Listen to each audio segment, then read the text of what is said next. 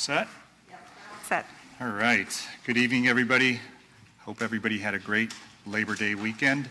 Let me go ahead and reconvene this regular council meeting for September 7th, 2021. And let me go ahead and just recite some housekeeping for us before we begin. This meeting is taking place with the in-person attendance and by teleconference via Zoom. The public can access the meeting via the Santa Ana YouTube channel or the city's website, and as always, please bear with us as the technology may disrupt the flow of the meeting. Madam Clerk, if you'll please call roll. Councilmember Becerra. Here. Councilmember Hernandez.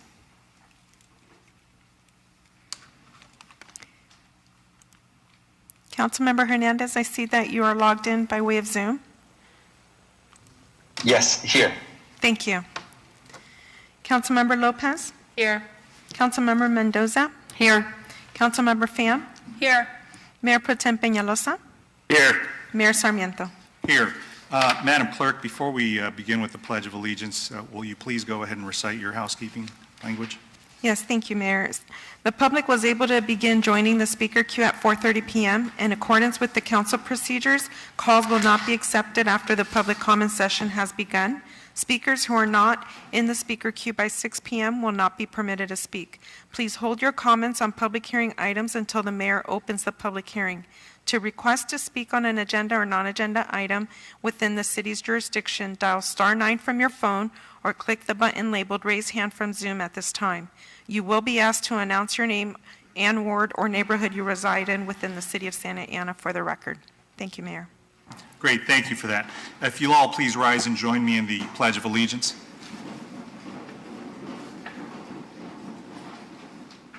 Please place your right hand over your heart and repeat after me.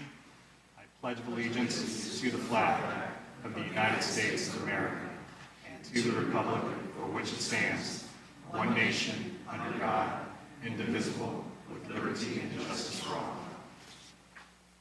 And if you'll all please remain standing while I call on a very dear friend of the city and the city council to present the invocation to us. And I want to thank Councilmember Lopez for inviting our good friend, Pastor Nati Alvarado, who is with us here in person and is with Neutral Ground and has been part of the city for many years and doing great work. So Pastor Alvarado, I'm going to go ahead and turn it over to you so you can lead us in the invocation.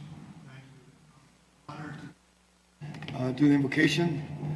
I'd like to open up in prayer with scripture that I've been praying over our city for many years. I have a poster of our city in my office, and it shows all the different areas, and that's what I'd like to open with Isaiah 60. You can bow your heads if you like. Father, you say in your word in Isaiah 60 that violence will disappear from our city. A dissolution and destruction of violence and murder will end. Salvation and favor will surround Orange County or the city of Santa Ana like walls.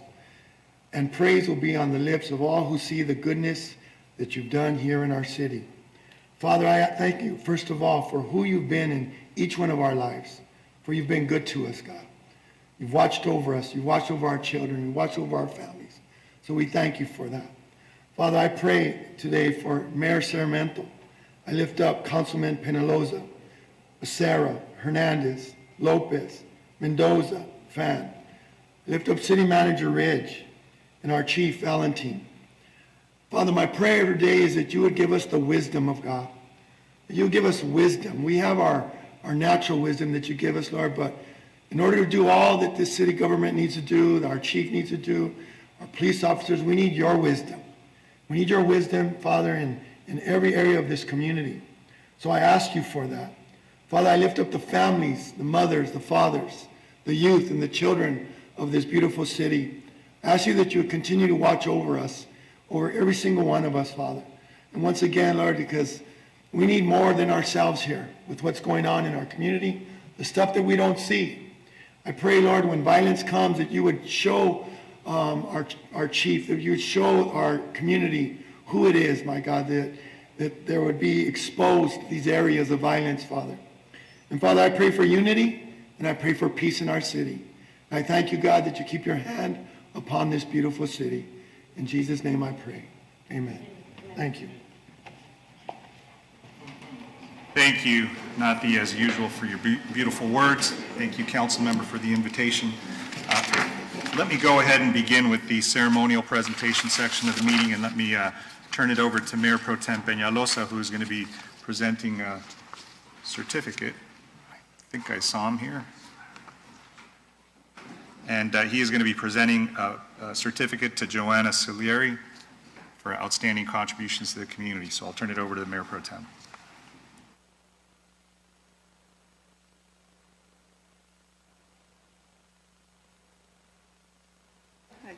Nice to meet you. I'm a big fan. Good evening, everybody. This is Joanna Salieri. I wanted to make sure I get that right. A native of California, Joanna Salieri has been a resident of Santa Ana since 1973. After taking the Citizens Academy class, Joanna knew she wanted to stay involved with the Santa Ana Police Department, so she turned to volunteering. Hence the volunteering uniform, which she looks lovely in. She has been volunteering with SAPD since May of 2018, working 3 days a week, usually putting in an 11-hour day. As a die-hard animal lover, like myself, it was always her dream to donate a police canine. To date, she has donated not one, but 7, and working on an 8th bomb-sniffing dog. Yes, we need one. Yes, we do. As a volunteer, she wears many hats, including assisting in collecting videos for the Crime Investigation Unit, submitting DNA testing requests to the Orange County Crime Lab, and assisting in maintaining the database of identified offenders soon to be released on probation. Additionally, Joanna is currently working on starting a nonprofit canine foundation that will benefit the department by offsetting the ongoing cost of the canine unit, which we all here appreciate. Yes.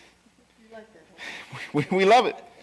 This 501c3 entity will also be set up to be able to financially assist injured SAPD officers as the need arises while they are off work recuperating.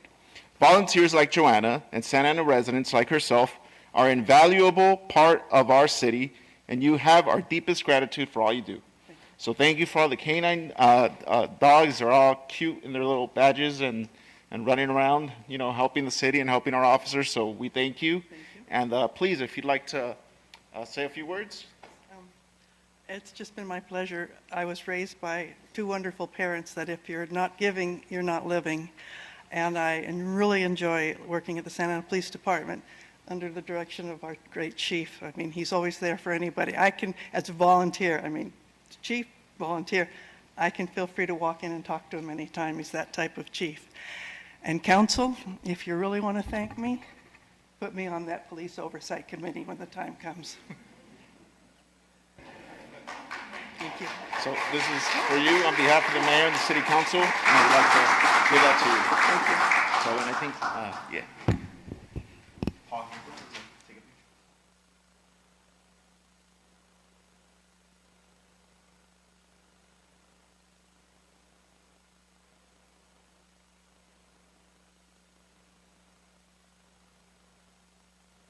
Thank you. Thank you. We've got we now have our first volunteer for the board, so good. Thank you, Janet. Let me go ahead and turn it over now to Councilmember Hernandez, who's going to be recognizing Alexis Rocha for the outstanding contributions. Councilmember Hernandez, do you hear me? Yes, Mr. Mayor. Can you hear me okay? Yeah, it's all yours. We can hear you great. Wonderful. Thank you so much. Regretfully, I'm not able to be in person today. Unfortunately, my little one was exposed to COVID, and we're safe, but we're going to go ahead and we have a slide prepared for Alexis Rocha. If we can pull that slide up, that would be greatly appreciated.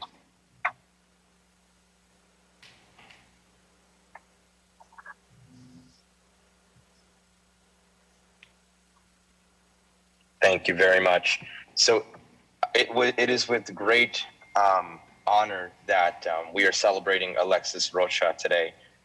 Alexis Rocha started his boxing career at a young age. And at the age of 23, the Southpaw phenom, Alexis Rocha, has wasted no time in his pursuit of boxing gold and glory. Alexis is a former Segerstrom High School student. Rocha was the youngest fighter to win a gold medal at the Junior Olympics at 14 years of age in 2012, and he caught the attention of the boxing world as he continued to become a 6-time national champion during his amateur career. After his standout amateur career, Rocha turned professional and signed with Golden Boy in January of 2016. Rocha made an electrifying professional debut in March of 2016, knocking out Jordan Rosario at the Belasco Theater in Los Angeles. Rocha continued to earn himself the WBC Continental America's welterweight world title in March of 2018. The current COVID-19 pandemic has halted the momentum built after defeating Solomon in February, but the focus remains the buzzword for the young Californian. With a record currently standing at 17-1, we look forward to seeing many more victories during his career. And with that being said, I would like to present this certificate of recognition to Alexis Rocha for his outstanding contributions toward the city of Santa Ana. Congratulations, Alexis, and we will be visiting you very soon at your gym to present you an award. Thank you. Thank you, council member.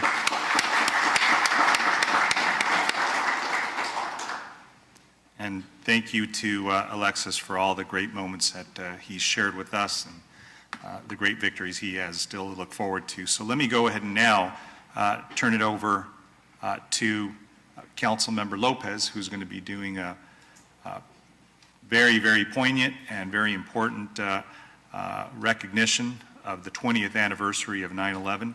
And Councilmember, I know Chief Henry from our OCFA department is here. Why don't you come on up? And I would suggest that maybe Chief Valentine as well come up, and maybe afterwards the council comes down and we all memorialize this in a photograph, because this is, it has been 20 years already, of that tragic day. And so it is soon approaching, and I think it's a good moment for all of us to to take a moment of pause and maybe a little moment of silence. And I want to thank Councilmember Lopez for bringing this before us. So, Councilmember, I'll go ahead and turn it over to you. Thank you, Mayor Sarmiento. Well, for those of us that are old enough to remember, I know we're never going to forget what we were doing and where we were when the horror and the grief came to us, on a crisp blue September day. And I remember I was getting ready for school. I was running late. But I was so excited to see my friends and be with my teachers. And that morning changed everything. And it left me with a lot more questions and with a deep sense of sadness. And, this upcoming date marks the 20th anniversary since the attacks of September 11, 2001. And we will continue to honor our family members, our neighbors, and our friends who, after those events, courageously signed up to serve, and the many folks that lost their lives to this attack. But tonight I do have the privilege and the honor of honoring our first responders.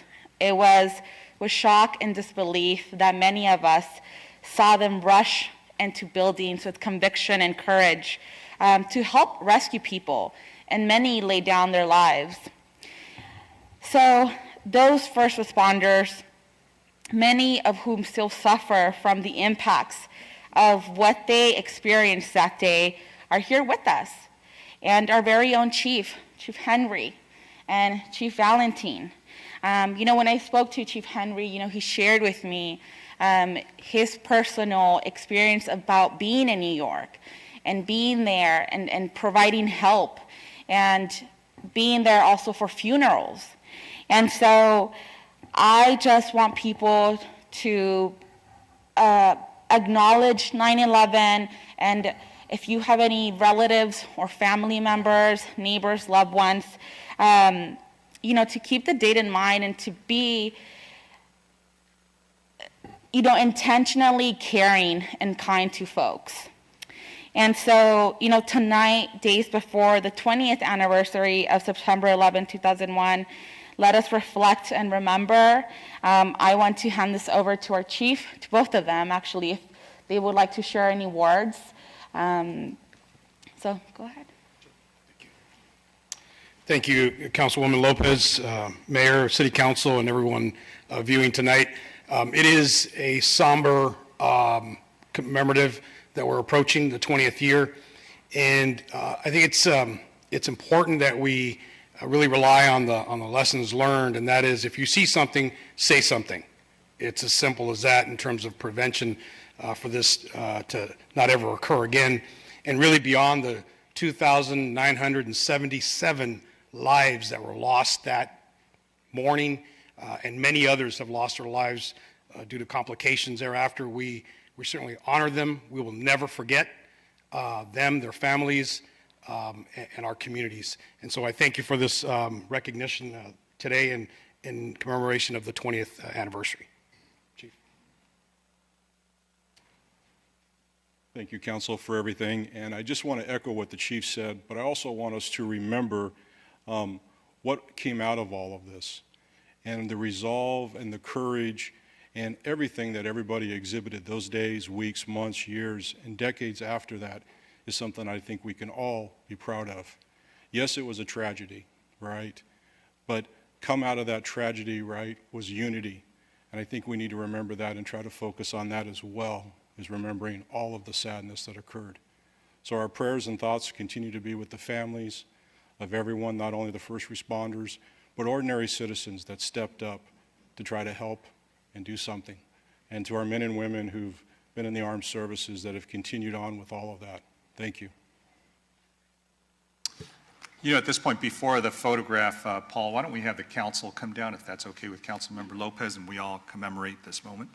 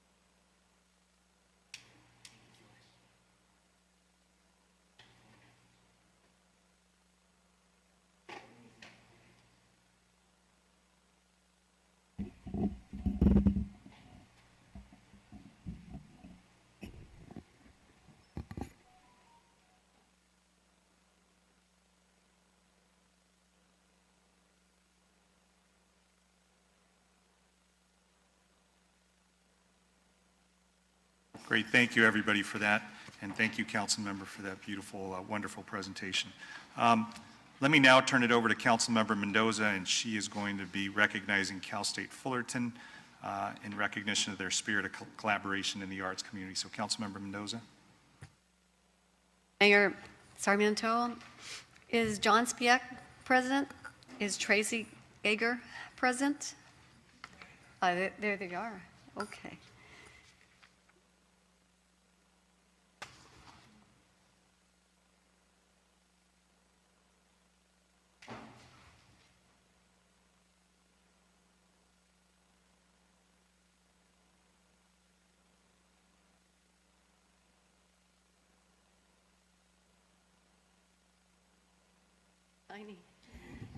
I should have stayed down here, huh? Or worn tennis shoes. We would like to congratulate the Grand Central Arts Center, California State University Fullerton, my alma mater, we're Titans, for receiving its third $100,000 grant from the Andy Warhol Foundation for the Visual Arts to support its Artists in Residence program. Over the past few years, the Grand Central Arts Center has been active in presenting the work of local, regional, and national artists in their main galleries. And I just witnessed some of those fabulous portraits and art at the Art in downtown Santa Ana this Saturday. If you didn't know, the art walks are starting, and every first Saturday of the month from 7 to 10 p.m., and you can see some of this beautiful art. The Grand Central Art Center continues to develop programs with the organizations of communities, including recent collaborations with Girls Inc., Media Arts Santa Ana, MASA, Orange County Hispanic Chamber of Commerce, the Orange County Children's Therapeutic Arts Center, OCTAC, Wise Place, mayors across the Orange County, Consulate of Mexico, and the Santa Ana Senior Center, among many others. Providing financial support, resources, and space, the Grand Central Art Center helped to incubate organizations and programs that expanded beyond Grand Central Arts Center to contribute significantly to the rich cultural landscape of Santa Ana. Past support from the Warhol Foundation and support from the other organizations and individuals provided an opportunity for artists in residence to have a deep and direct engagement and collaborations with Santa Ana communities. The Grand Central Art Center reopened to the public this past Saturday. I was there. With 3 new exhibitions that are always free and open to the public. With the Warhol funds and support from others, we look forward to Grand Central Arts Center continuing their mission of exploring contemporary art, visual culture, locally, regionally, nationally, and internationally through collaborations among artists, students, and the community. To accept this recognition is our Grand Central Arts Center Director and Chief Curator John Spiak and the Associate Director Tracy Gayer. So would you please give them a big round to thank them in appreciation for what they bring to our communities.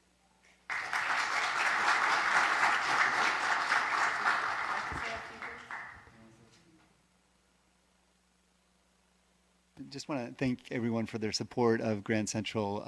We're free and open to the public, and we welcome everyone in as you wish to come in. We'd love to have you. And thank you to the council members for their continued support. And it was great to see you Saturday night, as well as Jesse Lopez was there Saturday night as well, supporting the arts. So it's great to have such a supportive council who come consistently to Grand Central. So we hope it gets better as COVID starts to hopefully take a downturn soon. So thank you. So here you go. Photos.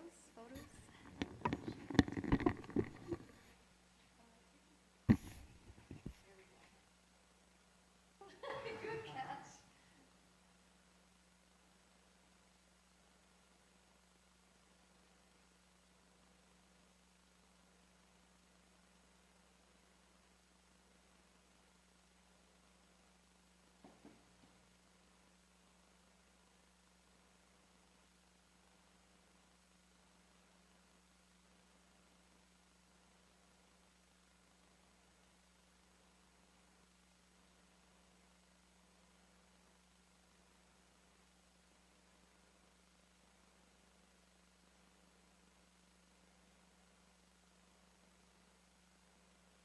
Thank you, Councilmember Mendoza. And thank you, John and Terry, for everything that you all do over at the Grand Central and all the students over at Fullerton. So moving along to the staff presentation, I'm going to turn it over to the city manager to go ahead and give us the update on the COVID-19 in the community. Thank you, Honorable Mayor and members of the City Council. For tonight's COVID update, I'll be sharing the COVID case rates in our city and the vaccination numbers, along with the most important information on how our residents can get their vaccine. So I have a brief presentation for you tonight.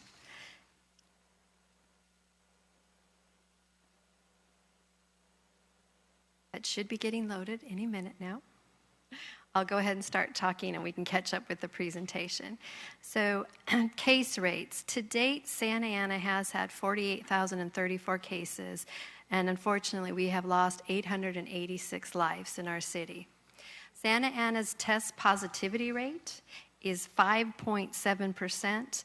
Orange County's test positivity rate is 7.8%. So we are below the county's positivity rate. and talking more about the vaccination statistics. I know this is something that you guys have wanted, was a breakdown of how is our city doing at a granular level as far as vaccinations. So you'll see a map on the slide, and it depicts the percentages of fully vaccinated residents who are eligible to receive vaccinations in various areas. The darker shaded census tracts have a higher percentage of people who are fully vaccinated, whereas the lighter shaded regions show census tracts with low vaccine rates. Santa Ana's average percentage of fully vaccinated eligible individuals is 61.4%. That is above the United States average, which is about 51.1%. Diving down a little bit more, I want to share with you our highly vaccinated areas and then our highly unvaccinated area. So this shows you, depicts the region. It's basically the 92706 zip code, and it boasts a robust 79% of fully vaccinated percentage of the eligible population. By contrast, the next slide will show you where we have some of the lowest vaccination rates, and this is the zip code area of 92705. Which is one of the least vaccinated areas in Santa Ana. A percentage of eligible population coming in at a mere 47% vaccinated. There is no reason not to be vaccinated if you're eligible. We continue to have 3 different locations where our residents can receive free vaccinations. Latino Health Access continues to host vaccination clinic on Mondays. Edwards Life Science, Wednesday through Sunday by appointment, has vaccinations. And then on Thursday, our Mexican consulate also offers vaccinations. So that concludes my presentation. It's a brief one this time, but I'll entertain if you have any questions.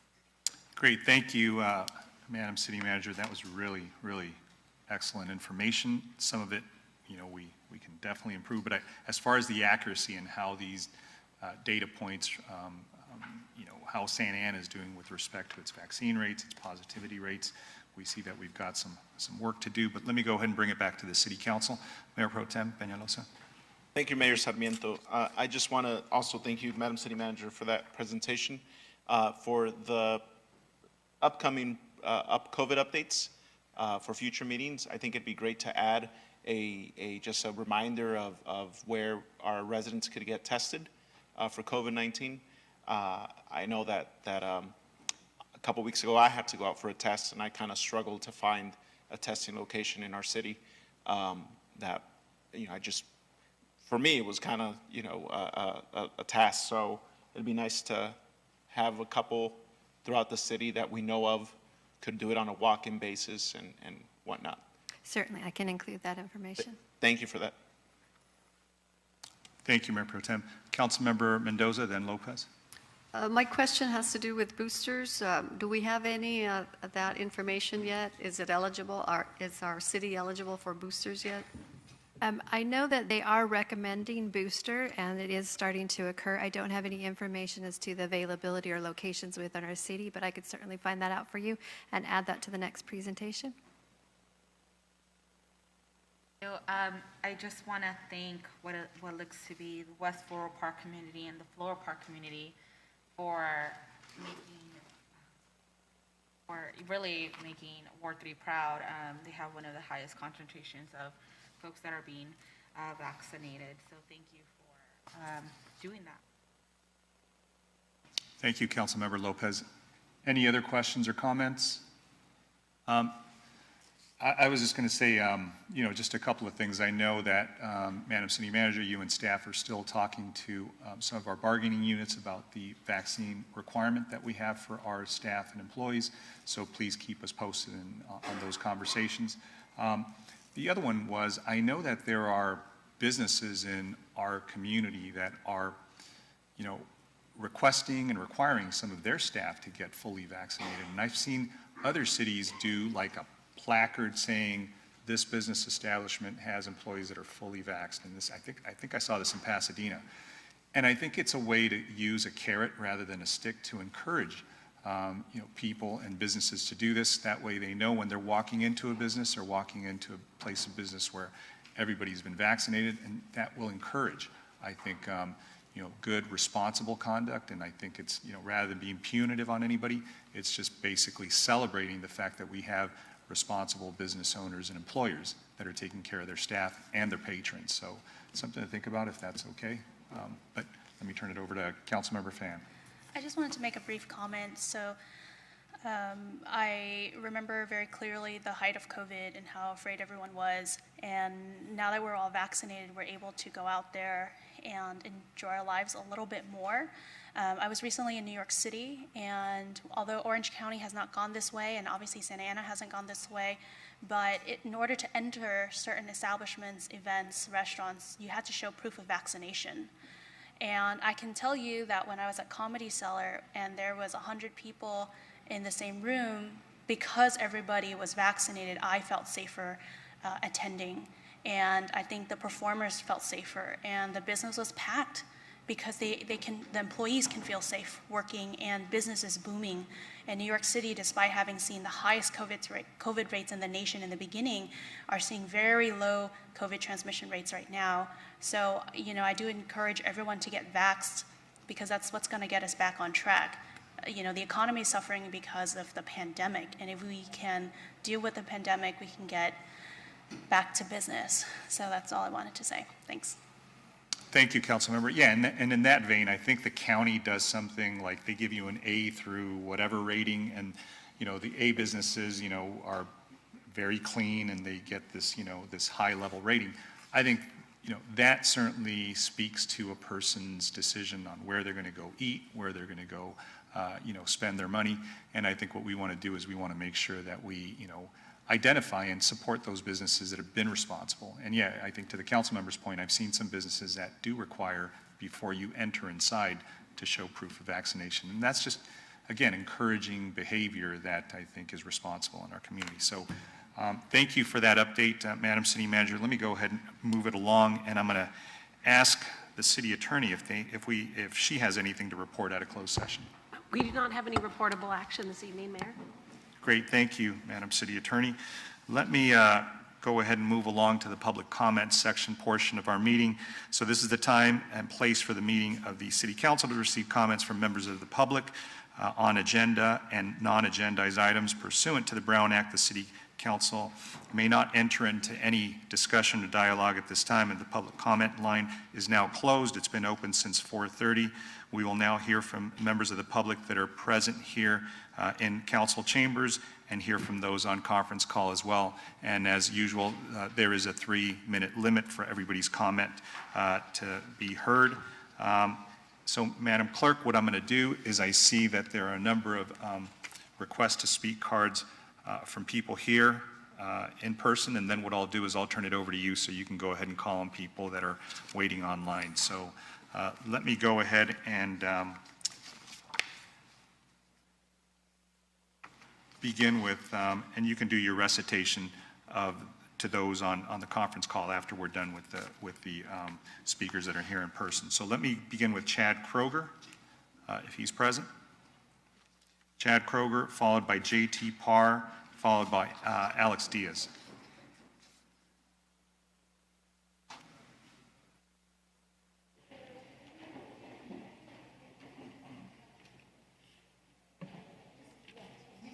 Just say, okay. Yeah, sorry it took me so long to get up here. I did legs yesterday. But what up, council? My name is Chad Kroger. I'm an activist and party enthusiast. I'm here today to discuss a new initiative that I think will help mend our broken nation. So it's a verified truth that partying makes people feel really good. And if the party's really sick, then people feel good for a while. A lot of parties have made me feel really stoked. Kickbacks at my buddy Danny's, keggers at Froder's, or the coup d'etat, which is foam parties at Hakkasan. Yeah, it's really sick. I highly suggest you guys check it out. And through my exhaustive research of partying, I've found that one specific type undeniably makes a collective froth peak, and that is partying on a yacht. Honestly, nothing feels as legit as being on a yacht deck with a linen shirt open and my body super tight from a pre-vacay juice cleanse. What a freaking boost. One thing that bums me out though is that not everyone has been able to rage in this luxury aquatic setting. And I find myself wondering, like, why is it that people like P. Diddy and Jeff Bezos get to experience the euphoria of being on a yacht on the reg? But I think I found the solution. We want a government-subsidized public yacht grant program where people can apply to get free access to yachts so they can rage. The qualifications for the grant could be that you're a person who really wants to party on a yacht. With this public yacht program, I'm pretty positive that our countrywide malaise would get sprayed away by jet ski water. Thank you so much. Thank you. J.T. Parr, followed by Alex Diaz, followed by Ernesto Medrano.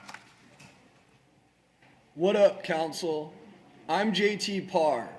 When I was 23, I was in junior college, and I was failing both of my classes. It had me pretty stressed out. But then I went to Cabo with the boys, and they rented a yacht, and they parked it off the beach, the office, or the oficina in Spanish. Roby got some girls on the boat, and we talked, and we did some shots, and I said, like 3 witty things, and I managed to get not one, but 2 girls on a wave runner with me. I didn't think about my classes once, and although I ended up failing those classes, it didn't bum me out because I realized happiness is more important.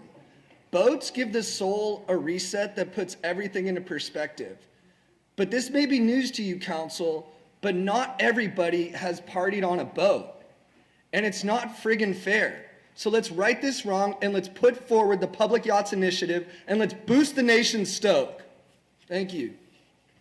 Thank you for that. Alex Diaz, followed by Ernesto Medrano. Good evening, Mr. Mayor, City Council. It's a hard act to follow. That is a hard act to follow, indeed.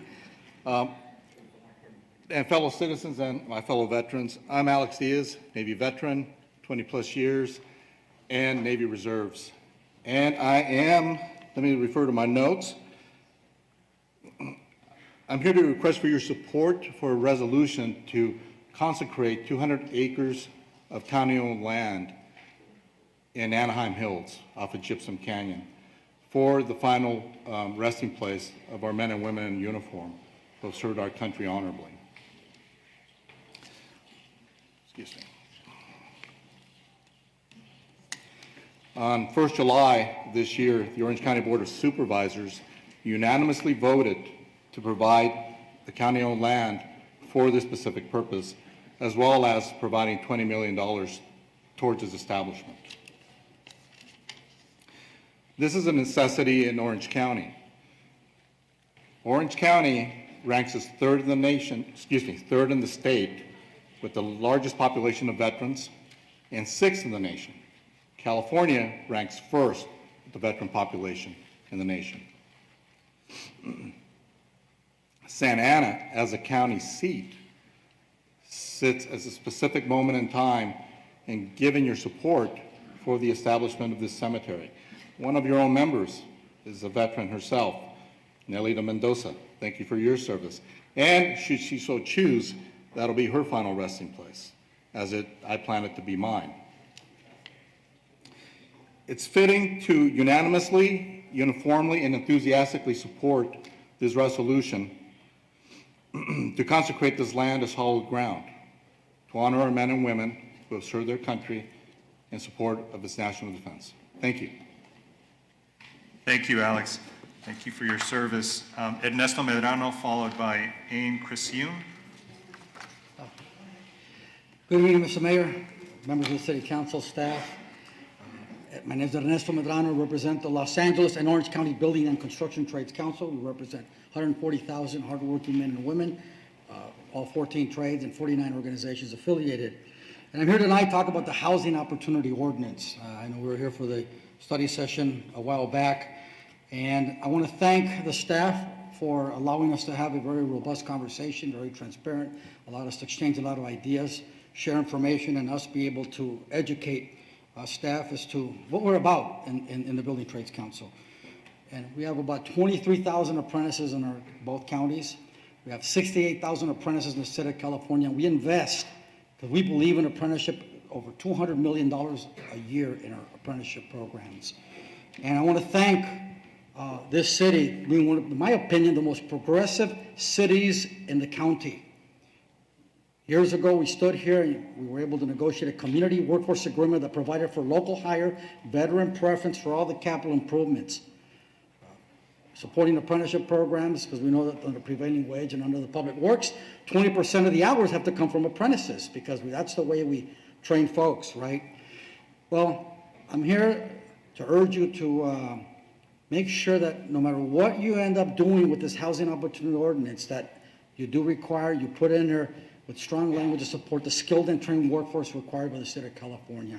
We think that's the way to really continue to train men and women and give them opportunities from this community to enter the training into the construction field. We're probably in terms of blue-collar workers, we clearly are the place where you can make 6 figures without a college degree, not walk out with any debt, not paying the tuition and fees, have your books paid for, and earn while you work. And learn while you work and you earn at the same time. And this is what we're able to do. And we think that this housing opportunity ordinance in the residential sector will give us that opportunity to do that. We all know with the blue-collar construction workers that 48% of those families basically are subsidized by us. There's $3 billion a year that are being provided under the safety net for these families. Why? Because we keep hearing the phrase, it doesn't pencil out. Well, I'll tell you what doesn't pencil out. Poverty wages, no medical insurance, safety and health violation, cheating on the job, wage theft. That doesn't pencil out for us. And I urge you to continue to consider supporting the skilled and trained workforce. We have apprenticeship readiness programs, and in the only place in the county, in the city of Santa Ana, at Rancho Santiago, and at Sanctuary High School. We're built for that. We're going to be able to provide a strong workforce for the residential market. And again, I can't stress the importance of having you, no matter whatever you do with this ordinance, but that you make sure that it is a requirement and not aspirational language to put in the skilled and trained workforce requirement of the state public contract code of the state of California. Thank you. Thank you for those comments. And I apologize for the pronunciation. Ain Crisioun, followed by Andrew Gonzalez, followed by Roberto Ruiz. Thank you. Good evening, Mayor Sarmiento and council members. My name is Ain Crisioun, and I am with Climate Action Campaign, a leading climate nonprofit in the region. I want to thank you for considering the climate resolution that's before you tonight, brought forward by Council Members Lopez and Fan. And I want to urge you to consider accelerating its 2045 and 2050 targets to align with the findings of climate science and policy established by our governor and our president. Governor Newsom has already directed the California Air Resources Board to work toward carbon neutrality by 2035 and asked the CPUC to target zero carbon electricity by 2030. California's climate policies have exceeded pollution reduction targets 4 years ahead of schedule while growing our economy by 26%. This demonstrates what is possible when we focus on sustained climate action. While sticking with the status quo can seem like the safe thing to do, business as usual actually brings extraordinary risk for Santa Ana residents, which brings me to the energy issues in this resolution. Everyone in Santa Ana needs electricity every day, but none of them has a choice in where they buy their electricity. This mandatory monopoly is not working for Santa Ana families. As of January, Southern California Edison customers were almost $340 million behind on their electric bills. Why is that? Well, according to the California Public Utilities Commission, Edison has increased rates 42% since 2009, 42%. That far outpaces the rate of inflation, and the CPUC expects that the average Edison electric bill will increase another 45% between now and 2030. In addition to being too expensive, due to a long history of poor planning and neglecting equity, our energy system is not resilient enough to handle increasing climate disasters like wildfires and extreme heat. These disasters are straining our electric grid and hurting disadvantaged and low-income community members first and worst. According to the California Environmental Justice Alliance, Community Choice Energy can provide a framework for centering environmental justice communities in the energy system. Community choice programs provide cleaner power, and the vast majority of them do it at lower rates than the investor-owned utility. That's because as public agencies, community choice programs do not have shareholders, and by law they are required to use any excess revenue to run local programs that benefit the community. For example, East Bay Community Energy, which serves Oakland and other Bay Area cities, is saving customers $10 million every year compared to what they would have paid to the investor-owned utility. At the same time, they're investing millions of dollars in local programs that also save residents even more money. Santa Ana should get on track to do the same. In closing, what you do or fail to do about climate change will be central to your legacy. So I encourage you to show bold leadership on the resolution before you tonight. Thank you. Thank you for those comments. Andrew Gonzalez, followed by Robert Ruiz, followed by Mario Munoz. Good evening, Mayor, Council, and staff. Andrew Gonzalez with Smart Sheet Metal Workers, Local 105. First, I would like to say if we can figure out a way to build those yachts with union labor and staff it with union hospitality workers, I think that's something we can all get behind. So let's go for that. Yeah, I like that. I'm here to speak today on item 35, the Housing Opportunity Ordinance.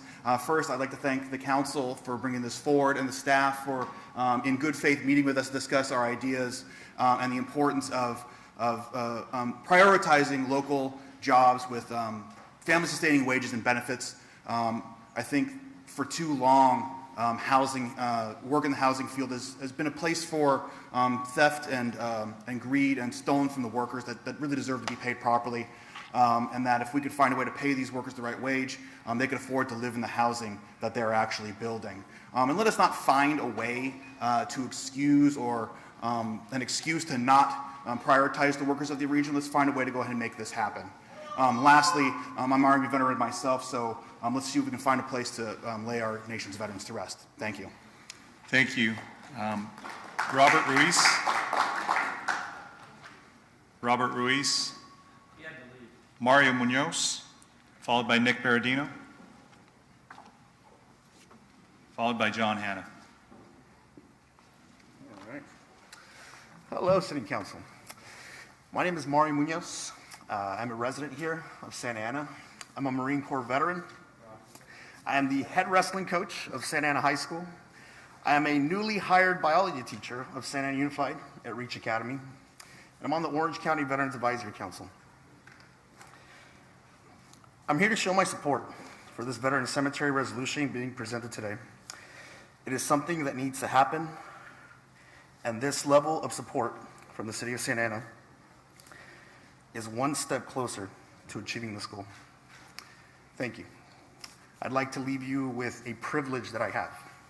Time. Something that the veterans at the forefront of this fight don't have. Thank you. Thank you for that. Nick Berardino, followed by John Hanna, followed by Dale Helvig. Mr. Mayor, honorable members of the City Council, my name is Nick Berardino. I'm the president of Valor Veterans Alliance of Orange County. I'm an old has-been around these parts. I started building a union right down the street in 1973. I retired in 2015. And then this battle for the cemetery, even drew out us old has-beens to fight for this battle. We have to date assembled a coalition of 156 veterans organizations in Orange County. We have numerous city council members, over 76. We have 11 city councils that have adopted the resolution. We're doing 5 city councils tonight, and we have many more lined up. We are fighting hard because we spent 10 years in the city of Irvine being kicked around, abused. We got kicked off of 2 sites. Then they came up with this group that wants to keep pushing this for Irvine for a 3rd site, which abuts the immigrant community. And the immigrant community has fought back and said, not this time. We're not doing that. And the school district. But they still, I can tell you, even with 156 organizations, I've been in politics a long time, very long time, and I've never seen this kind of vitriol. It is allegations. I didn't know that I was a lobbyist for a developer until this happened, which I'm not. I've been paid all kinds of money. I've never gotten a cent. Used $800,000 for. I mean, it is amazing to break up this veterans' voice and a coalition that's led by Gold Star moms. And I've talked to councils where people don't even know who Gold Star moms are. These are the women who have paid the ultimate sacrifice. They've lost their children. And they don't get involved in any of these things. We have the Tierney Center from Goodwill Industries. We have every VFW organization. I sent all of you the list. I don't know if you've received it. Because we have to join together. And we know we've had some great support from Congressman Correa and his staff and many others who've stepped up and said, no more of this Irvine bait and switch. 10 years of being beaten there, gotten kicked off at 2 of the 3 sites, only forced into another site where the immigrant community is stand up. We ask you, on behalf of a man named Peter Katz who started this journey in the city councils. He died. He went to city council meetings and he died. And he can't be buried in the cemetery that he fought for because so many have gotten in our way. But they're not getting in our way this time. And we ask you to join with all the other elected officials and the 156 veteran organizations. Ignore the crazy noise and nonsense that keeps coming up from a place that doesn't want us. And join us because we have a young man who was killed in leaving Afghanistan. Another Gold Star mom. She doesn't have a veteran cemetery to bury her son in Orange County. Thank you very much. Thank you, Nick. John Hanna, followed by Dale Helvig, followed by Albert Castillo. John Hanna, resident of Orange, representing the Southwest Regional Council of Carpenters. Amen to Nick and the other speakers for the cemetery in Anaheim. It should have been in Irvine, and Irvine's bad for not doing it, but Anaheim's got their arms open, and Santa Ana should support that. But I'm here to speak on the Housing Opportunity Ordinance. I thought I was going to be speaking later when we got to it, but I'll do it now. 2 things happened I was thinking about today. Yesterday was Labor Day, and it's a day off for many, but we have an opportunity today, the council, to really put into action what Labor Day is all about, which is supporting workers who are trying to improve their quality of life. Second thing is you have an ordinance on the environment and environmental and climate justice. And as I've mentioned to the study session,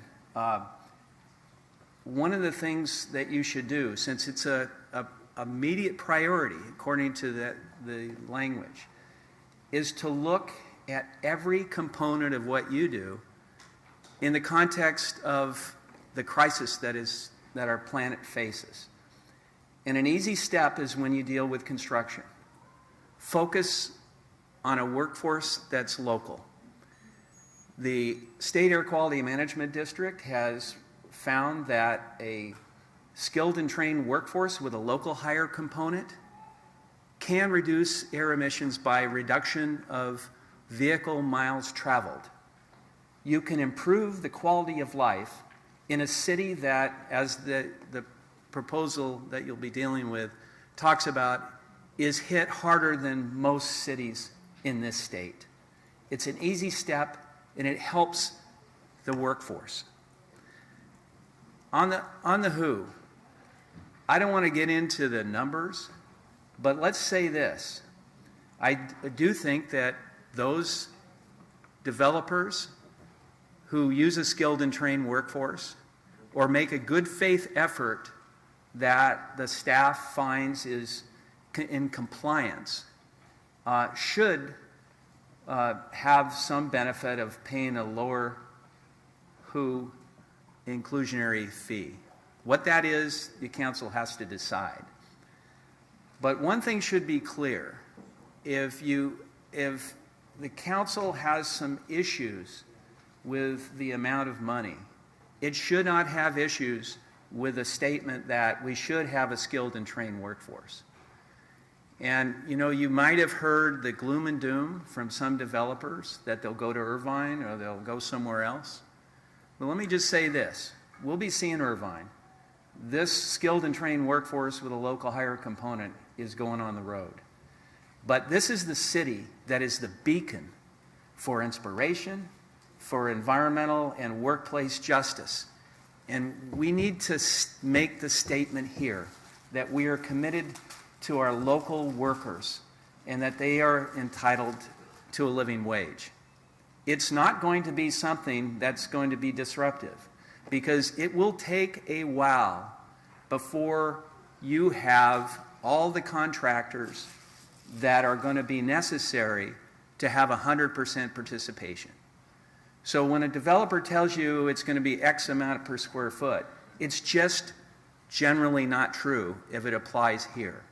This will be with the skill and assistance of the staff. This will be a workable arrangement where the workforce will take care of the problems, and it will have the creation of wealth for the city of Santa Ana.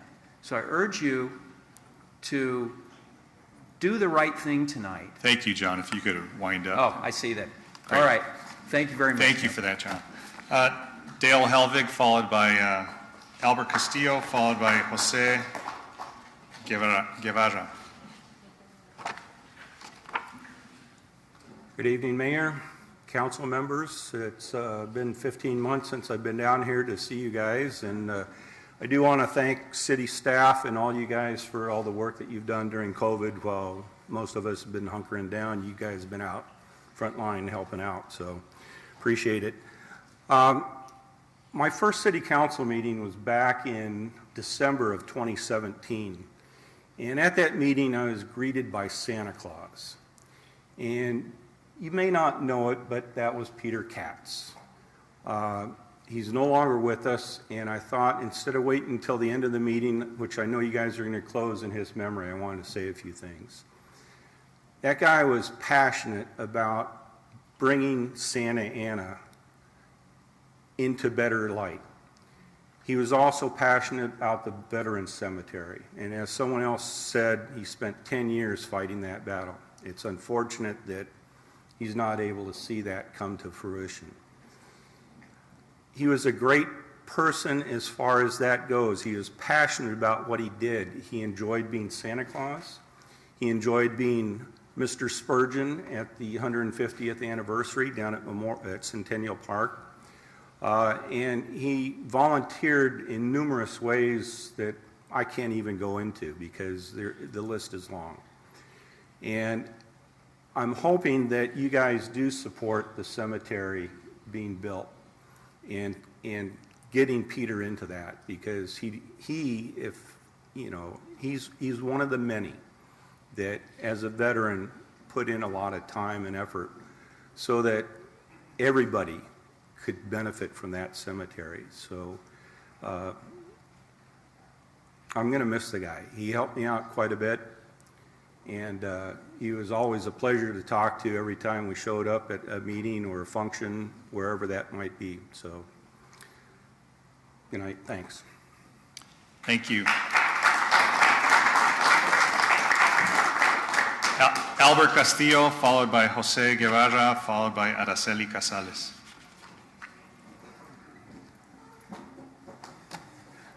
Good evening, Mayor, City Council. I, like many of our residents of Santana, are damn tired of the POA president, Jerry Serrano, of throwing tantrums. Jerry, you will not burn our city down. You will not remove our chief or make accusations towards our city manager. You will not get reclassified for a bigger pension for a job you don't do. You will not recall the mayor or council who oppose your dirty tactics. We will fight you. We need to review the police contract and remove where the taxpayer pays a POA president his high salary and doesn't work out in the field. I believe this is illegal and a conflict of interest. Union officers are paid by the members, not by taxpayers. The RICO Act is a federal law used to combat organized crime in the United States. It allows prosecution and civil penalties for racketeering activities performed as part of an ongoing criminal enterprise. The police union president is engaged in the following RICO crimes: extortion, bribery, embezzlement, fraud, obstruction of justice. I am here to say, as a resident and a taxpayer, we have no confidence on you, Jerry Serrano, President of the Police Officer Association. Thank you. Thank you, Albert. Jose Guevara, followed by Araceli Casales, followed by Max Madrid.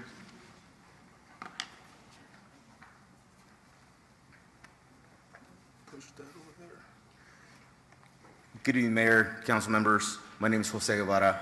I just gave the city clerk a letter from the congressman to all of you. My name is Jose Guevara. Once again, I'm a field representative and caseworker for the congressman. I'm also a Marine Corps veteran of the Iraqi War. Dear Mayor Sarmiento, I write to you in support of establishing a veteran cemetery in Gypsum Canyon within the city of Anaheim. Various veteran organizations and community leaders have advocated for establishing a veteran cemetery in Orange Canyon for years without success. As a member of the House Veteran Affairs Committee, I had the privilege of touring national cemeteries around Europe as a part of my oversight responsibilities. I was delighted to find the local European communities take it upon themselves to keep the cemeteries in perfect condition. These Europeans clearly understood the price paid by young American soldiers during the Great Wars. With over 130,000 veterans residing in Orange County and thousands who have served before them, we must do everything we can to secure a final resting place for our heroes. The County of Orange has recently taken measures to begin the process of establishing a veteran cemetery in Anaheim Hills on county-owned property already zoned for cemetery use. The county has also allocated $20 million for this endeavor. All impediments appear to have been lifted, allowing us to move forward with providing an ideal final resting place for our veterans. By passing this resolution, the city of Santa Ana will be part of a significant historic milestone by building a veteran cemetery within our county. I humbly ask your support in passing this resolution to help create a final resting place for our veterans in Anaheim Hills. Thank you. Signed, J. Luis Correa, Member of Congress. On a personal note, I was born here, down in Santa Ana, raised, went to Diamond Elementary, went around the world in the Marine Corps, and came back here. Love it here. I live right next to El Toro, Best Carnitas in the county. And I also had the privilege of knowing Mr. Katz. He was an inspiration to me. I looked up to him as an older veteran, an infantryman, and he will be missed, but he always came out here and supported this endeavor. So thank you.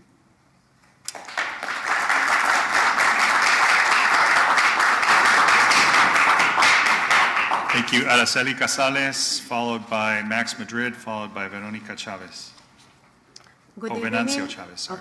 Good Adelante. evening, Mayor Vincent Sarmiento and board members. My name is Araceli Casales, and today I'm here just to confirm our event. You know, I am in behalf of Los 32 por Mexico, and I just want to confirm that we have the permission to be in the Centennial Park. I really appreciate that you answer my phone calls and some of the members. Nelida, also thank you for coming to our meeting.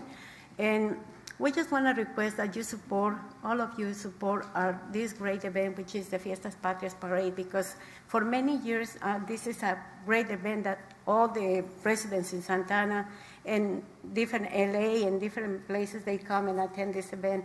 And the most important is because we want to continue with the traditions that is going to bring identity to our kids. You know, I represent different organizations. I've been a volunteer for 39 years. And my purpose is for you to continue supporting this event. We don't want to disappear because this is something important.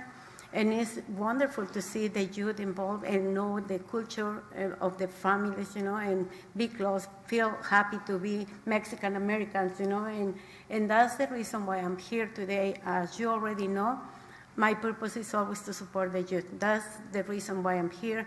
And Mayor, I really appreciate the support. I hear in the last minute that you are supporting the event. And I just want to say thank you, and we want you to be part of the parade. You are a very important person that needs to be there, close to the community right now that we really need your presence. You are invited to come, and please, if you can support us, we don't have money to pay the fee for the Centennial Park. We are spending our own money because we want to continue with this tradition. And anything you can do, please, it will be really, really appreciated. And thank you. Thank you. You need to contact me for more questions. But my president, Mike Gonzalez, por los 32 por Mexico, we are about 40 members, and we are requesting the same. Thank you very much for your time. Gracias.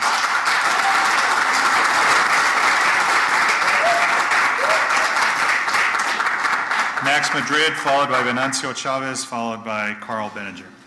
Good evening, Mayor, City Council members. My name is Max Madrid, and I'm here to support the cemetery. I joined the Navy at 17, the day I turned 17 in 1963.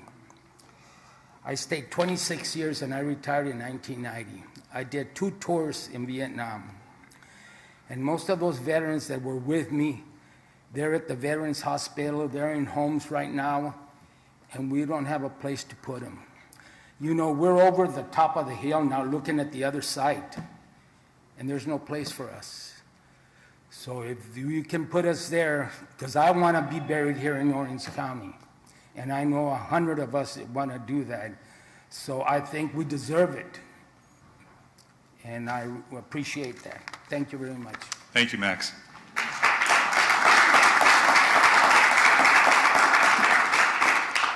Venancio Chavez, followed by Carl Benninger, followed by Perla Cruz.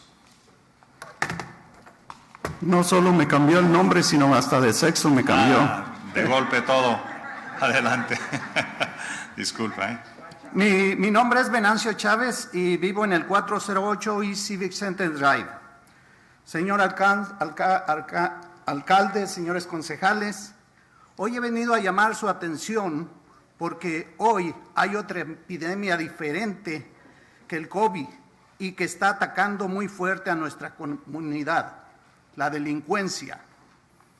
Hoy he venido a este concilio no solamente como líder de mi comunidad, sino como víctima de la delincuencia de esta ciudad. Hace unos días me robaron uno de mis carros y a mi hermano le robaron otro vehículo de su negocio con violencia. He hablado con algunos oficiales de alto rango, entre ellos con el sargento Sergio Enríquez. A todos ellos les he suplicado para que nos ayuden con la delincuencia que azota en nuestro vecindario y que incluye robo con violencia, traspaso a propiedad privada, robo y vandalismo a vehículos, venta de drogas ilegales entre menores de edad, tomar y hacer drogas en vía pública, prostitución, robos de catalíticos a plena luz del día. Estos delincuentes dejan basura y se hacen del baño en nuestros vecindarios. Con mucha tristeza vemos que de nada sirven los más de 140 millones de dólares que recibió la policía para este año fiscal. Los oficiales de policía no están haciendo nada para castigar estos delitos. Según ellos, dicen que ninguno de estos delitos son castigables. Peor aún, cuando llamamos a la policía tardan hasta 4 horas en responder y cuando llegan nos investigan más a nosotros que a los delincuentes. Y aunque todavía encuentran a los delincuentes, la policía solamente con mucha amabilidad y respeto les piden que se vayan del lugar. Es tan grotesca la situación que los oficiales les respetan más los derechos a estos criminales que a las víctimas.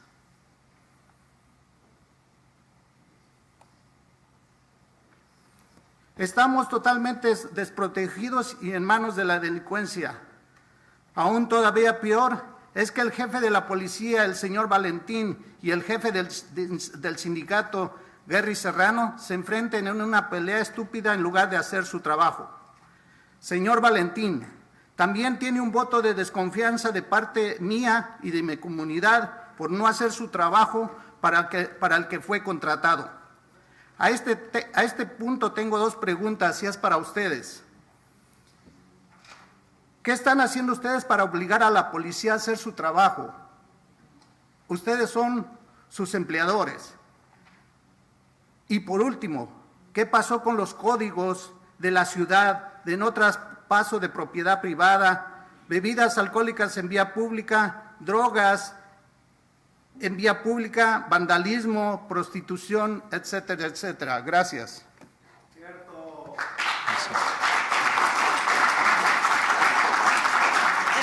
Van a traducir. Gracias. Good evening.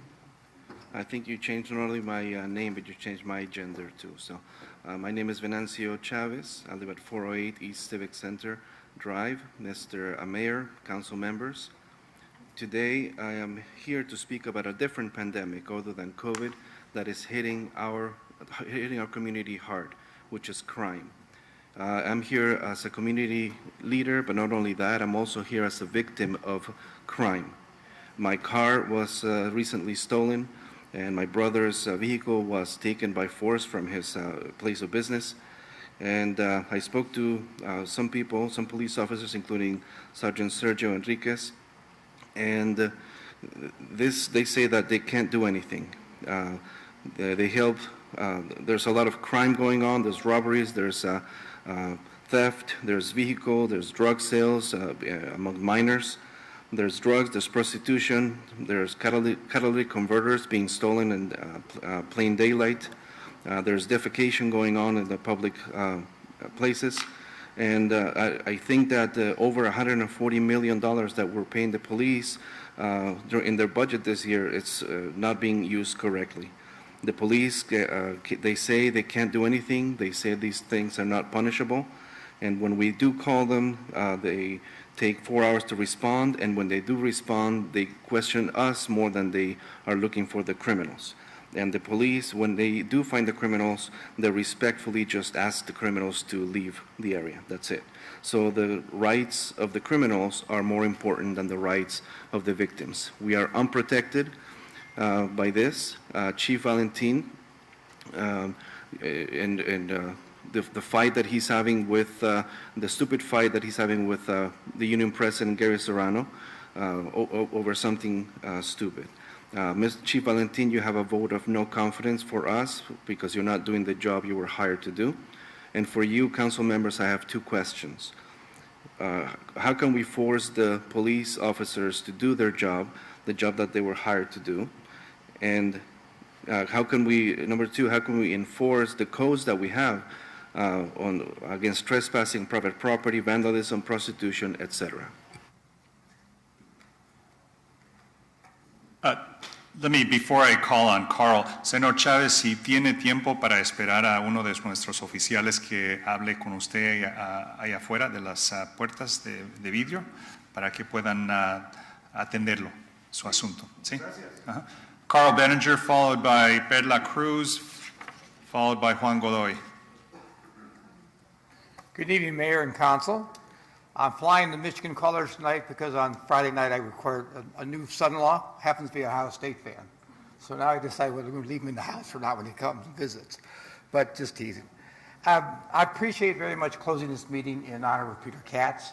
I was with Peter towards the end, and of course I was with Peter all during our last number of years. And Peter never backed down from a discussion.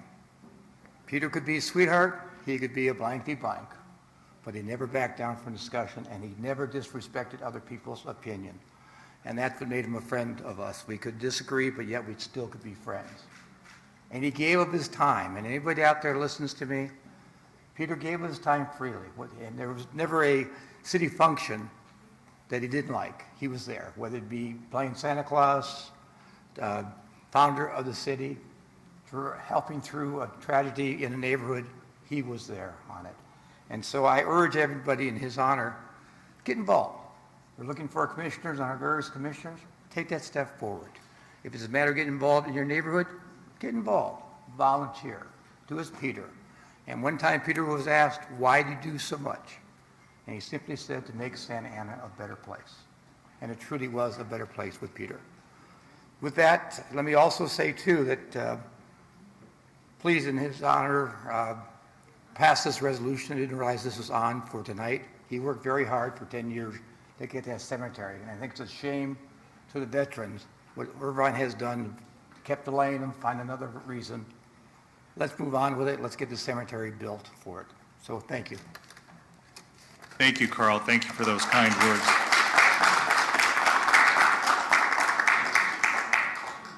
Perla Cruz, followed by Juan Godoy, and then Hermelindo Saldaña. Muy buenas tardes, señor Vicente Sarmiento, alcalde, y a todo su ayuntamiento. Es para mí un privilegio y un honor estar aquí frente de ustedes. Soy residente de la maravillosa ciudad de Santa Ana, una ciudad muy cultural, y hoy estoy aquí porque tengo el privilegio de haber conocido el grupo de los 32 por México, y ya que tengo una familia, la cual quiero inculcar mi cultura, y de esa manera también aportar riqueza cultural a este maravilloso país. Estamos prácticamente trabajando para llevar a cabo el desfile de las fiestas patrias, que es para nosotros una ceremonia muy importante y muy especial para nuestra cultura. Y al día de hoy queremos pedirle que nos apoyen, por favor. Agradecemos primero que nada que nos dieron un lugar, Centennial Park, todavía están revisando, pero les pedimos que por favor nos apoyen a hacer de la manera más fácil para poder llevar a cabo este desfile cultural que tenemos trabajando para llevar a cabo en esta maravillosa ciudad. Por cuestiones económicas este año no contamos con los fondos necesarios, así es que les pedimos de todo corazón que nos ayuden, que nos apoyen a preservar esa parte de nuestra cultura que es muy importante, y de esa manera nos den un poco más de tiempo, y si fuese posible el apoyo económico, lo agradecemos de antemano, de corazón, a todos ustedes. Y a usted, señor Sarmiento, gracias por estar en donde está, es un ejemplo a seguir. He leído su historia y definitivamente gracias por ser ejemplo a todos los jóvenes y a muchas personas que venimos a este país con un sueño. Así es que este grupo de los 32 por México es un grupo que se preocupa por preservar la cultura en este país. Y no solamente la cultura, realmente queremos aportar a esta nación maravillosa, a esta ciudad que nos ha permitido ser parte de, que nos ha acogido, y por esa razón venimos con todo el respeto a pedirles que por favor nos apoyen en este evento que significa mucho para nosotros y que nuestras familias están con muchas ganas esperando que se lleve a cabo. Gracias por su tiempo y gracias por todo lo que están haciendo en esta ciudad. Gracias.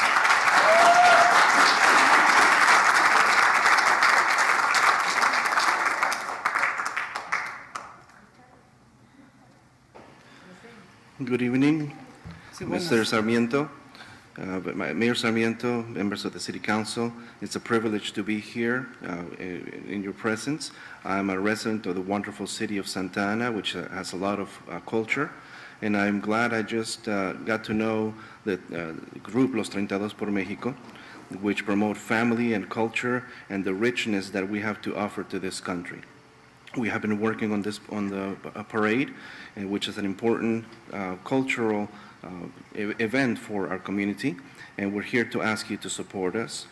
First of all, we'd like to thank you for allowing us to use Centennial Park. We have some details to work out, but we ask you to support us for this parade, which will be wonderful for the city. Due to the recent economic situation, we don't have a lot of all the necessary funds, so we're asking you to please help us with this to preserve the cultural heritage that we have. And we don't have a lot of time. If you can help us with more time, or you can help us with the resources.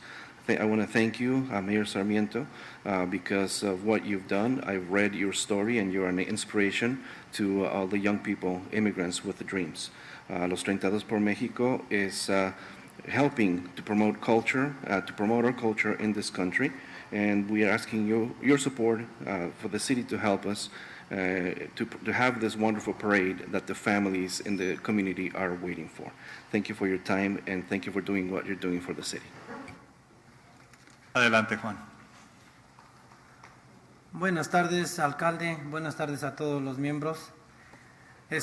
Pues ahora sí el motivo de aquí es para agradecer todo el apoyo que nos puedan dar a nosotros como líderes comunitarios, a las organizaciones todos unidos en la organización Los 32 por México, y agradecemos que nos abran las puertas en los diferentes lugares comunitarios para llevar tanto información como nuestras culturas con el debido respeto que toda la gente se merece.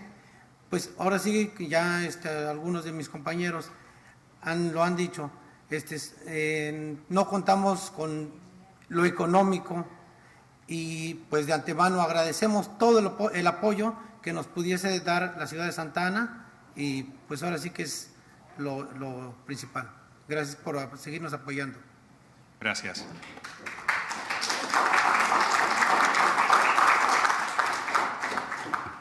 Good evening, Mayor, members of the City Council. I'm here to ask for your support as community leaders. We are united in Los 32 por México. We are thankful to you that you've opened the doors and that you can open more doors for the community, in the community, for us to share information, our culture, and of course, with all due respect to all. And some of my friends have said it already. We don't have all the money. So we're asking that you help us, that the city can help us to provide this for us. Thank you. Hermelindo, adelante, bienvenido. Gracias, muchas gracias. Pues gracias a todo el concilio por bien representarnos aquí en Santa Ana. Mi nombre es Hermelindo Saldaña, yo soy del estado de Guerrero y pues nos hemos visto en otros desfiles, ¿verdad? En otros años antes de la pandemia. Pero bueno, hoy en este día, igual que mis compañeros, vengo a pedir su apoyo, su ayuda para que nos dejen hacer este pequeño evento que tenemos en mente, ya que primero les pedimos la main, que era mucho pedirnos, y nos dijeron que no por la pandemia, entendemos y es entendible.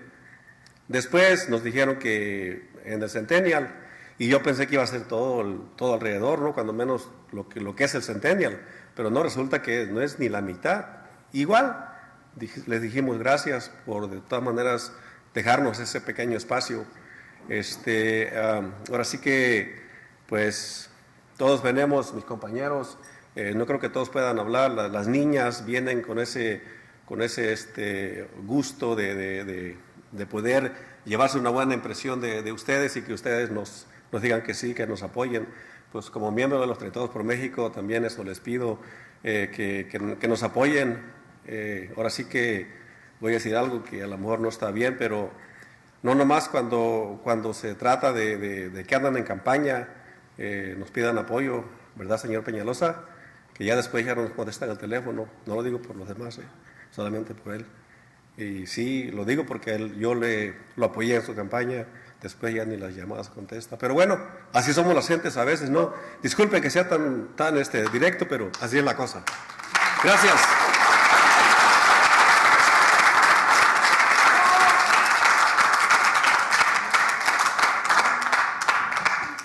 Thank you for listening to us, members of the City Council who represent all of us here in Santa Ana. My name is Hermelindo Saldaña. I'm from the state of Guerrero, and I've seen many of you in prior years during the parade before the pandemic, and we're here to ask for your support. We're here for you to help us, to allow us to do this small event. In the beginning, we asked for Main Street, and of course, you said that was a lot, of course, due to the pandemic, and that's understandable. So then you mentioned Centennial, and then when you said Centennial, I thought it was going to be the entire park, but it's not even half of it. But thank you. Thank you, because that's something, even though it's a small space, we appreciate that. And we are here. The girls are here. Not everybody will be able to speak, but we're here with the girls who are asking or who are expecting to have a good impression from you when you say yes.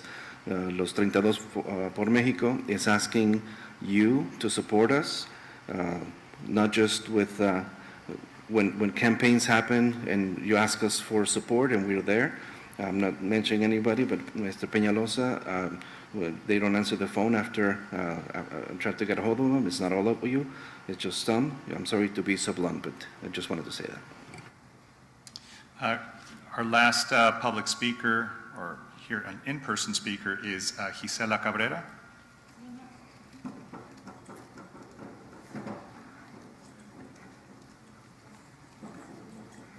¿Se encuentra Gisela? Adelante.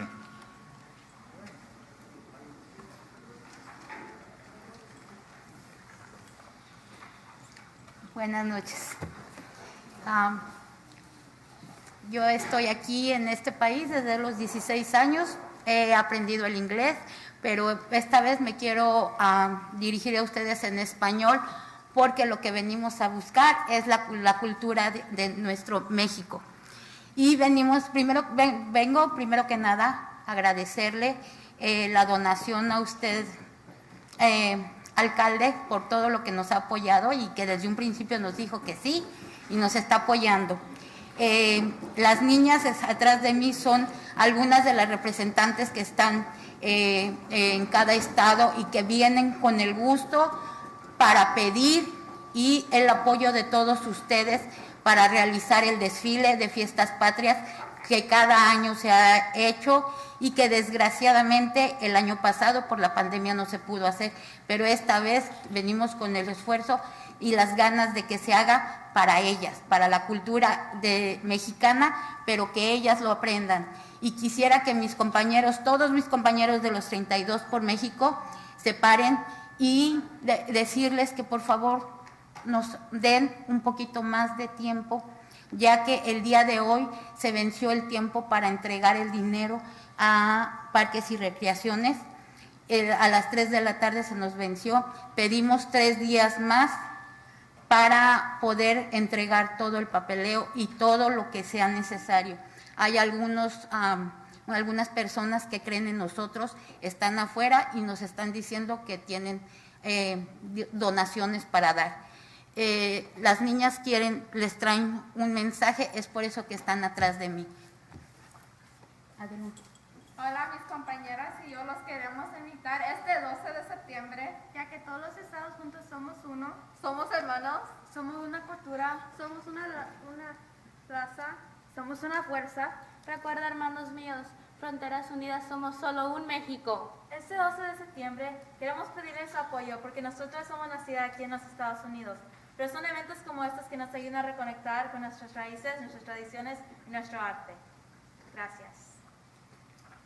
Como verán, vienen bien entusiasmadas, ya que quieren participar y queremos que ese sueño de ellas, ustedes nos ayuden a que lo logren.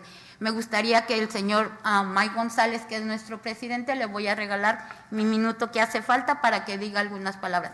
Es lo único que quiero. Mike.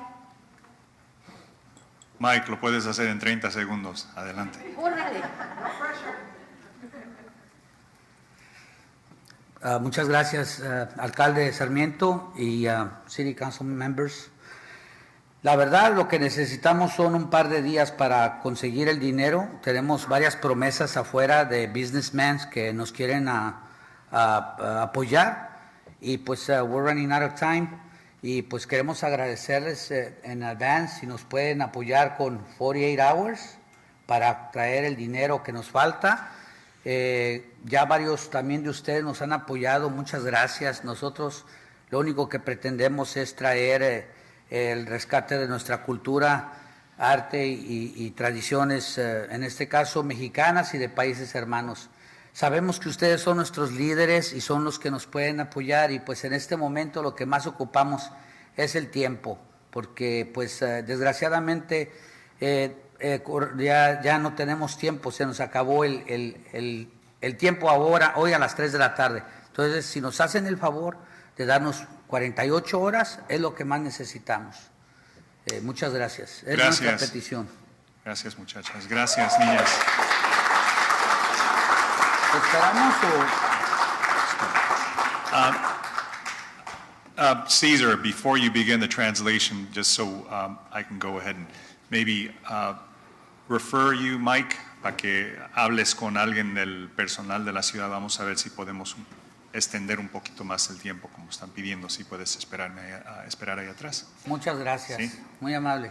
So, Madam City Manager, for your translation.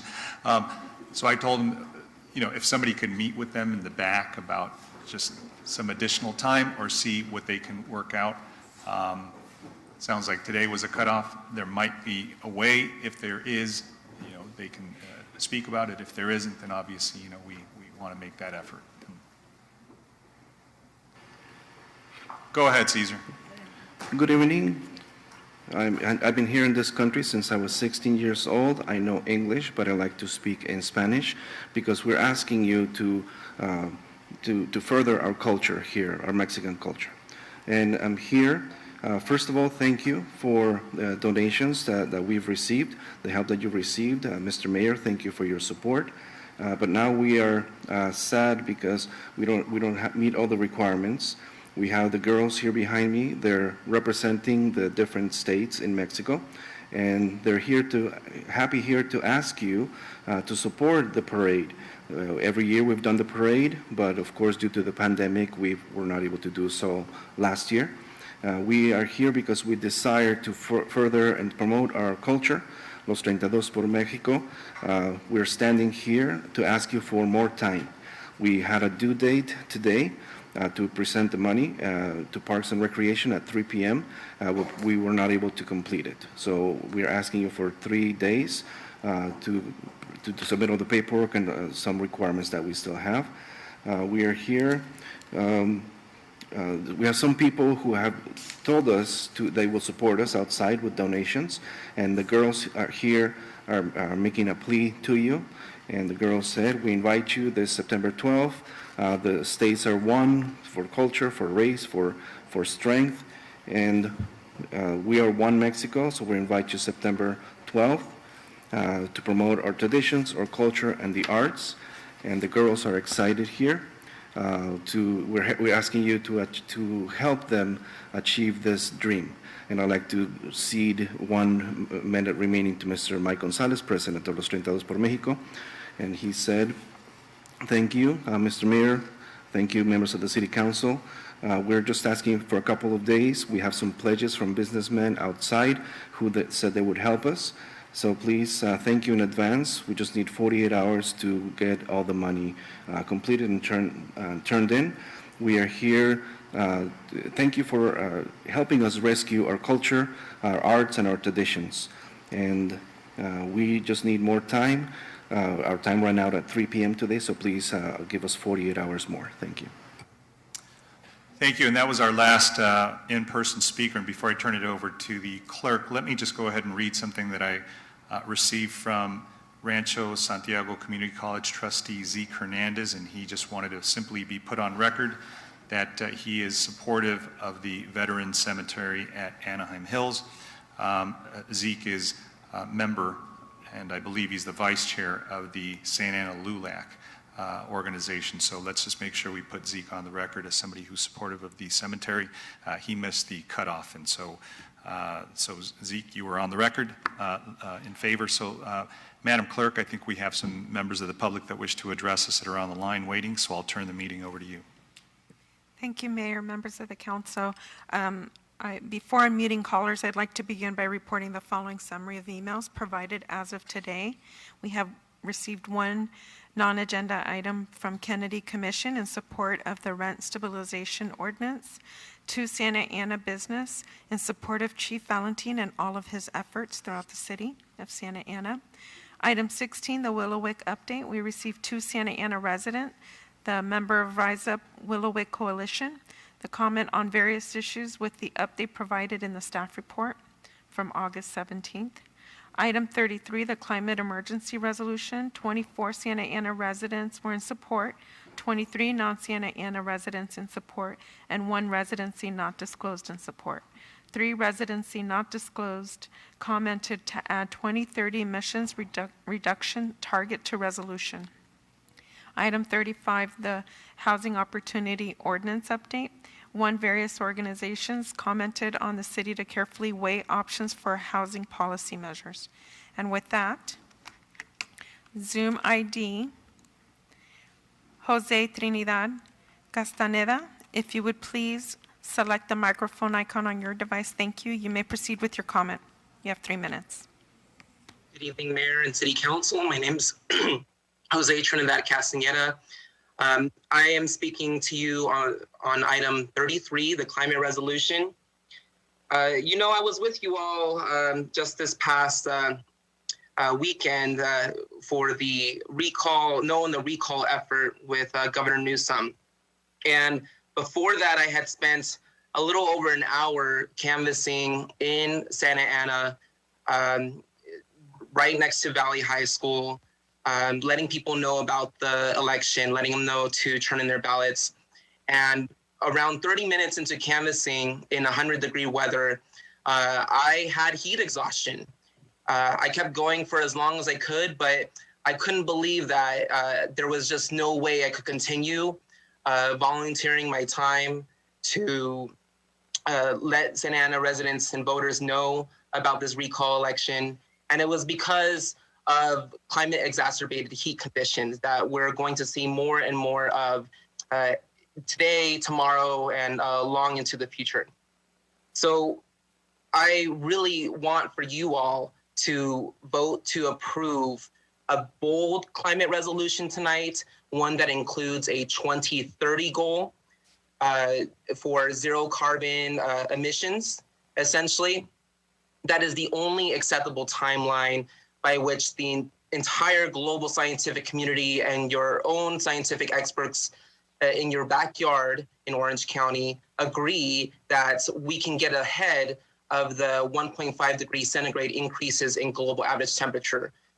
I really appreciate John Hanna from Southwest Carpenters for mentioning vehicle miles traveled, because that is a rather new concept for municipalities in job centers like Santa Ana to consider when we think about housing, when we think about lowering our greenhouse gas emissions from transportation sector, because we run off of fossil fuels. So you have all the data and all the evidence. I feel like I've repeated myself multiple times on this public comment period in previous city council meetings. You see me in the community. I want you to know that I will hold you accountable to a 2030 net zero carbon goal. This is not something that is negotiable. This is not something where you can just have a staff recommendation for a 2050 goal that is not in line with the global scientific consensus on remaining under a 2 degrees centigrade increase in global average temperature that will save lives. So I need you to lead. I need you to consider a bold climate resolution tonight. Thank you. Thank you. Zoom ID, Nathan Taft. If you would please select the microphone icon. Thank you. You may proceed with your comment. Hi, my name is Nathan Taft, and I'm a senior campaigner for the environmental nonprofit Stand.Earth. I'm also a member of the Fossil Fuel Non-Proliferation Treaty Campaign Working Group, and finally, I'm a proud resident of Santa Ana in Ward 3. I'm calling tonight in regards to agenda item 33, the climate emergency resolution. I really want to urge the council to treat climate change like the existential threat that it is, by becoming the 4th city in the United States to endorse the Fossil Fuel Non-Proliferation Treaty Initiative, and by taking bold actions to protect our community from environmental hazards like lead and fossil fuels. It's essential that we pass this climate and environmental justice emergency being championed by Councilmember Lopez. The truth is I've been working on this resolution for more than 6 months, and it was crafted by community organizations, environmental nonprofits, environmental justice groups, and the council member and members of this community with great care to name critical issues facing our community and lay out workable solutions. We must end the expansion of fossil fuels that are heating this planet and poisoning our community. We must address the crisis of lead contamination in the soil that our children play in. The resolution is a good start and a roadmap for moving forward, but I also critically believe that we must move up our ambition to have our goal be 100% renewable energy for the city by 2030 and carbon neutrality by 2035. These are in line with science-based targets as named by the scientific community. And it's also in line with what the state of California is aiming for. The state of California is aiming for 100% renewable energy by 2030 and carbon neutrality by 2035. Our city has a lot of work to do. A study from Notre Dame said Santa Ana was one of the least prepared and most at-risk cities when it came to climate change. We can change that, especially with COVID-related economic relief and a massive infrastructure bill incoming from the federal government. We must pass this resolution and ensure that we have shovel-ready jobs that can improve the quality of life for Santa Ana residents. We can be an example for the rest of Orange County and the rest of the state for how we can address climate change and environmental justice at the same time. And I urge you to pass this resolution and then get to work implementing the viable solutions it lays out as soon as humanly possible, because our lives, quite frankly, depend on it, as we've seen from all the disasters around the globe and the rising heat that we feel in our own community. I thank you for your time, and have a good evening. Thank you.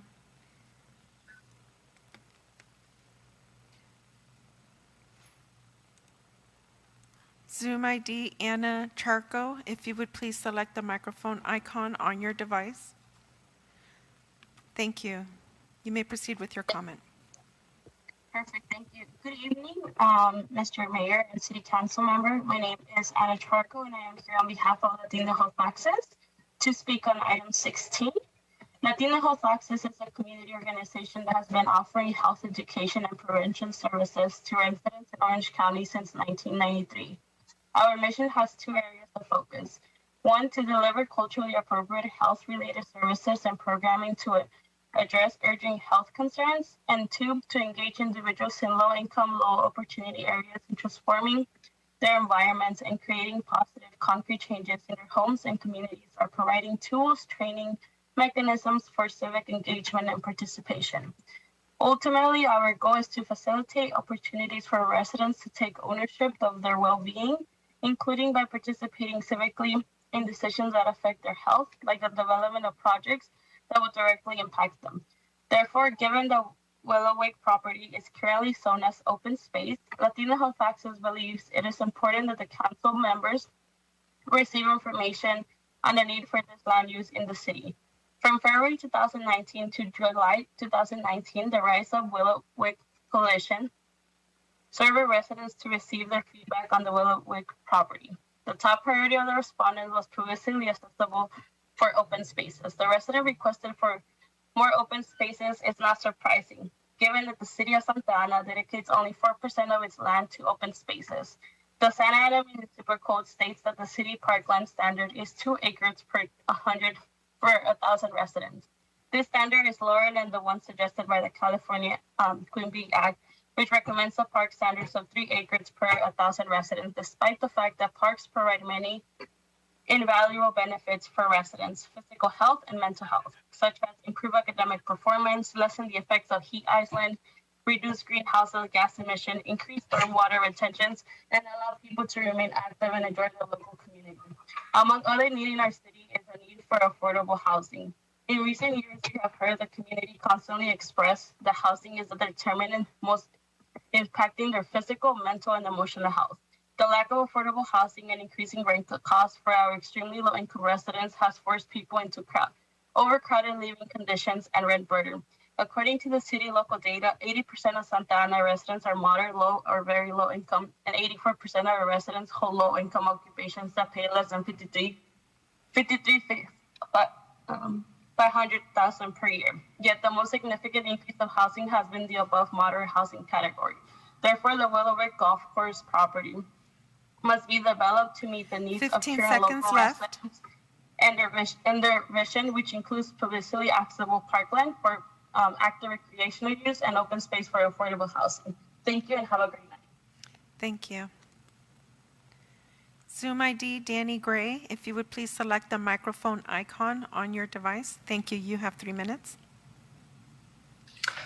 Hello, Mayor, City Council members, and staff. My name is Danny Gray. I'm a resident of Capistrano Beach, and I'm also a member of the Climate Reality Project in Orange County.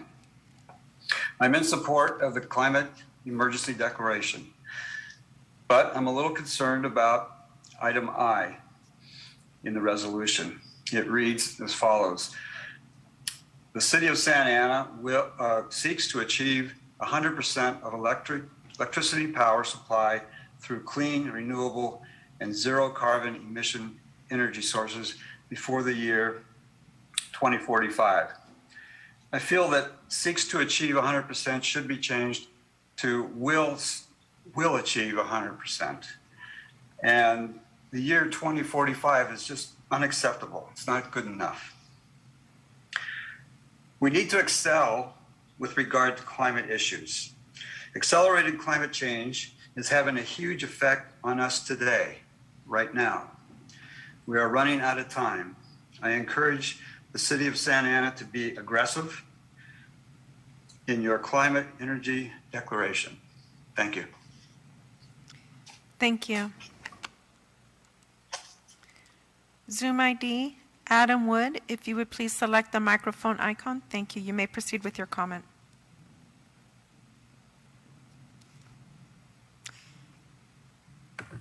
There we go. I think you can hear me now. Sorry about that.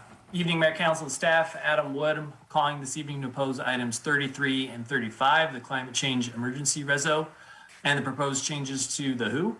I do want to applaud the city and council for the efforts aimed at resident health, jobs, and the environment, but the language in the resolution raises several concerns, and at a minimum, there needs to be an explanation on the ramifications and effects that this could have on housing affordability, arena targets, and so forth. I'm also concerned to see the resolution states that urban development can contribute to serious health concerns and wildfires. That's simply not true, and further urban development tends to reduce traffic pollution due to walkability and closer proximity to jobs. It is definitely the future of Orange County and Santa Ana, and I think we need to be really careful about moving forward on policies and programs that could unintentionally have detrimental effects on housing affordability. Now, on housing affordability, moving on to the WHO, it was just over a year ago, Council made the prudent decision to amend the WHO to encourage residential development. It worked. From 2016 to 2019, which was the period immediately following the 2015 WHO fee increase, 2,900 units were approved by the city, but no permits were pulled. Nothing got built. No money went to affordable housing because of that. As soon as you lowered that fees, hundreds of units started moving forward, generating millions of dollars for potential impact fees for affordable housing projects. The link between the fee and production cannot be any more clear. So even just returning to the old fee would be disastrous. But the proposal that is before you tonight, it's much worse, actually. It adds a fee schedule for small projects that had previously been exempt. We're talking about mandatory skilled and trained workforce requirements and enhanced local hire terms. We know that this can increase costs by at least 30%, and that is a much greater increase in cost than would be offset by the reduction of the fee to $5. In effect, what we're looking at is a program that could have the unintended consequence of actually disincentivizing the use of union labor if we don't take another swing at this thing. We're also interested in getting more information on what qualifies under this proposal for skilled and trained labor. We're also interested about, you've listed that there's percentages for the local hire, but what if you have a developer that can't find the number of workers required? How are we going to address that? Who's the final arbiter on how these things get decided? Same thing goes with the skilled and trained labor portion on this. There's a million ways in here that this could potentially be used to stop housing, even though there's a lot of lofty and important goals that have been put into here. Again, the real world impacts of this could have a devastating impact on housing opportunity for Santa Ana residents. I know the state's taking a look at some of the actions of Santa Ana.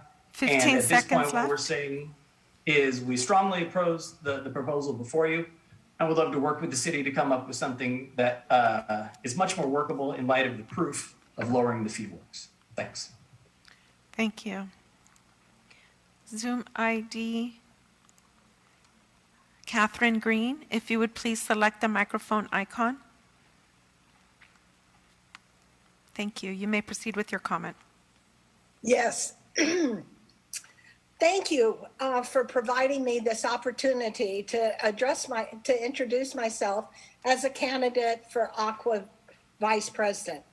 My vision for Aqua is to embrace its own motto, established in 2016, bringing water together, which for me is about unifying Aqua members and working collaboratively with diverse stakeholders to find smart solutions to the challenges we are now facing. From constituents of emerging concern, improving the Delta, climate change, drought, the human right to water, and the list goes on. Listening, learning, and working together to address members' suggestions will be a priority for me. As for my qualifications, I have served on the Aqua board since 2016. I'm currently on Aqua's executive committee. I have served as Aqua's Region 10 chair and currently vice chair. And I have served on several Aqua committees, including water quality, energy, and state ledge. I would bring a broad range of experience to the Aqua vice president's role, with over 10 years as a board member of the Orange County Water District, serving as board president and vice president. My experience extends beyond water and will serve me well in my role as Aqua vice president. I have served 2 terms as mayor of Huntington Beach, in addition to serving on the city council, as well as on various city boards, commissions, and committees. I'm a registered nurse, hold a law degree, and it's been my privilege to address public health and safety as well as environmental issues. I look forward to connecting with each of you. I'm happy to answer any questions you have of me now or in the future. I hope to receive your support for my candidacy with a concurring nomination resolution and your vote. Thank you again for your time and consideration. Thank you. Person on the line with the last 3 numbers, 525, if you would please select *6 to unmute your call, or select the microphone icon on your device. Thank you. You may proceed with your call. Hi. Thank you. My name is Cynthia Guerra, and I'm a lifelong resident of Santana and a member of the Rise Up Willowick Coalition. As the council listens to the staff's report on the negotiations for the Willowick property, I encourage the council to think of Willowick as a vital community resource that can help meet Santana residents' urgent need for open space. And I'll repeat data that I think has been repeated in this meeting already, but I think it's important given that it seems to, we need to take more action on this. The Santana Municipal Code states that the city should meet a parkland standard of 2 acres per every 1,000 residents. According to the Program Environmental Impact Report for the city's recirculated draft of the general plan update, the city has failed to meet that standard. It is currently at a deficit of 118.64 acres. Mind you, the California Quimby Act actually recommends a parkland standard of 3 acres per every 1,000 residents, higher than the standard the city has failed to meet. The city's deficit is not surprising, given that it only dedicates 4% of city land to open space.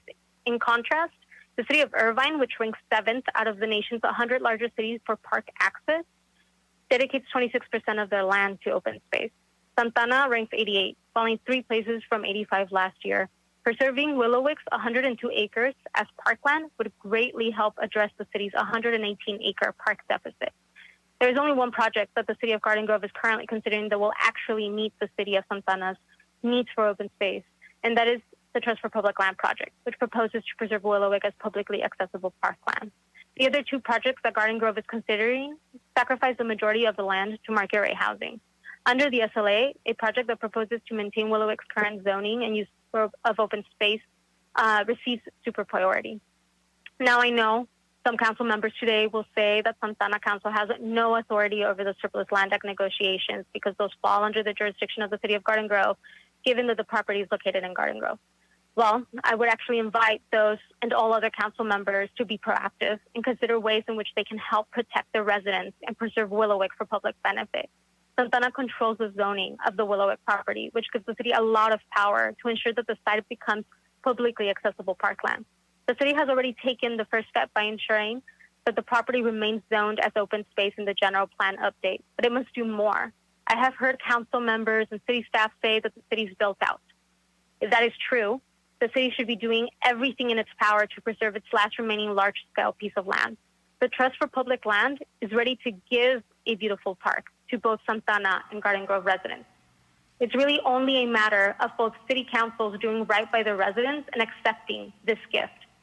And as a final note, I would also want to encourage the council to support the climate emergency resolution. 15 a study seconds conducted left. by the University of Notre Dame of 270 cities with a population of 100,000 or more ranks Santana as among the least prepared and highest at risk of the effects of climate change.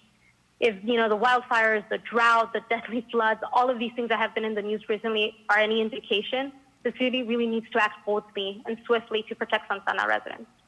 Thank you. Thank you. Caller with the last three numbers, 090. If you would please select the microphone icon on your device or dial *6. Thank you.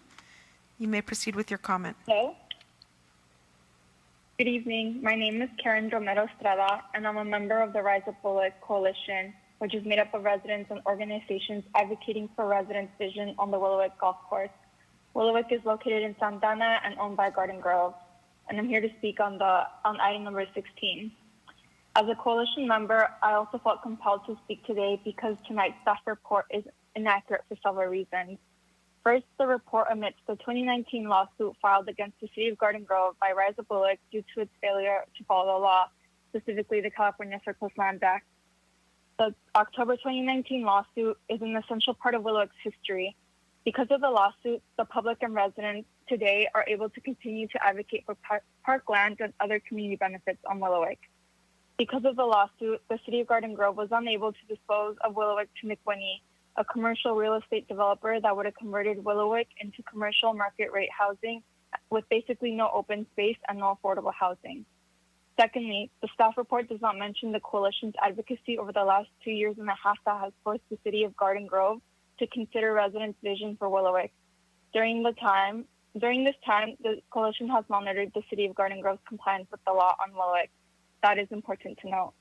Additionally, the report discusses the City of Garden Grove's speculative $90 million appraisal of Willowick and fails to mention that the appraisal is based on the hypothetical assumption that Willowick would be rezoned from open space to allow a master plan community, which would include potentially commercial, retail, and market rate housing. The appraisal assumes without justification that the property will be rezoned. The City of Santana needs to do its due diligence by pointing out that the appraisal is based on speculative and hypothetical assumptions.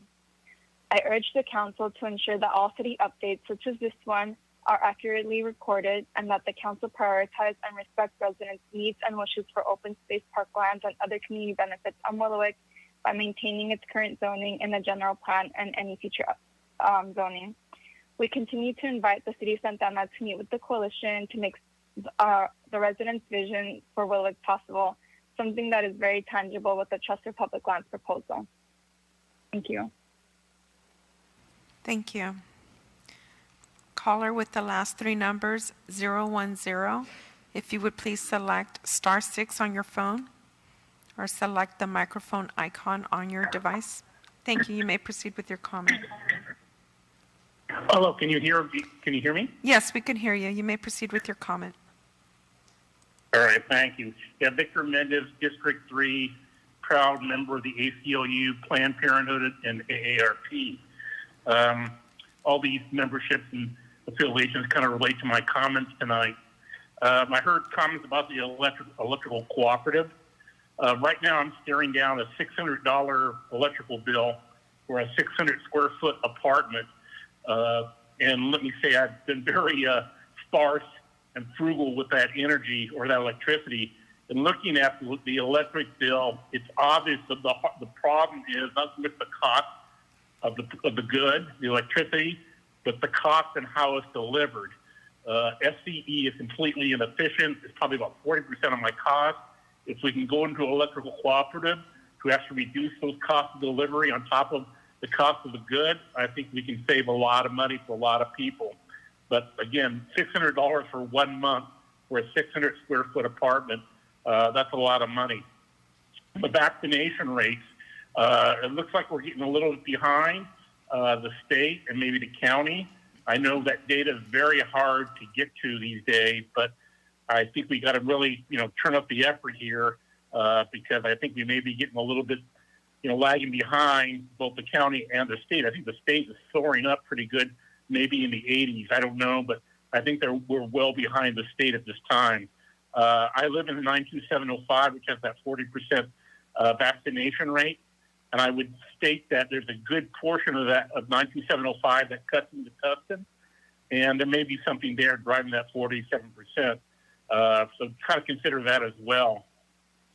As we all know, the POA or members of the POA gave a vote or no confidence to the chief. While I'm not here to judge the merits of that vote or even the things that were brought forth to the members to vote on, I would simply encourage this council to have a discussion with the chief and find out what the problem is and how it can be corrected and move the thing forward. I mean, there's some pretty serious charges there around sexual harassment, interference with procedures and interference with hiring, etc. So I would just simply encourage this council to have some conversation around this, find out what's going on, and let's get it corrected for the benefit of everyone involved. Along that way, the number 34 on your police commission, I do note that there was a very small minority that really supports the subpoena, but the vast majority of residents support a commission that's very complaint-centric. I think it's there. I mean, I think, if you really look at that survey, those are the things that people really want to see in the commission, and I can't see why we just can't go forward on that basis and move forward. 15 seconds left. People are touting Seattle and Portland. I had some experience there and very unresponsive compared to the responsiveness I got out of Riverside, Santa Ana, and Anaheim. So please go forward. And lastly, I think that's not a bad idea if we can use some of that cannabis fund. We can fund marine biology classes for our students, etc. Right now, you're paying $3.7 million for enforcement. Maybe we can find some savings there, folks. Take care. Thank you for your time. Thank you. Zoom ID, Craig Preston, if you would please select the microphone icon on your device. Thank you. You may proceed with your comment. Hello, Mayor Sarmiento and Council. Thank you for taking my comments. I am a co-founder of the Orange County chapter of Citizens Climate Lobby. We have 7 chapters that touch Orange County, a strong one in Santa Ana. And thank you for your work on moving forward with climate action. I'm in support of a climate emergency being declared on item 33, and also supportive of the comments that item I doesn't take the emergency into serious light, that the 2045 is too far out in light of what is happening and the urgency and the speed of disasters happening. And I encourage you to take the 2030 numbers, that leadership is needed at this time. Just 2 quick quotes is that you can't steer a boat that's not moving. So it's time to start moving, and thank you for what you've done already in the past. And also the citizens of the Titanic know that it can be too late and the consequences are grave if we don't turn quickly. So please, thank you for your leadership. And this is a time the rest of the county and the state and the world is watching. And thank you, because local actions make a big difference. I'm very supportive of Congressman Lou Correa's actions also on the federal level. And thank you for your support of him as well in those things. Thank you. Thank you. Zoom ID, Daisy, if you would please select the microphone icon on your device. Thank you. You may proceed with your comment. Thank you. Can you hear me? Yes, we can hear you. Great, thank you. Good evening, Mayor, City Council, and community members. My name is Daisy, and I'm here on behalf of the Kennedy Commission. I'm here tonight to comment on item 35 on the Housing Opportunities Ordinance. We support the changes being made to the Housing Opportunities Ordinance that can facilitate the development and funding for affordable housing for families. The city needs to update the in lieu fee to $15 to be in line with a fee that is fair and allows the city to create an in lieu fund that will help build affordable housing for its residents. The proposed fee is in line with the region's in lieu fees, and it has been recommended based on a feasibility study of Santana's housing and real estate market. This funding will allow the city to secure additional state and federal funding sources to create much needed affordable housing. The city risks losing state and federal housing matching funds by not having the in-lieu fee at this level, at a time when we face economic and housing instability because of the pandemic. The city must continue to prioritize a 15% affordable housing requirement focused on extremely low, very low, and low income. I also want to urge the City Council to keep in mind families struggling to remain housed right now in the City of Santa Ana. The City of Santa Ana will see a wave of evictions at the end of September, and as we think of policies that help families and future housing development, let's continue to keep in mind the families facing financial hardship today, right now, and policies such as the Community Preservation Rent Stabilization Ordinance that can truly protect residents and tenants. Thank you. Thank you. Zoom ID Patricia Flores, if you would please select the microphone icon on your device. Hi, my name is Patricia Flores. I'm the Director of Orange County Environmental Justice, and I want to speak in support of item 33, the climate emergency resolution. So our organization does a lot of research within the city of Santa Ana, and we work a lot with local community members. And one of our largest research projects is our soil lead campaign, in which we documented that most of the neighborhoods within the central area of Santa Ana have lead contamination rates within their soil in those neighborhoods of upwards of 2,000 to 4,000 parts per million. And so the California EPA threshold for at which soil lead begins to affect the IQ of children is at 80 parts per million. So that means that many neighborhoods in Santa Ana have a lead contamination rate of 25 to 50 times the California EPA threshold for safety for children. And so this is a huge health risk for our youth. And especially considering that Santa Ana is one of the youngest cities in the country, this is in fact a crisis, right? And so we need this resolution to begin making those steps towards remediating this issue and preserving the health of our youth for generations to come.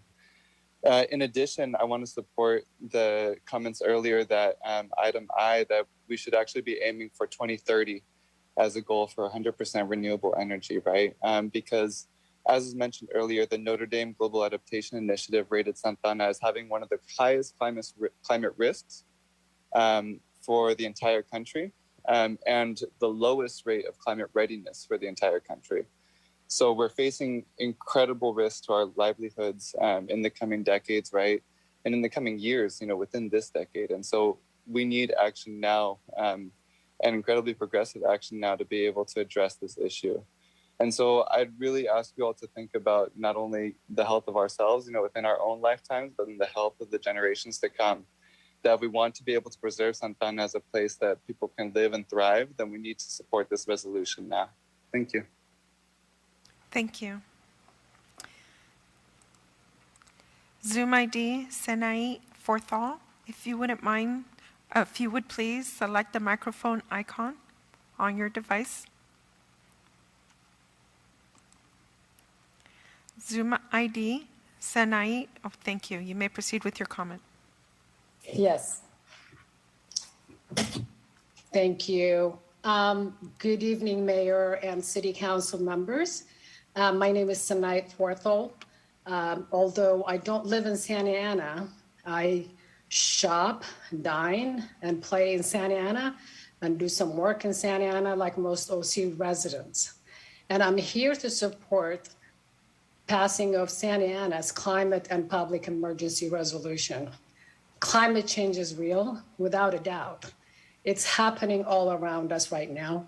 The East Coast is flooding, and the West Coast is stricken by extreme droughts and have been burning year-round. Climate change is the most urgent threat facing our entire species, and we need to work together, and we need to stop procrastinating. We have to understand that pollution, racism, and poverty are all interconnected. And I truly believe that climate justice is an opportunity to transform our systems in a way that leaves no one behind.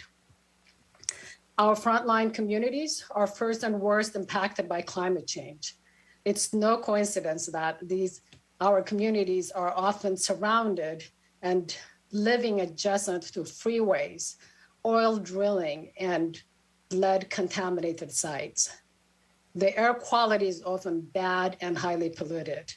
As a result, we have higher rates of asthma, other respiratory diseases, cancer, and higher rates of mortality. We all know that Santa Ana residents are on the front line of environmental degradation. However, I'm also hopeful. In fact, some frontline communities that are most impacted by 15 climate seconds left. are closest to the problem and are often the first to the solution. Some of these communities are already innovating transformative climate solutions and tracking multiple problems at once. They are creating good paying jobs, green jobs, training opportunities, affordable housing powered by solar, addressing public health by advocating for clean policy. I really urge you to support this resolution and adopt carbon neutrality by 2030. Thank you. Thank you. Zoom ID, Linda Kramer, if you would please select the microphone icon on your device. Hello, can you hear me? Yes, we can hear you. You may proceed with your comment. Hi, my name is Linda Kramer, and I'm the chapter co-chair of Climate Reality Project Orange County. We're a member group. We have members in every city. We have 250 official members, and we have a mailing list of about 550. And I'm here to support the item number 33, the climate emergency resolution. I want to mention that cities are responsible for 75% of the emissions, and they have the most power in reducing greenhouse gas emissions. I wanted to just mention some facts about near-term issues and to encourage Santa Ana to make a bold commitment to reducing emissions by 2030 and not just the state mandate of 2045. Heat index, heat events is the #1 cause of death in the world in terms of disasters. And the incident that just happened in July, the heat incident in the Northwest, caused an estimated 800 extra deaths just in Oregon, Washington, and British Columbia. And so heat events will be one of the first things that affects local Santa Ana residents. Because of a lack of tree cover there is a real need to act on the climate emergency now. The other thing is that food prices are expected to rise. They've risen a little and rise more with more emergency events. Those are two near-term issues which will affect the residents. So acting boldly is in good faith to your residents, a very important thing to consider. I also wanted to mention one more thing. Community choice energy agencies is the best and most fiscally responsible way to reduce emissions. And to the gentleman that mentioned he had a $600 bill, there are several community choice agencies that are using the money that comes back to the cities to reduce the cost even more, especially in prime times between 5 and 8 through several programs. They also are using money to have cooling centers on, for instance, churches, so that they pay for the solar and battery storage, and then those churches offer to be cooling centers for the residents in times of heat when they can't use their air conditioners. 15 seconds left. So I really appreciate that you've considered this resolution. Thank you to Council Member Jesse Lopez for writing it, and please support this issue. Thank you very much. Thank you. And with that, Mayor, that was the last public comment. Great, thank you, Madam Clerk. So we are at the consent calendar portion of the meeting, and before I call on council members to either pull an item off the consent calendar or abstain from or recuse themselves from that item. I did want to bring something up, and I think, Madam City Attorney, is this a good moment to go ahead and maybe raise that item that I want to see if we could reconsider? So I'd like to move to reconsider an item that we adopted at the last council meeting that was bundled with other consent calendar items that were approved. As you recall, we had taken some items off the consent calendar and continued them to today's meeting, but the balance of those consent calendar items were adopted in one motion. There was an item that I forgot to pull off there, and it was item number 26, and that was an agreement for the Ready OC emergency preparedness. If you see something, say something campaign. So I simply wanted to move to reconsider that tonight and have it brought back to us if that motion is successful at the following meeting so we could have a chance to discuss it. That's simply the interest that I have to raise that motion, and I will move that motion to reconsider because the rule is for us to reconsider an item, it has to be done at the subsequent meeting from when that item is taken up by somebody on the prevailing side. All of us, it was a unanimous vote to adopt the balance of the consent calendar items that were not pulled off. So I will make it based upon that. I second the motion. Thank you. There's a first and a second. Any questions or comments from the members of the council? Hearing none and seeing none. Madam Clerk, if you'll please call roll. Are we doing it by device or by oral vote? Because I don't have that item on the agenda, I'm going to have to do a roll call vote. Got it. Okay, thank you for that. Councilmember Becerra? Yes. Councilmember Hernandez? Yes. Thank you. Councilmember Lopez? Yes. Councilmember Mendoza? Yes. Councilmember Fan? Yes. Mayor Pro Tem Peñalosa? Yes. And Mayor Sarmiento. Yes, thank you, council members, for that indulgence. Now let me go ahead and come back to any consent calendar items that you'd wish to pull off so we can consider individually, or if you'd like to recuse or abstain yourself from. Councilmember Fan? I'd like to recuse myself from item 22 out of an abundance of caution. Although the Illumination Foundation is not a client of my firm, the property where the Carnegie Shelter is located belongs to a client. So just to ensure all transparency, I will recuse myself from that item. Also for number 31, the Orange County Water District is a client of my employer. And although this is a vote regarding the candidate, again, because she is on the board, I'd like to recuse myself in an abundance of caution. That's it. Thank you. Great, thank you for that. I think item 31 is on the business calendar, but that's fine. We'll note it for the record. Let me go from anything, Councilmember Becerra, on your end? Actually, I do have a few.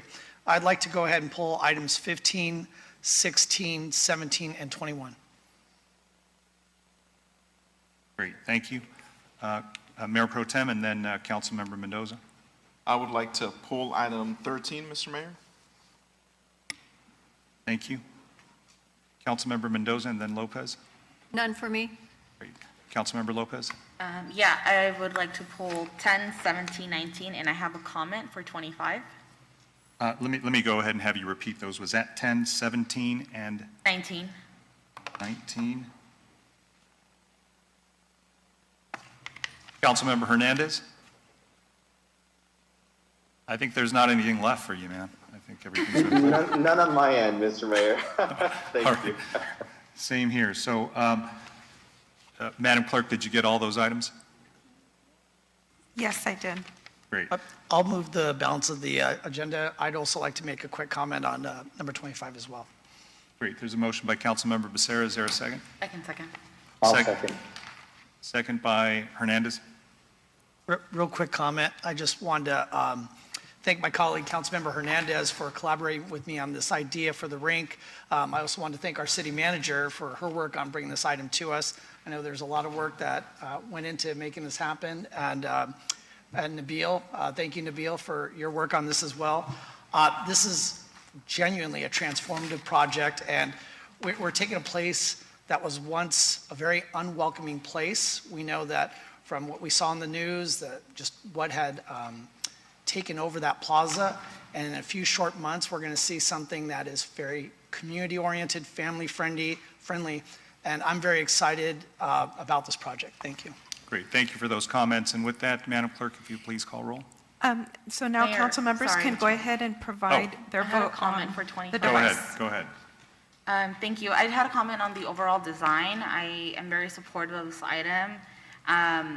But I like the concept. It reminds me of the Christmas markets in Europe, which I'm a big fan of. I just want to make sure that we're utilizing all of the space, since we're going to have this, in one of the most central points of the city, and also just to get staff thinking about the long-term, I guess, revenue or benefit that it can have for the city if we can rent that out to nonprofits, organizations that might be interested, or schools that want to do a day on the rink, anything like that. If we're able to give community organizations an opportunity to also use it, I would be very happy to see that. I'm just, so I was interested in starting that conversation with staff. Thank you. Thank you for that. Did you say, Madam Clerk, that Councilmember Hernandez? I did not see that he had his hands. Mayor Pro Tem, I think I saw your hand. Thank you, Mayor Sarmiento, and just thank you, staff, and my colleagues, Councilmember Becerra and Hernandez. I also just wanted to ask staff that as we move down this path and we come up with a more permanent plan for the upcoming years, and this one as well, we also, in utilizing the entire space, not just think of just the ice rink and the Christmas tree that I know we requested, but also, make it inviting to maybe local restaurants or merchants to be able to sell hot chocolate and cookies and Christmas pastries, and maybe not every single day, but on the weekends, Friday through Sunday, make it a place, because I know families are going to be bringing out their kids, and mom or dad probably don't necessarily want to partake in the ice skating, but it'd be nice if they could, hang out on the side and drink a cup of hot cocoa and whatnot. So it'd be nice to see kind of festival surrounding the ice rink. So just keep that in mind, and let's see how we could work together to bring those partners on board. Thank you. So, Mr. Mayor. Great comments, everybody. Councilmember Mendoza. Thank you. Yes, I am in support of this item because it is going to bring Santa Ana into a community that's been long in coming together, because with the pandemic, there has been a lot of isolation, so this activity is going to bring us closer together and unite families. So my suggestion was also maybe to have a little gift that we can give to the participants, such as a little scarf with a city logo on it as a sort of a welcome, and to let them know that we have their best interests in mind, and in the future, perhaps turning this event into a roller skating also for the summer months. So good job with putting together this very special event, and we hope to continue this in the coming years. Thank you. Thank you, Councilmember. I believe Councilmember Hernandez has a comment. Yes, thank you, Mr. Mayor. I just wanted to say to my colleagues, thank you for supporting this item. As the council member of Ward 5, it's extremely important that we activate the community and make downtown Santa Ana more family friendly. It should be a location where children and mothers and fathers and families are able to make everlasting memories. I think that this is the start of a new direction for our city, and I'm really happy to see that we're able to turn this idle space into a space where families can celebrate and come together. And I fully concur with Councilmember Mendoza. This should be something that we utilize year-round and turned it into a skate rink. There's a number of kids that love to skate, my daughter included, and I think it would be great for us to utilize this space year-round and adapt it to the seasons and to the different holidays. I think that would be great. So I'm in support of that. Great, so we should have just pulled this item because I think everybody spoke on this. So I might as well say something as well. Thank you, council members Hernandez and Becerra, for your work on this. I think it's a great idea. You know, it's funny, I think we did speak about this sort of converting to a roller, a roller skating area once, the season changes and, it starts getting warm again.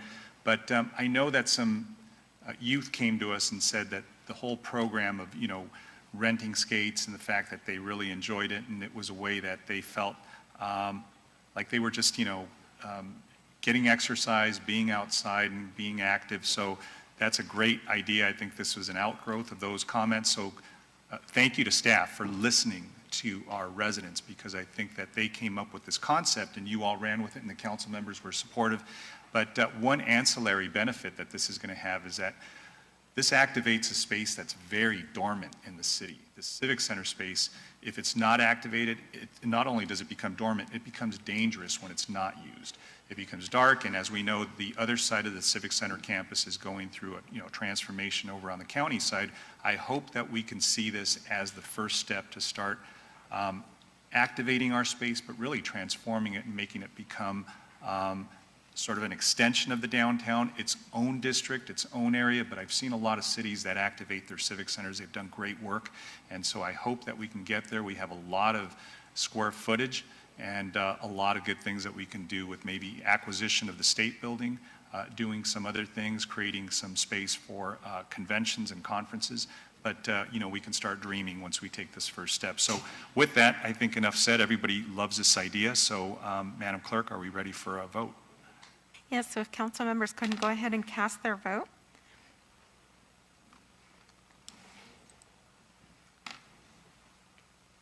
Councilmember Hernandez and Mayor Pro Tem Peñalosa? This is for the balance of the consent calendar. Councilmember Hernandez, can you cast your vote? Yes, I casted my vote. I'm not sure if you're able to see it. Okay, great, thank you. Okay. In the event that you're not able to, my vote is a yes.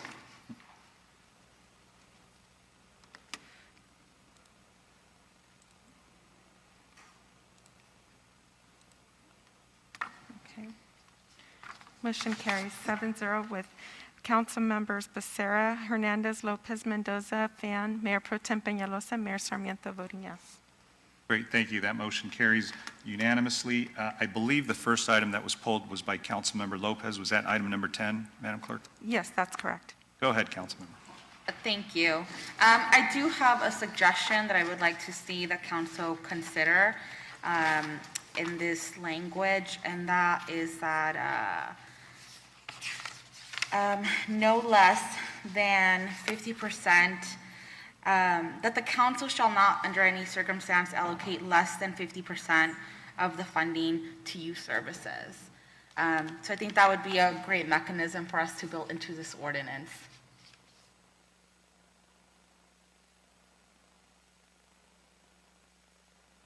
Everyone's looking at me, so I assume that the question there is, upon your second reading under your charter, you can make any changes to an ordinance if the concept is still the same. So if you see it as a clarification based on your first reading, I think that this proposed change falls within that requirement, but ultimately whether you want to accept that language is up to the City Council. Councilmember Lopez, could you repeat what you stated? Yeah, I don't actually have the ordinance in front of me, so I cannot guide you to the paragraph, but, it's under C, under, I think, expenditures from the cannabis funds. But if we can add to the last item, to the last line, where it reads specific allocation for youth services and enforcement, services shall be made at the sole discretion of the City Council, except that the City Council shall not under any circumstance allocate less than 50% of the funding to youth services. You want to add that language? I would like to, that's the recommendation that I'm making. Madam City Attorney, if I may, Mayor, that Sure, seems go like ahead. that seems like a substantial change, because my understanding of this ordinance is that it allows flexibility, allows discretion of the council to move the percentages around one way or the other. And so this kind of sounds like we're starting to already enshrine allocations. The ordinance as originally drafted that you already introduced as the first reading gave you more flexibility as to how you were going to allocate. I think it's the 2/3, because 1/3 is going to go to the general fund. So it was then 1/3 to youth, 1/3 to enforcement. So I think the proposed change here is that that 2/3 can be used in any way that you want it to be used with this addition here, that no less than half of that 2/3 go towards youth. But again, I On think the one that's- hand, you're giving flexibility, and on the other hand, with this language, you're restricting, taking back some of that flexibility. Correct. So now I think you're changing the nature of the ordinance at this point. Right, Because so- this is to enable us flexibility, and now we're applying a restriction as we're about to do the second reading. Yes, and so your charter has some interesting language. As your city attorney, have mentioned this before. That language is not consistent with the government code, but it was approved by your voters, and the charter language just says that you, at your discretion, can allow changes at the second reading if you believe that it's within the general concept of what you adopted.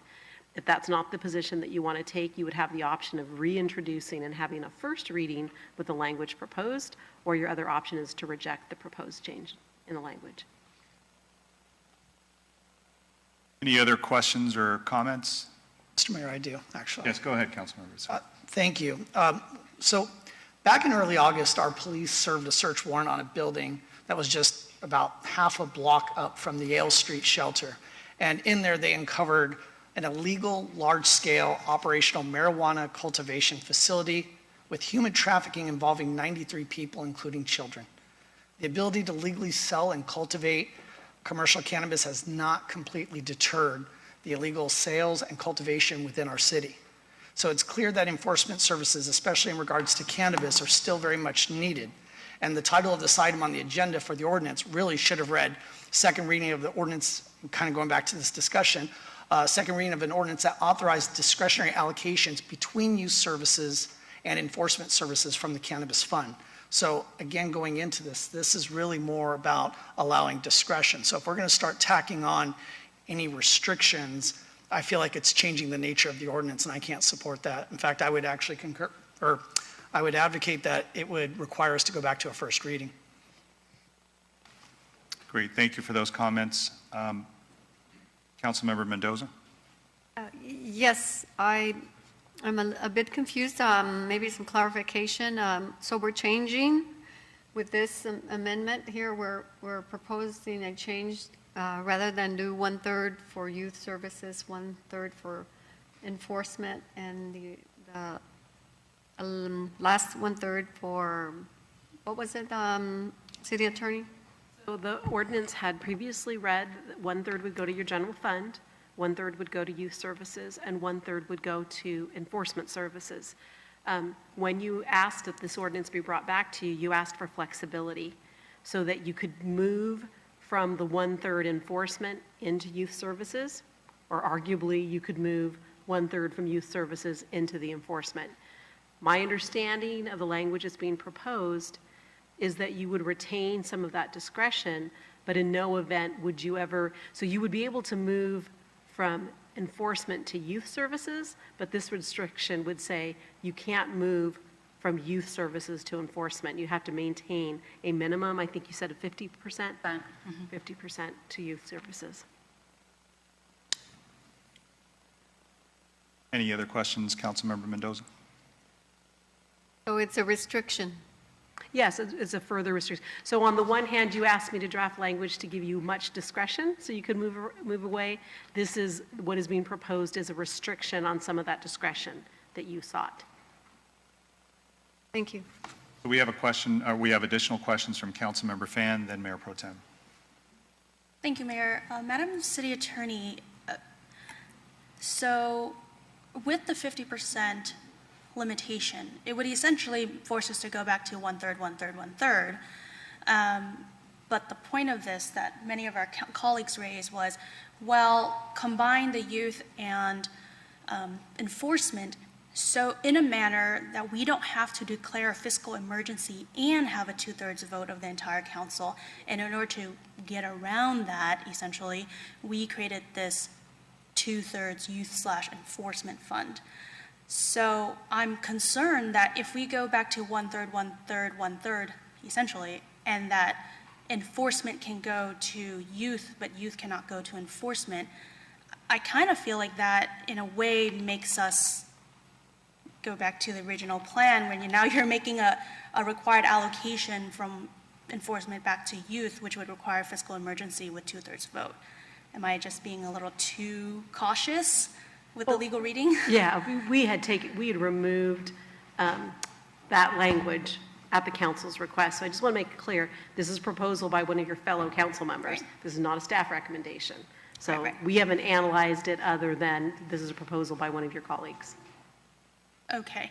I just bring that up. I understand the reasoning behind that because part of the conversation we all had up here during the budget discussion was that, we never anticipated that we would get this much money and we want to get more money into youth services.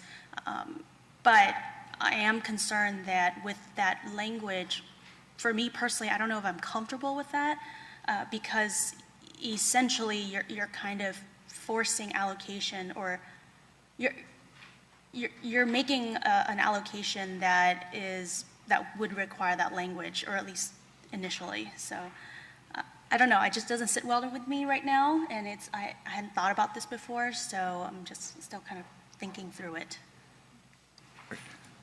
Mayor Pro Tem Peñalosa. Thank you, Mayor Sarmiento. I am also not comfortable with the proposed last-minute change to the second reading, just because the whole intent and the reason why we're here was to give the city council flexibility in future times when we would come up with allocating funds from the cannabis fund. And this takes us back to where we were in restricting us of how we could use it. So not supportive of the change. I would suggest, I would make the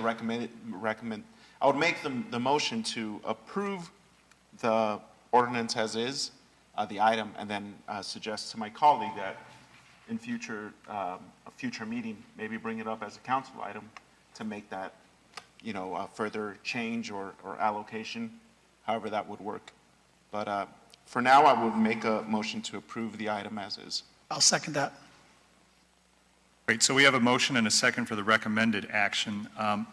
So I just have some questions on the first motion that was made by Councilmember Lopez. So I remember this conversation pretty graphically when we were talking about what what the intention was with these funds, that we wanted to move some of the funding away from enforcement because we had forecasted a lot less than what was actually anticipated early on when this fund was created. Secondly, we realized that what was being addressed with the enforcement obviously didn't go away, so nobody said, let's do away with enforcement. I think we just said, proportionately speaking, we have a lot more revenue to continue addressing the enforcement while at the same time maybe increasing the allocation for youth investment. So along those lines, I think that the idea was always, let's not have to go through the exercise of having to declare a fiscal crisis with a 5-person, 2/3 majority vote, but simply to go ahead and make adjustments because we realize now, not that enforcement is going away, nobody is saying that is going to be deleted, but that can be adjusted and we can go ahead and invest more towards youth. So I think that that was the goal and the intent, and that's how it was adopted in the first reading. I think this adjustment, according to you, Madam City Manager, I guess my confusion is it material or is it not material, right? Because that is the threshold question, and that's a very subjective question, I think. There isn't anything that you can say, or that any of us can say, we can argue materiality and whether it's substantive or substantial. But that is something that I think is very difficult for us to be able to give a bright line answer to. Your charter section 413, the only test it gives us is whether any changes at the second reading are within the general scope and original purpose. So original purpose You can argue that both ways, right? One could argue that the general purpose was to give you discretion. So today, limiting that is somehow restricting it. One could also argue, well, the general scope was, we were talking about the cannabis fund and where we could move money and how we could do it. So I think over time, I have been on record when we had a proposed charter amendment, I proposed that we clean up this language for just this purpose. But I do think that the remedy to this is one that I think Councilmember Penalosa mentioned, which is you can avoid this if you wanted to just reintroduce a further change at a later date. You don't have to do it at the second reading. That is one alternative. Let's just assume that the amended language that's introduced by Councilmember Lopez fails. We go back to the original recommended second reading on this ordinance. That flexibility remains for us to be able to adjust money from enforcement to youth, which was the original intent, the legislative purpose I remember that we spoke to, and at least that's what I heard from the majority of the council. So is that remains intact, is that correct? Yeah, that general discretion would remain intact. Okay. Look, I think that, my intent, my support of of the changes to the cannabis fund revenue and its allocation was based upon being able to increase money towards youth investment. That was really my goal. Because I realized that, when we first adopted this, we had 120 illegal operators, and now we are down to less than, 5. So that means game isn't over. We still need to, dedicate monies, and not just to enforcement, but to code enforcement. Money goes to the city attorney's office, it goes to the city manager's office, so nobody is saying let's eliminate that. But I just thought proportionality dictates that there still continues to be a need as strong as it was back then for youth investment, if not more. So that was the whole goal, I think, from me, or from my perspective, and to the extent that that goes away and we're back to saying, okay, well, let's increase enforcement now, and let's do it to the detriment of youth investment. That is contrary to the legislative purpose that I supported when this was done.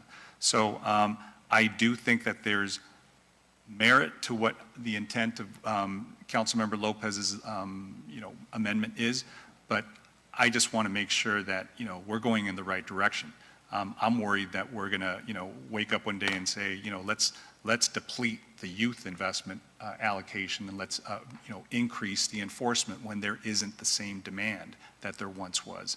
So that's my concern, and I think maybe that was some of the reasoning behind it. I can't speak to council members' intent, but that's what my worry is that we now start realizing let's just, let's take away from one when I think the youth investment is what drove at least my support of these changes to the ordinance. So I am good with both, so long as that flexibility remains, so long as I know that we are looking at continuing to support investment to some degree, or enforcement to some degree, but we are going to increase the youth allocation from 1/3, because I know that demand is high.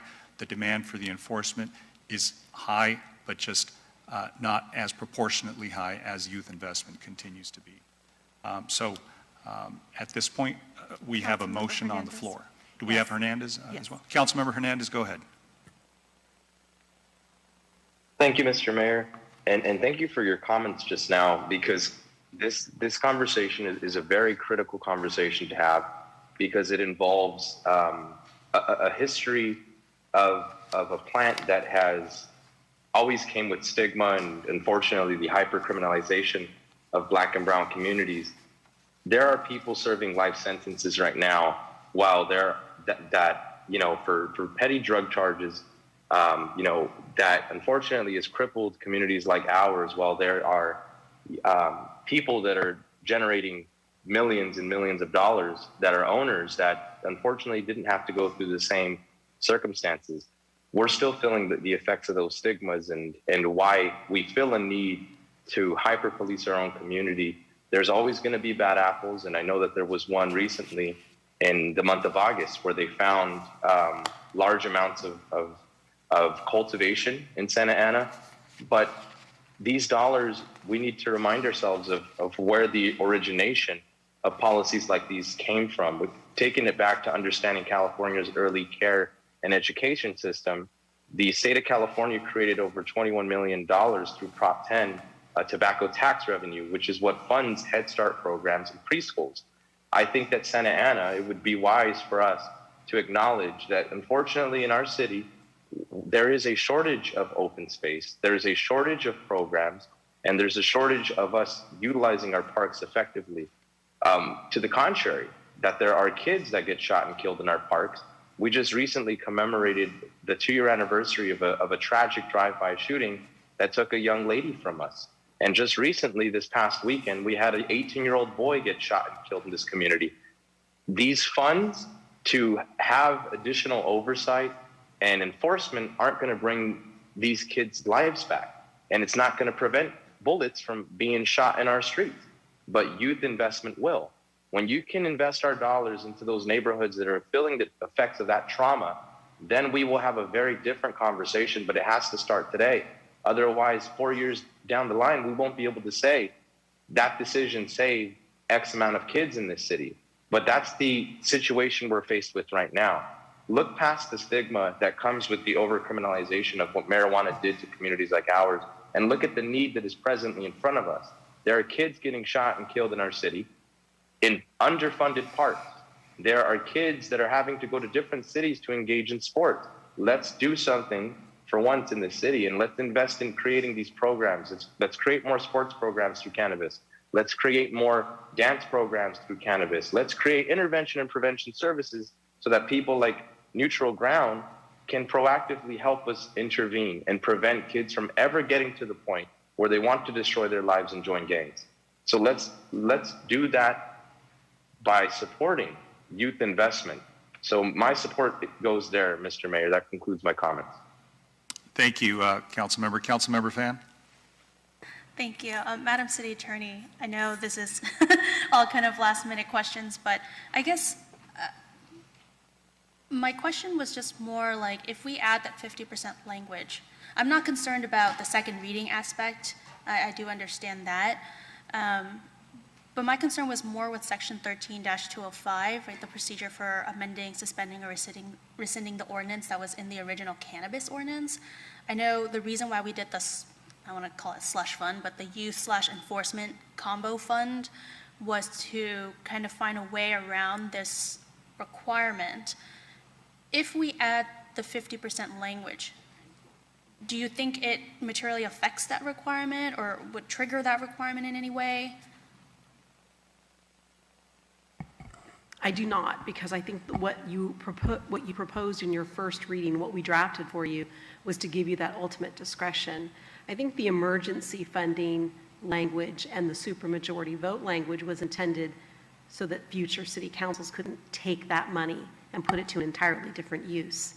Oh, So like what I we could did put it is we stayed within the parameters, youth and enforcement, and the change that's being requested, as I understand it, is saying that 1/3 that you had put towards enforcement and the 1/3 that you put towards youth, the ordinance as currently drafted lets you move it without any restrictions.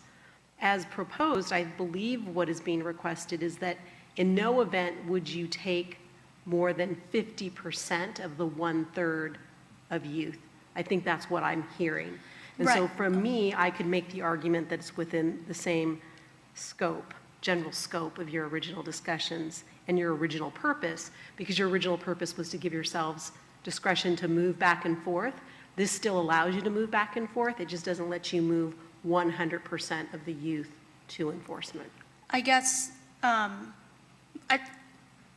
I would like to kind of push back a little bit on that last comment about moving back and forth, because my recollection is that we wanted to move to youth, not to enforcement. So I would say my concern was regarding section 13-205. And because you've determined, your advice is that it doesn't trigger that, I am comfortable with it being within the scope of our last conversation, because unfortunately, I didn't think about the potential that some future council might say, you know what, I'm just going to save, 10% of that 2/3 to youth, and I'm going to use it to, into code enforcement. And that is a fear, and I appreciate Councilmember Lopez for bringing that up. And with that, I guess we already have a sub-motion, so we need to vote on that sub-motion and then go back to the original motion? Yeah, I think there's a substitute motion by, or there's a motion by Councilmember Lopez. I'll second that for purposes of discussion, but I know there's also there was a subsequent motion made by Becerra, seconded by Mayor Pro Tem. I'm sorry, Peñalosa and then Becerra. So we'll just vote on the sub-motion? Can you read back that, because I followed that we had a motion, but could you? There read was back an the underlying substitute motion by Lopez that I just seconded, right? And that was to have that, it'll be no less than 50% For dedicated. proposed language, right? Right. I got that motion. You're And then saying there was a a substitute motion? a motion that was later made by Mayor Pro Tem Peñalosa to adopt the ordinance as recommended by staff. Got it. Correct. And seconded Mayor by Pro Tem. Becerra. And it was seconded by Becerra. And that was the last motion on the floor. And I believe that's the one that So we you take have to up take first. action on the substitute motion first. Right. Sure, go ahead, Mayor Pro Tem. Thank you for that. So I just have a question, kind of coming back to Councilmember Fan's point about a future city council potentially, making the youth 10% or less. I mean, can a future city council 15, 20 years from now completely come in and just change the ordinance again and say, we're going to make it 0% and we're going to give 90% or whatever to, enforcement? I feel like a future city council could do anything, really. If Yeah, it's a not. future city council could repeal this ordinance. In my opinion, it would require that supermajority vote. The only reason that these changes, in my opinion, are being allowed to be made by a simple majority is because you're staying within that context of at least 2/3 of this revenue is going to go to youth or enforcement, or both. But if you go beyond that, if you open up those parameters, my opinion is you will need a supermajority vote. Right, so currently, as the ordinance is stated, recommended by staff, it gives us more flexibility as a council, but does it still require a supermajority to say, no, it's just a simple majority, correct? Simple majority when you go through your budget process. Okay. All right, thank you. Thank you for that, Councilmember Fan, and then Becerra. I just wanted to briefly touch on what you mentioned. I would say that, if we adopted without the 50% language, a future council can adopt a budget and, or staff can recommend a budget that does put 90% into enforcement without this robust discussion with how youth funding is being done or enforcement funding is being done from this cannabis fund. But if a future council wants to amend it so that 90% of the 2/3 does go to enforcement, we will have this public meeting. We have to have the public meeting at least twice to amend the ordinance, and I think that gives the public an opportunity to make their comments on that. So I think that's a little bit of a stopgap for a future council. They might not care, but I think that it's important to say that, our goal is not to diminish the youth fund, our goal is to enhance it. And by adding the 50% language, we ensure that it is not going to be diminished unless somebody chooses to do so in the light of day. Thank you, Councilmember Fan. Councilmember Becerra. Thank you, Mr. Mayor. I will tell you that my support for this was because of the flexibility that wasn't hamstringed by one way or the other. It wasn't a one-way street. And in fact, I'm looking at the ordinance right now, and there's nothing in here that says that it's only to go from enforcement to youth. It could go either way. I don't think there is a council that would ever say, let's put 90% towards enforcement and not give more to youth. But what I appreciate about this whole exercise was because we don't know what future budgets are going to look like, and we don't know where we're going to have to move funds back and forth. And so I appreciate the idea of being able to have that flexibility, especially because the cannabis funds are increasing beyond what was originally imagined. And so there's a lot more opportunity with these funds for helping our youth, but also enhancing enforcement. We have some serious issues in our city that we do need to make sure that our enforcement of some of these issues are robust. But in no way, shape, or form am I looking at this as a way to somehow go 90% enforcement and 10% toward the youth. I think that when I supported this during the first reading, it was because it was for the flexibility of moving these funds either way. again, depending on what the situation was going to be at that time as we approach each budget cycle. So that's where I'm at, and I'm looking forward to voting on the substitute motion. Great. Thank you. I think we have one more comment from Mayor Pro Tem. Thank you, Mayor Sarmiento. I just also want to, be cautious as we move forward with this because, as we know, other cities in the county are adopting and ordinances and getting voter-approved measures to bring in retail cannabis to their cities. Madam City Attorney, what's our current sales tax percentage on retail cannabis? I'll defer that to staff because I don't know the exact percentage. I believe it was On adult 5%? retail Yeah. is what you're asking? Look at the ordinance. It's above the market, I know that. Yeah, I think it was 8, from what I believe. Oh, we believe 7, but let Okay, us tell you the exact amount. Because I know that the measure that the city of Costa Mesa, or the ordinance that they just recently adopted, it gives them, the city council should choose a percentage for adult retail use from 4 to 7%. They adopted a range, correct? In a business market, they're going to go to a lower percentage than we do to be competitive and try to take some of that business away. So I see this happening more and more as we move forward along, down this path with more cities jumping on, which will deplete our revenue. Just thinking on the common business side of it.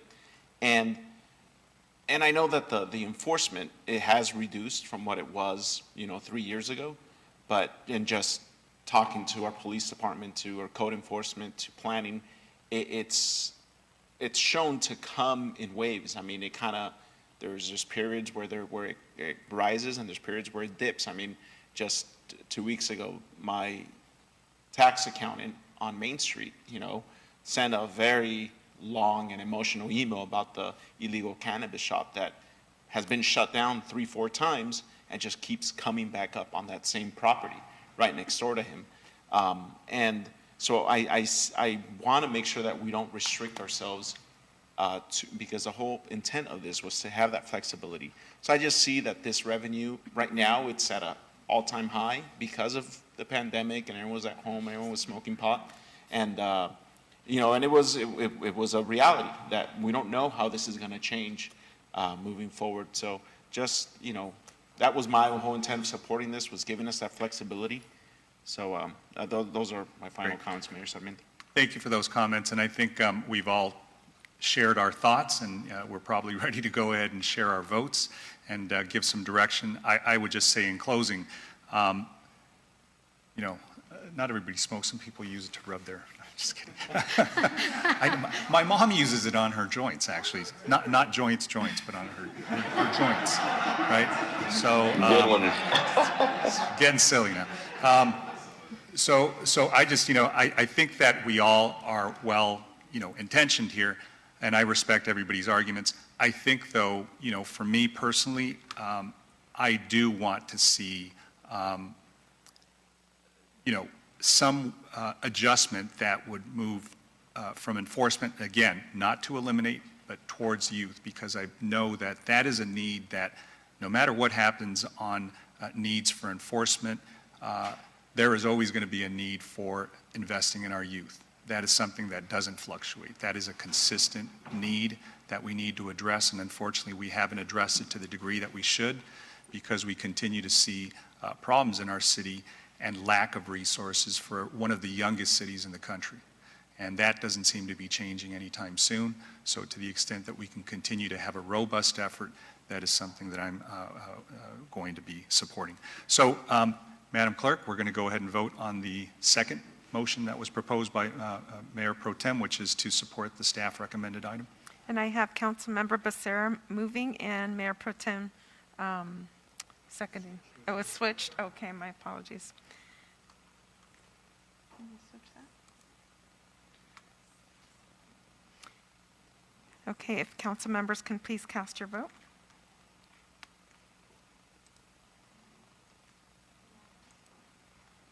Councilmember Hernandez?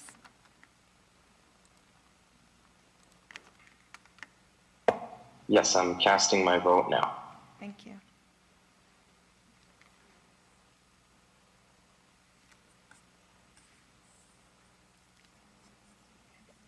Councilmember Hernandez, we can't see it. Can you please announce what it is, and we'll go ahead and... No.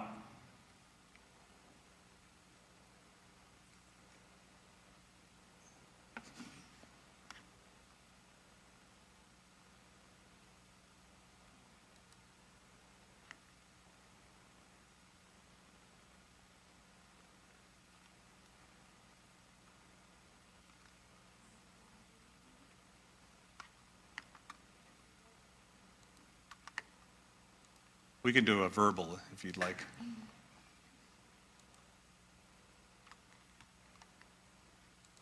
There we go. Okay, my apologies.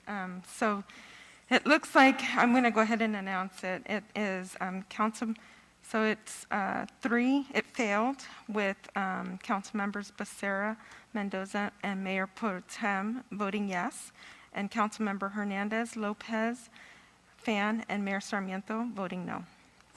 Great, thank you. Now we go back to the original motion that was moved by Councilmember Lopez, and I believe I was the second on that. Would you like, go ahead, Councilmember.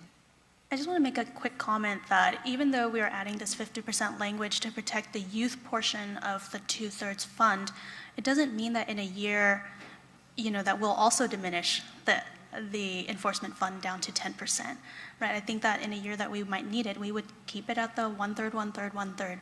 And that's why I support this amendment. Said. Thank you. Madam Clerk, do you want us just to go ahead and recite it, or would you like us to use the device? What's best for you? You should be able to use the device. Thank you. Correct. All right, colleagues, please vote.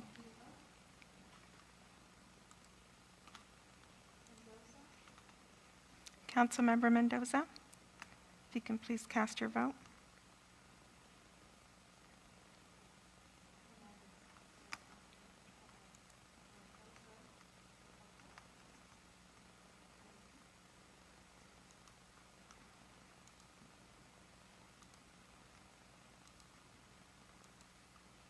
Okay, motion passes with Councilmember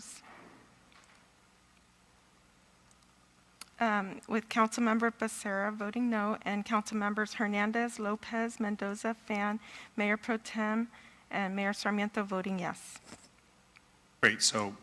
The motion passes 6-1. Okay. Thank you. I want to take something out of order, if it's okay with everybody. There is somebody who needs to be sworn in and have the oath of office. Leonel Flores, are you still with us? He's probably reconsidering whether he wants to be a commissioner at this point, but let's get him up here before he changes his mind. And I believe this is an appointment from Mayor Pro Tem. I'm sorry, Councilmember Mendoza.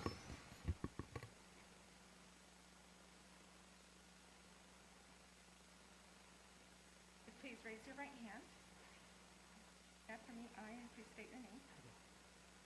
I, Leonel Flores, do solemnly swear that I will support and defend the Constitution of the United States the Constitution of the United States and the Constitution of the State of California and the Constitution of the State of California against all enemies, foreign and domestic, that I will bear true faith and allegiance to the Constitution of the United States to the Constitution of the United States and the Constitution of the State of California, and the Constitution of the State of California, that I take this obligation freely without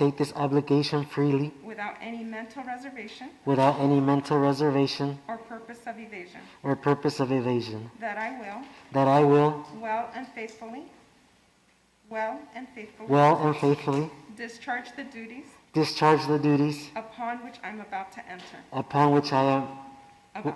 About to enter. Very good. Congratulations. Congratulations, Commissioner. Thank you.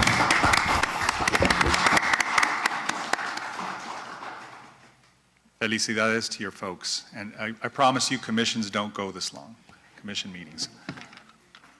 All righty, I think the next item is item number 13, and I believe that's Mayor Pro Tem Peñalosas. Thank you, Mayor Sarmiento. Let me jump to my notes here really quick.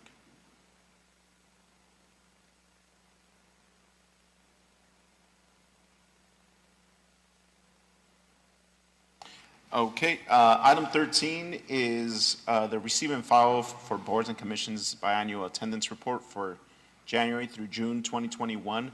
The reason why I pull this, and I'm assuming this will be questions directed towards you, Madam City Clerk. With the boards and commissions, I noticed that I was happy to see that staff did acknowledge that the Community Development Commission had exceeded the limits for permitted absences, and there were about 3 or 4 commissioners that had more than, I think it was 4 absences, consecutive absences that were unexcused. And according to the staff report, it says staff that oversees the Community Development Commission has stated there was a communication issue that has now been resolved, and attendance should no longer be an issue.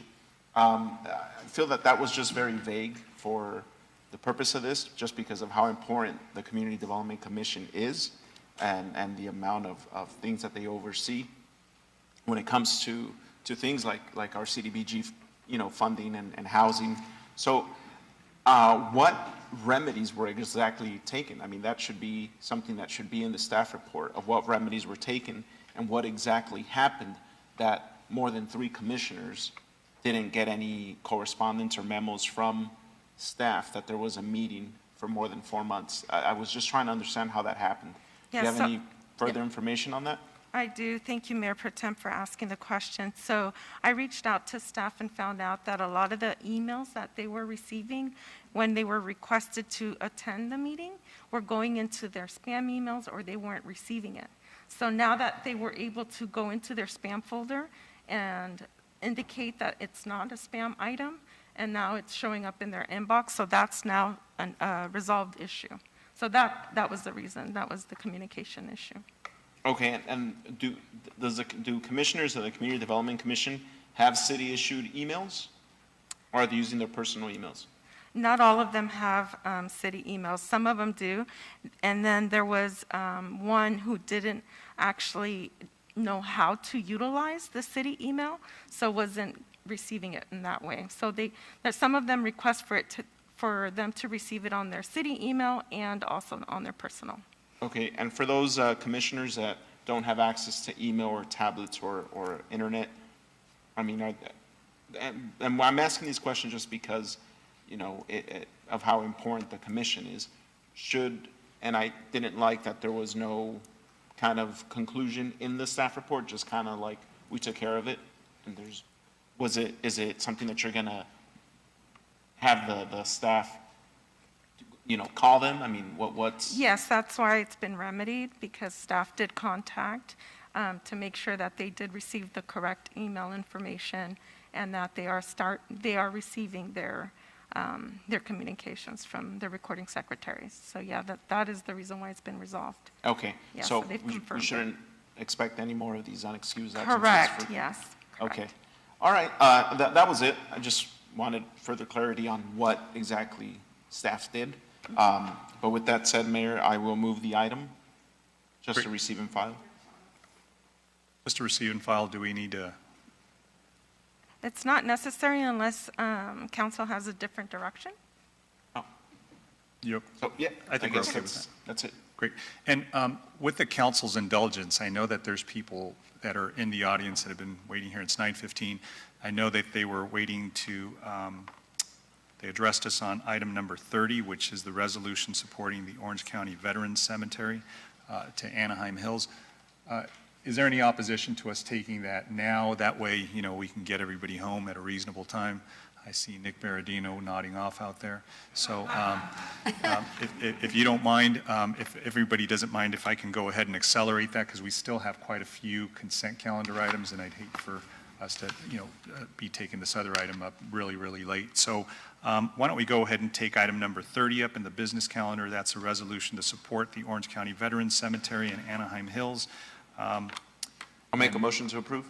Great. Second. Seeing no discussion, hearing no discussion.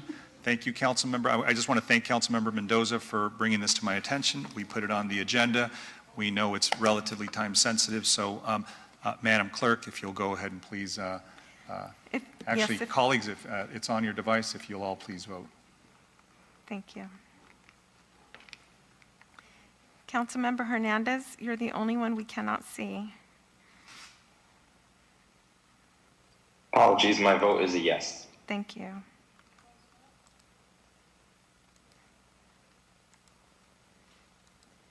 Motion carries 7-0.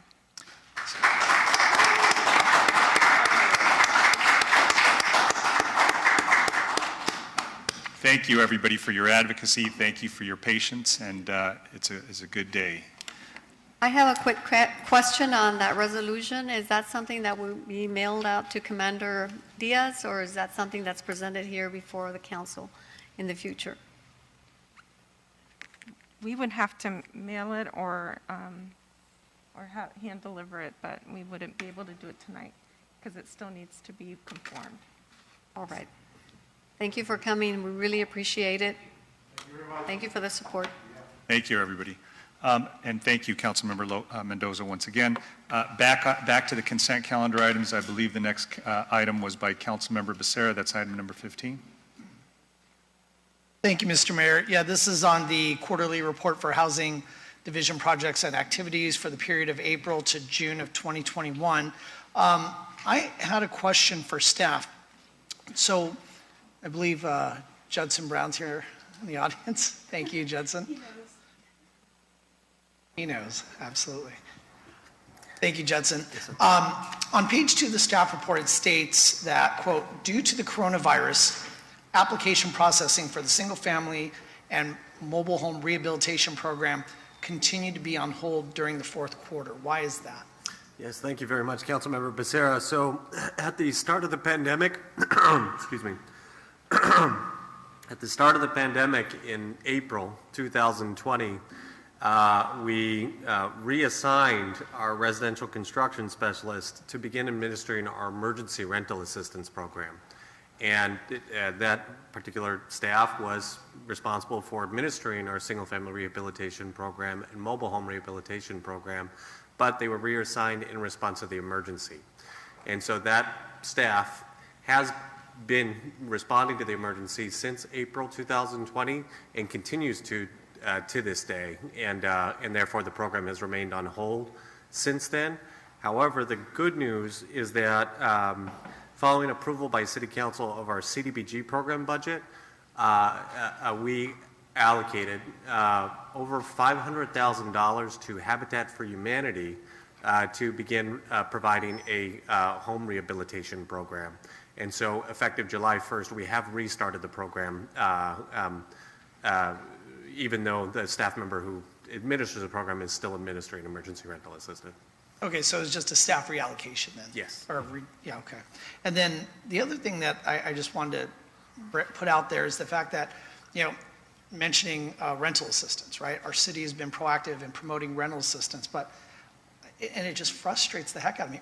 Please explain why we're not being more proactive in promoting the availability of down payment assistance for first-time home buyers. Because I feel like for all the folks that come in and talk about sustainability, sustaining and not wanting to see folks displaced, this is a wonderful program. There are so many folks renting here in Santa Ana that can't afford a down payment, but their rent for their apartment is either as much or more than a mortgage. So this seems like something that we should be promoting from the top of the rooftops, but it doesn't seem like we are. Can you explain what's going on with that?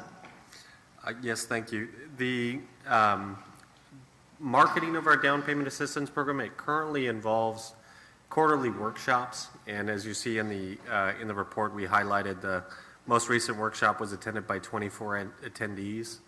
But what's behind this information, behind that workshop, is actually a very positive story that in the last fiscal year, we actually closed and approved 11 down payment assistance program loans, which was nearly twice as many as the year before.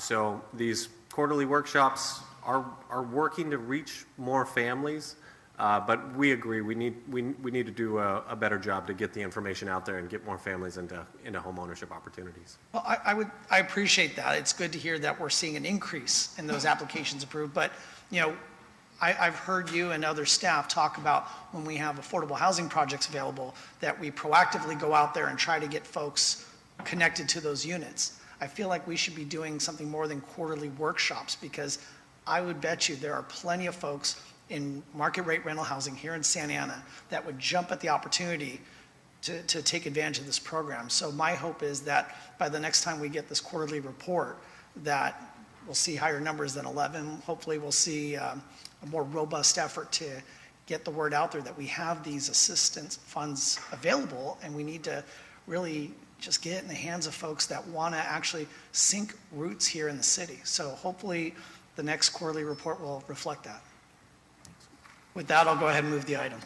I believe it's a receive and file, so I don't think. I'd be happy to receive and file it then. There you go. Let's receive it and file it. Let's move along to item number 16, unless there's any other comments or questions on that. Seeing none. I have a quick comment. Go ahead, Councilmember. Similarly to my colleague Becerra, I too would like to see that money out there.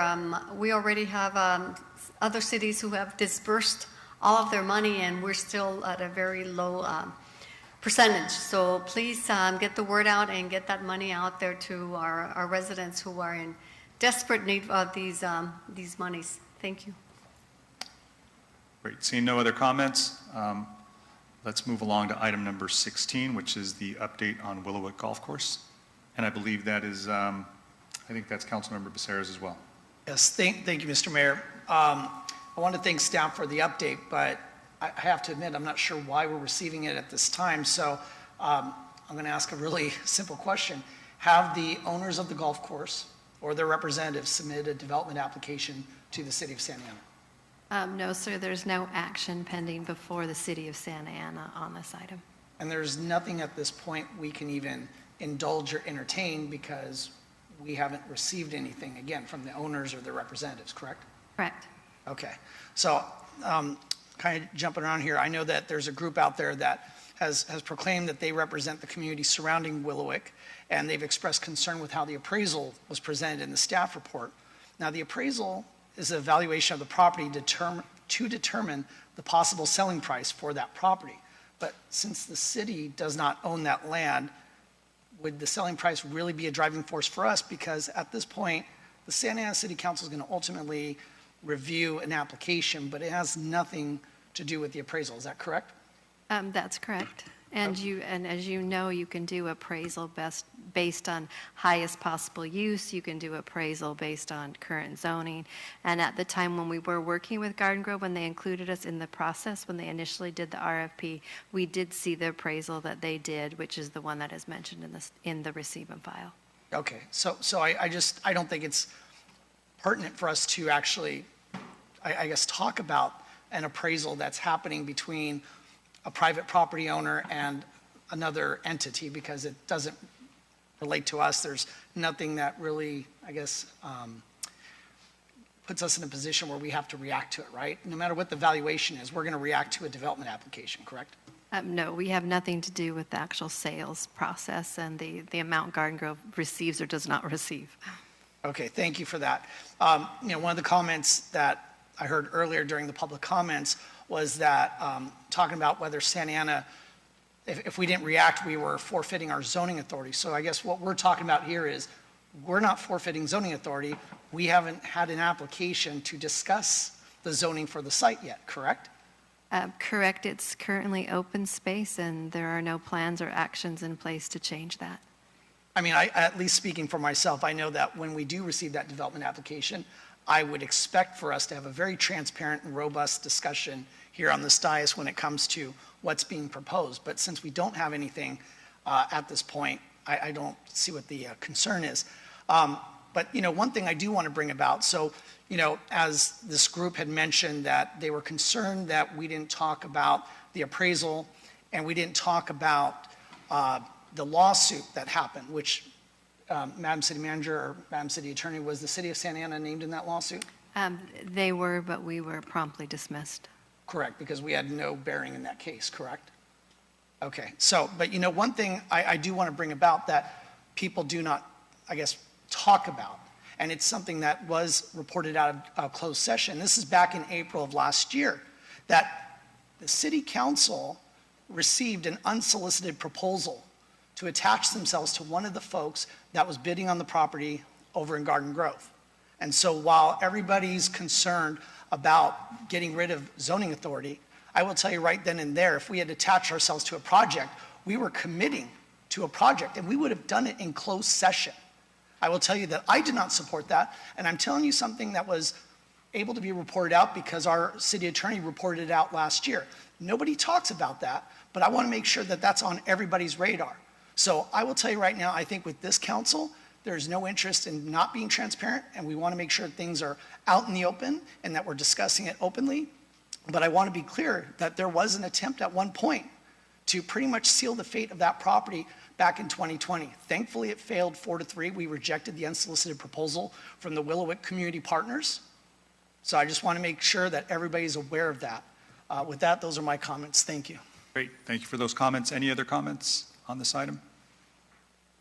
Seeing none, hearing none, I think that, I appreciate the council members' comments. I think to staff's credit, I think we're trying to be as open and transparent in this as possible.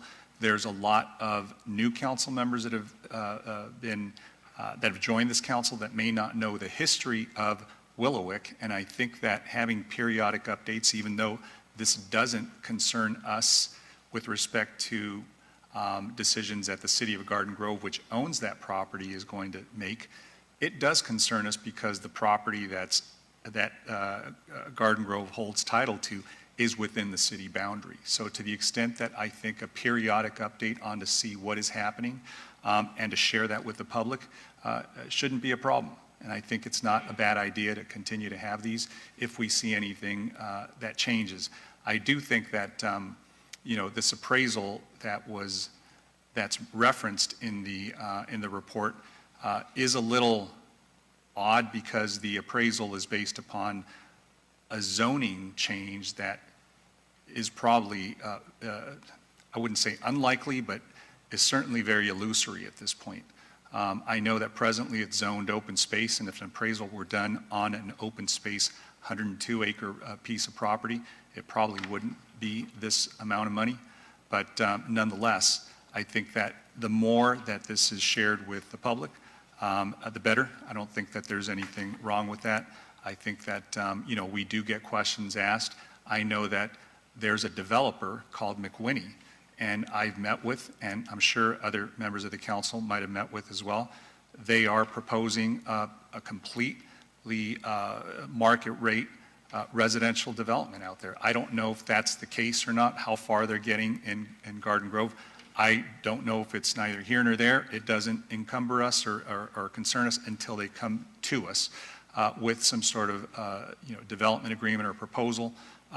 I certainly think that the open space element of Willowick is something that I've always said is a good thing, and that that's something that hopefully we can track, and there's no reason why I think we shouldn't share that with the public. But that said, it's a receive and file item. Let me move along to the next item. Mayor, I believe that's Councilmember item. Hernandez does have his hand raised. Sorry about that. I can't see your hand. Councilmember Hernandez, go ahead. Thank you, Mr. Mayor. I fully concur with what you said. I think that as Garden Grove goes through this process with the developers, it's imperative that they understand that Santa Ana is going to consider and balance the community interest as it pertains to that neighborhood. Everything from designing it to scaling it to the open space and how it's used, and any incorporation of affordable housing. That's going to be something that we're going to consider in our city. And for me, I'm only going to consider the community's needs and their interests in that property. And that is that people are demanding open space be utilized in all the right ways, that we incorporate the music and arts and intervention components that communities are asking for. And I think that affordable housing is something that we should also incorporate to ensure that we're housing residents in our own communities. And that concludes my comments, Mr. Mayor. Great, thank you for those comments. Mr. Mayor, I just, one Go last ahead, thing I wanted to say. Thank you, Councilmember Hernandez, for what you're saying, because, you know, one of the reasons why I brought up the issue that came before us, the unsolicited proposal that came to us last April, was the fact that while I respect the residential developer that's a part of the Willowwood Community Partners, unfortunately, I will say that the proposal that is for, you know, public consumption, because it was submitted to the city of Garden Grove, it really did not accommodate open space. And I will say right now for the record that I want to see an enormous amount of open space on this property. That may make some folks cringe as far as the development community, so be it. Everybody has talked about how much our city needs more recreation and park space, and I will put it on the record that I will support an enormous amount there, and as Councilmember Hernandez says, to provide all these opportunities for our youth.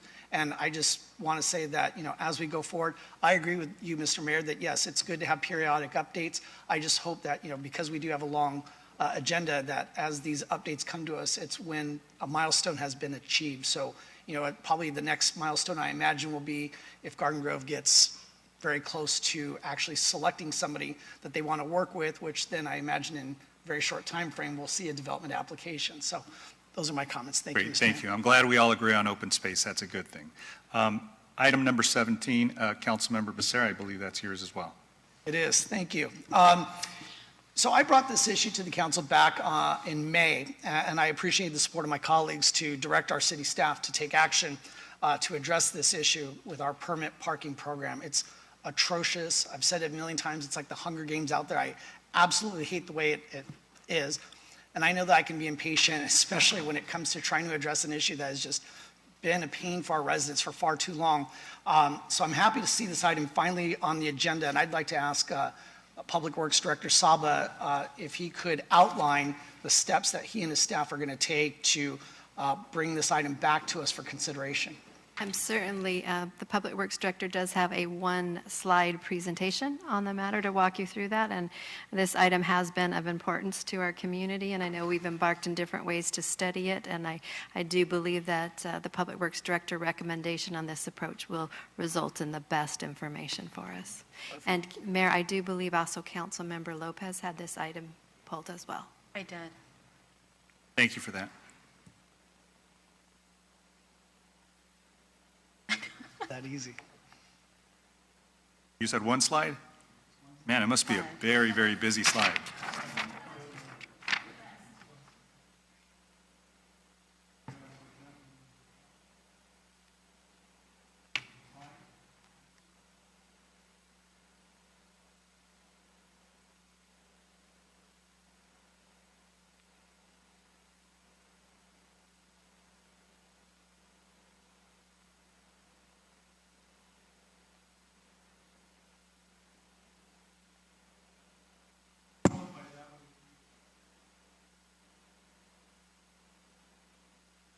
Costa Mesa, Fountain Valley, which all have those kind of programs. So we'll do a survey of these programs throughout the county. We will assemble, if desired, an ad hoc committee for the council, if desired, and then we'll hold community outreach for feedback on possible improvements in the programs. And then once we do that, we'll develop options and alternatives to come back to you in a work study session to discuss those alternatives and obtain your input and direction. Followed by that, we will conduct a citywide community outreach, and then we will revise the municipal code to reflect the recommendation from you and the community on improvements of the program. That's the skeleton of what we're going to do. Timing on this will be between 18 to 24 months. Okay, 18 to 24 months? Yes. Okay, I appreciate the thoroughness. Hopefully we can shave a couple months off there because we'll do our parking's best. not getting better in the city. We will do our best, but some of these things take time, development of the RFP and retaining of the consultant. So and the survey. So there will be some time spent between staff and the community. So we will be doing a strong outreach, and we really need to reach out to the community because, as you know, there is feelings about these programs in the community. Some like it, some don't, and so we really need to reach out. Okay, perfect. And so as far as like for the first step, so develop and issue the RFP, when do you hope to release that? I'm thinking in a couple of months now. Couple of months? Yeah. Going to take that long to develop an RFP for an issue that we know I want to be that's been around thorough, for a but while? I'll give you, within a month, we should be able to send something out. So. If I keep pushing on you, maybe we can get it out tomorrow. I will not be ready for tomorrow. Staff is, especially traffic staff, is really, really consumed with speeding and all those issues that we're trying to tackle. So I want to give them some time to develop a robust RFP that we can retain a good consultant to give us a good service. So. In all seriousness, Nabil, I appreciate you doing that because I want to make sure we do it and we do it right and we do it to the satisfaction of our residents. So I appreciate that. Thank you for the presentation. You're welcome. Director Saba, Yes. so thank you for the presentation. Of course, like I support this because I do think that our parking permit needs to be, there are flaws with it. But I do think that when we are talking about having a holistic approach to finding, the parking issue in our city, we shouldn't separate the parking permit from the actual need of parking in the entire city of Santa Ana. And so I would like, perhaps maybe an item 10 added to the list of things that talks about creatively adding parking, not just focusing on the permits, as I said. In downtown Santa Ana, we have residential units, but we don't allow for overnight parking. I was just in Portola Park last week, and I was talking to a homeowner whose curb on the side of his house, the whole strip is painted red. And so he tells me about, when his friends and family come, they can't park there. And they need parking, and that's just a waste of space. Sure. And so maybe perhaps taking an inventory of all the red curbs in the city, looking at why some curbs have a red stripe and how others don't. Perhaps talking about angled parking and parking on commercial streets. I think that we are at a point in the city where we have to start talking about the things that are gonna add parking that is gonna be a solution to Santa Ana residents. So I do wanna see that, and I don't want, as Councilmember Becerra said, we should do it right and we shouldn't separate the two because it's really one big issue. I agree, and we'll do. Thank you, Councilmember. Councilmember Fan? Thank you. I definitely echo Councilmember Lopez's concern regarding adding parking. It's definitely difficult. I live in a condo, a townhome, and I wouldn't be eligible for a permit right on the street. I also live right off Fairview, which is quite large, but has no overnight parking whatsoever. I would like for us to look at how we can add overnight parking in these thoroughfares, especially, for example, on the other side of Fairview, on the west side of Fairview, it's industrial. It's completely empty at night. I think residents, especially in my townhouse or the condos across, which have had a really bad increase in parking, maybe we can have just overnight parking. We do that by universities. USC had it when I was there. I think there are a lot of areas in the city we can do that. Right off McFadden and New Hope, where my parents live, or my mom lives, we have, again, really bad parking in the neighborhoods and apartments there, but there's really no street parking. Because the usage isn't as high, I think it would still be quite safe. So please, make that a big part of the consideration. Thank you. Great, thank you. Great comments, everybody. Mayor Pro Tem. Thank you, Mayor Sarmiento.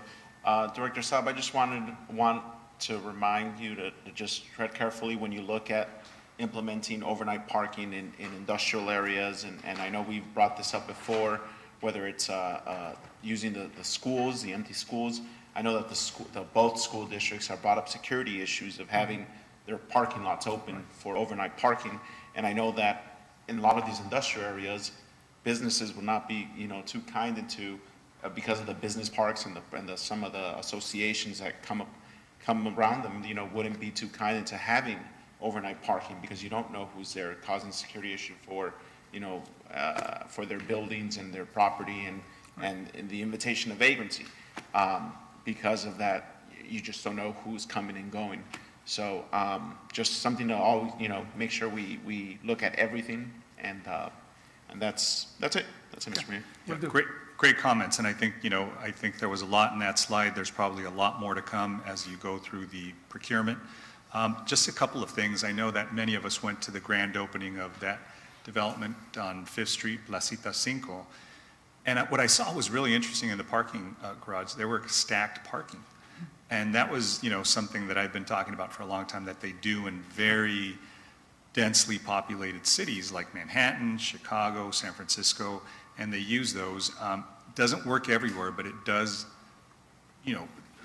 double the number of spaces that you have. Right. And sometimes that, that is something that we could start talking to our development community to say, especially when their ratios are really low, so they don't, go out and, kind of filter into the neighborhoods. That's something. I know that we are going to be convening and it's one of the items that's coming up, where we're going to convert our ad hoc committee on working with the school district into a standing committee.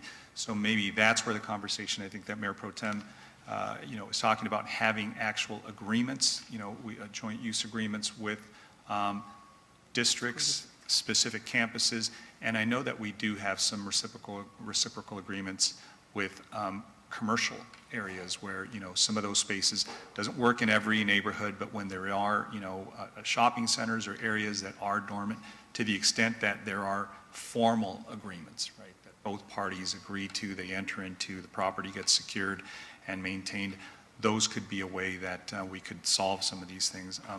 I know that we are very, very, desperately looking for solutions and just options, but, other downtown cities navigate this as well. We need to learn from, maybe some of their mistakes and some of their successes. But with that, that's receive and file. Great item. Thank you for that presentation. Just a quick comment, Yes, Mayor Councilmember Sarmiento. Mendoza. In regards to those red curbs that prevent the residents from parking, my constituents had issues with not being able to pull out into a street because of the dangerous zone, because it's so impacted by other people parking there, people from the surrounding areas, the apartments.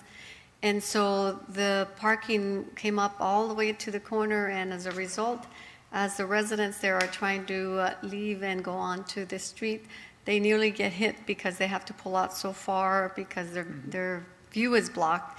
So understandably, those corners had to be painted red so that they would allow for safety reasons. So if you can find a solution maybe to have only permits for those residents who live in the area, since they'll be moving their cars hopefully in the morning, and it'll leave I don't know, maybe permission for them to park there just in the red zone, only for the residents who live there. So I know it's a tough situation, Director Saba, and that's why you're so well regarded, because you'll come up with some great solutions. Thank you. No small order. Thank you for those comments. Moving along to the next item, that was a receive and file item. I believe the next one is Councilmember Lopez's item. That's item number 19. Yes, thank you. So this is a project in Ward 3, and this is talking about expanding Bristol Street in the intersection of Bristol and Memory Lane, and the right-hand lane now is a right-hand turn only. And so when I was looking at the Google map, and one of the things I asked is, why can't we make this lane be a right-hand turn and give drivers the ability of going straight? I don't think that I received or was satisfied with the reasoning as to why we need to continue to widen Bristol Street. It's something that we talk about all the time. Right. You know, the many years that we've been under construction. And when I look at this, I can't help but think about what an inconvenience this is going to be for the Morrison Park neighborhood, for the Fisher Park neighborhood, for the Casa de Santiago folks. And so, you know, when I look at this, I understand that this is something that has been in the works. It's a grant with Octa, and those monies are very tight in what we can do. It is $1 million that I'm fine giving back to the taxpayers. And so, you know, it's a recommendation that comes from the master roadmap implemented, if I'm not mistaken. Yeah, you have two items before you tonight. This one, which is 19, is to accept the funds to go to construction to modify the intersection of Memory Lane and Bristol. On item, I believe, 37 is for a property acquisition for that project or portion of, for that project. So the reason that we needed to modify Bristol and Memory Lane is because there is a program under the Orange County OCTA, which is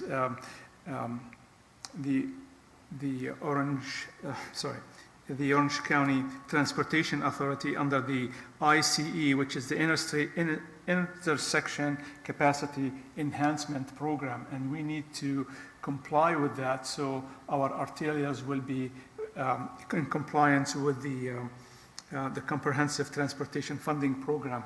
So we need to be part of that, so we will continue to get funding for even later phases of Bristol. If we don't, then that becomes a bottleneck, and our projects will become less favorable county-wise for us to get funding to continue with the widening of any of our streets.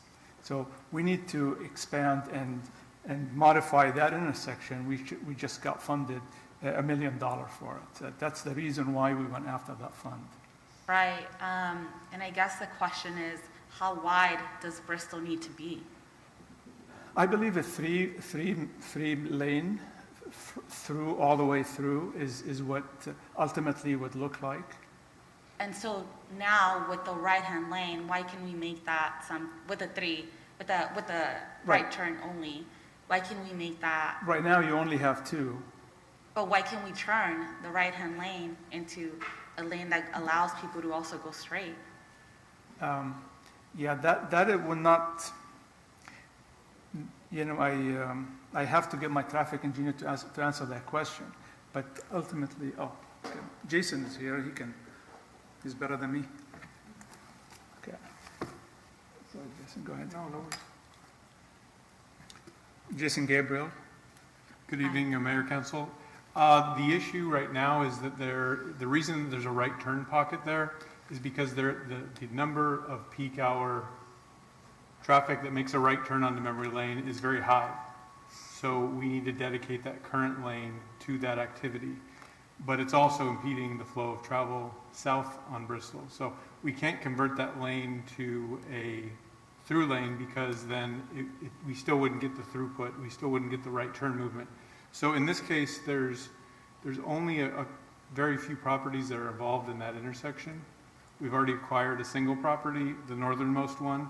The one on the corner, we're in negotiations with the property owner, and it's a vacant lot. So we're not acquiring anything other than a strip of vacant land. This, the other item that Nabil mentioned is to acquire that other piece for that third. That's the extent of this project, is just that right turn pocket. There's nothing else happening at that intersection. But we need it so that we can accommodate 3 through lanes and allow for the amount of cars in the peak hour that make that right turn movement. You said originally, like at the beginning, that it's because it's a busy intersection. Because when I was looking at the traffic volume map, you know, that intersection isn't even placed on it. And so that tells me that the high volume of cars isn't that big. Do I understand that correctly?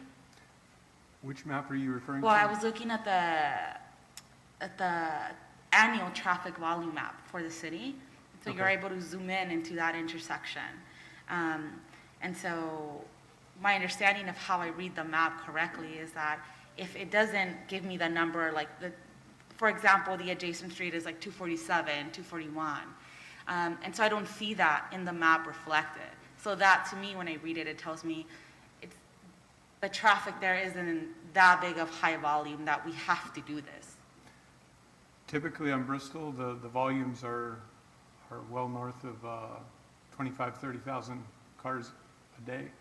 I don't have the specific counts of what the actual throughput at that intersection is or the right turn pocket, but the only reason that we were able to receive this money is because it fit into the parameters of intersection enhancement, which looks at the level of service before the improvement and the level of service after the improvement. So how much of an improvement are you making to the total intersection?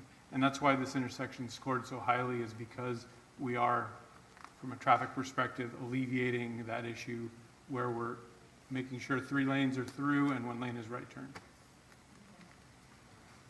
Yeah. Thank you for those comments. Mayor Pro Tem?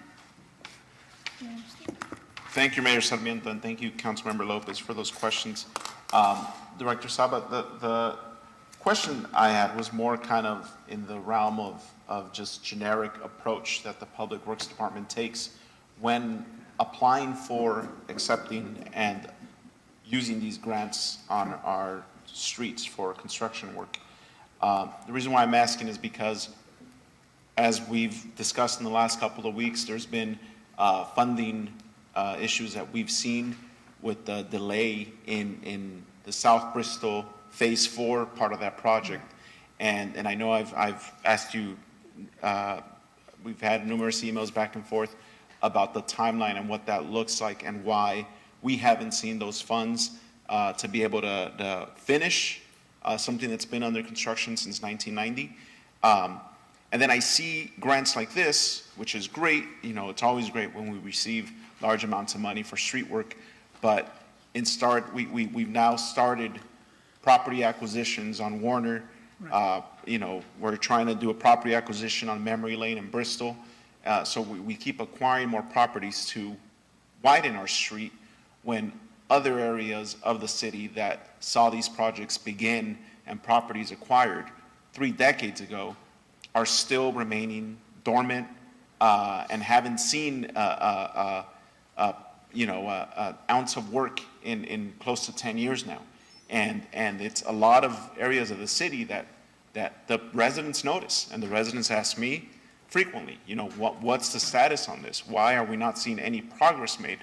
And I just worry that as a department and as a city, we bite off more than we can chew at times when it comes to public works. I know that our staff does a lot, but when it comes to the contractors, just, you know, this summer we saw Flower Street redevelop, and I know you sent us an email on that. It's been close to 2 months now, and we still have those temporary markers on the ground that are now half missing, puncturing people's tires, and it just looks messy. And people ask why.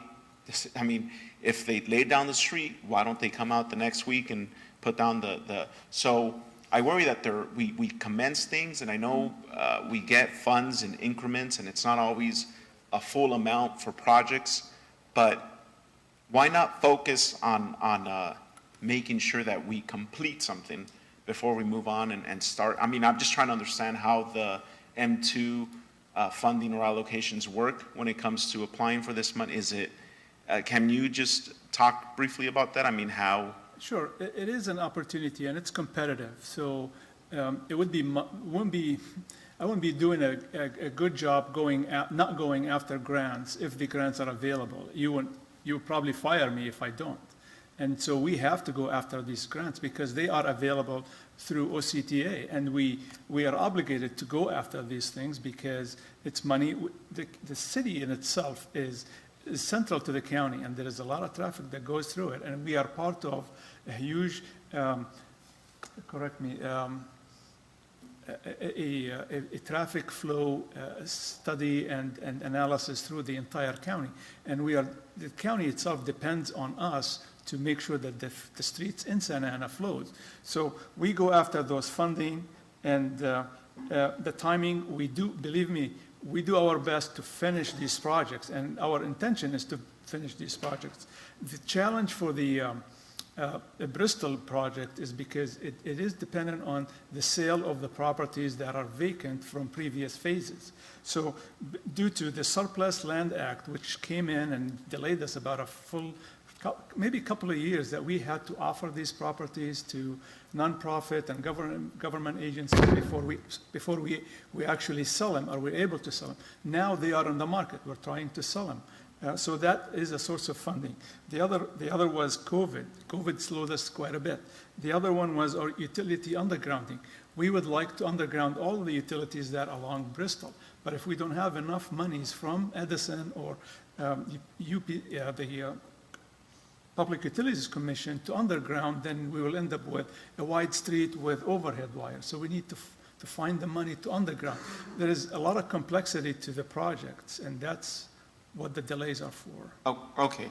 Thank you for that. I mean, that's great, and I would Believe definitely me, want you. Jason mentioned to me that 3A project and the widening of Bristol we're almost there in terms of funding, so we may be starting construction soon. 4 is next. So. Okay, and I would want you to go after every grant possible. But so this, and I'm just going to use this as a hypothetical. So Bristol Street and Memory Lane, $1.12 million in the grant award. Let's just say that the total amount needed to complete whatever we want to do with Memory Lane in Bristol is $3 million. I'm just saying that. I'm just using hypotheticals here. But right now we only have 1.12.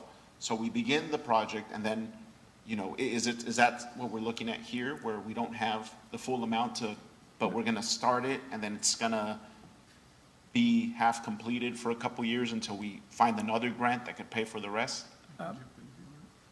Jason can answer to that question. Go ahead, Jason. Okay, so the $1 million is enough to fund the construction. So we require the grant, and then there's a local match that's required to meet that so that we can fund the whole project. That's part of the grant application. So in this case, yes, we have enough money to do that. And this funding, because we applied with the saying that we're going to use it for this location or the Warner Avenue improvements from Oak to Grand, we got those $9 million earmarked for that location. We can't just say, you know what, we're going to use this for Phase 4 Bristol because it's been 30 years now. And I'm just asking, we can't do that, correct? Correct. So it has to be. It's specific to the segment that we're dealing with. All right, those are all the questions I had. Definitely clarified a lot. I hear from residents all day long about the Bristol Street delay, and Warner and Main and Fairview. All good projects, just the timeline. We will be striping Flower I think we are in the process of finalizing the striping on Flower too. So okay, it's by the end of this week you will see some paint on the ground on the floor. Appreciate it. Thank you, sir. Thank you for those comments. If I may just add something, Mayor Pro Tem, I understand your frustration, but these street projects it's a pipeline, and there's multiple steps in it, from the design, the engineering, to seeking the funding. And I will say that since Nabil came on board, we've actually done a lot more capital improvement projects around the city than you've done in, say, the past 8 years. So we have completely revamped the capital improvement plan, went in there, closed out projects that were sitting still open that were already done, and really focused on the ones that we can achieve the funding for and doing. But I do understand your frustration. It is a lengthy process. It's appreciated. Thank you, Director Saba. Thank you. Thank you, and I appreciate the comments by both Mayor Pro Tem and Councilmember Lopez. I think that, look, I serve on OCTA and haven't served on it very long, but I can tell you that in the short time I've been there, what I've realized is that there are certain projects that are just, riddled with challenges, right? And let me give you an example and what we're seeing a lot of. And I field calls. Most of them are from just, hey, why'd you put this detour here, and why am I taking longer to get to work or pick up my kids? On the streetcar, we've had sewage lines that, the city is so old that aren't even on any maps. So when they go down and start trenching and start doing things, they run into pipes and run into lines that stalls things for months. And then they run into concrete thick concrete that's embedded and below the surface, and you can't drill through it. So that's another set of months and maybe longer. And then you go through what the Pacific Electric right-of-way is, and there's historical artifacts there, which are old Native American ruins.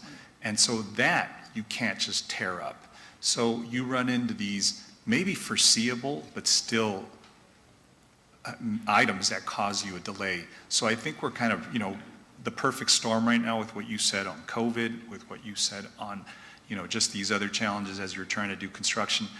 I've never seen this much construction simultaneously. So I think to everybody's point, we're all kind of frustrated because, it's the downtown with the streetcar alignment. It's Warner, it's Bristol, it's Main Street. These are all great things. I just think they're all converging at one time, and it does raise the anxiety level that everybody has when they're driving through the city. But if we look at it, I tell somebody, the road to progress is riddled with bumps. So, we just have to be kind of, patient and realize some cities aren't as, they aren't as blessed as we are to have these monies that are coming in and we're actually putting to good use. So I know it's difficult, I know it's challenging, but in the end, we're providing a better quality of life for people. I think we're going to be able to get people in and out because, traffic is very challenging, and to the extent we have widened streets, we have other public transportation, mass transportation options, and enhanced infrastructure along South Main. All these things are going to benefit us for years to come. I am going to move the item, and I'll go ahead and entertain a second. I'll second, Mayor Sarmiento. Thank you. So we have a motion and a second. Any other questions or comments? Seeing none, council members, please vote.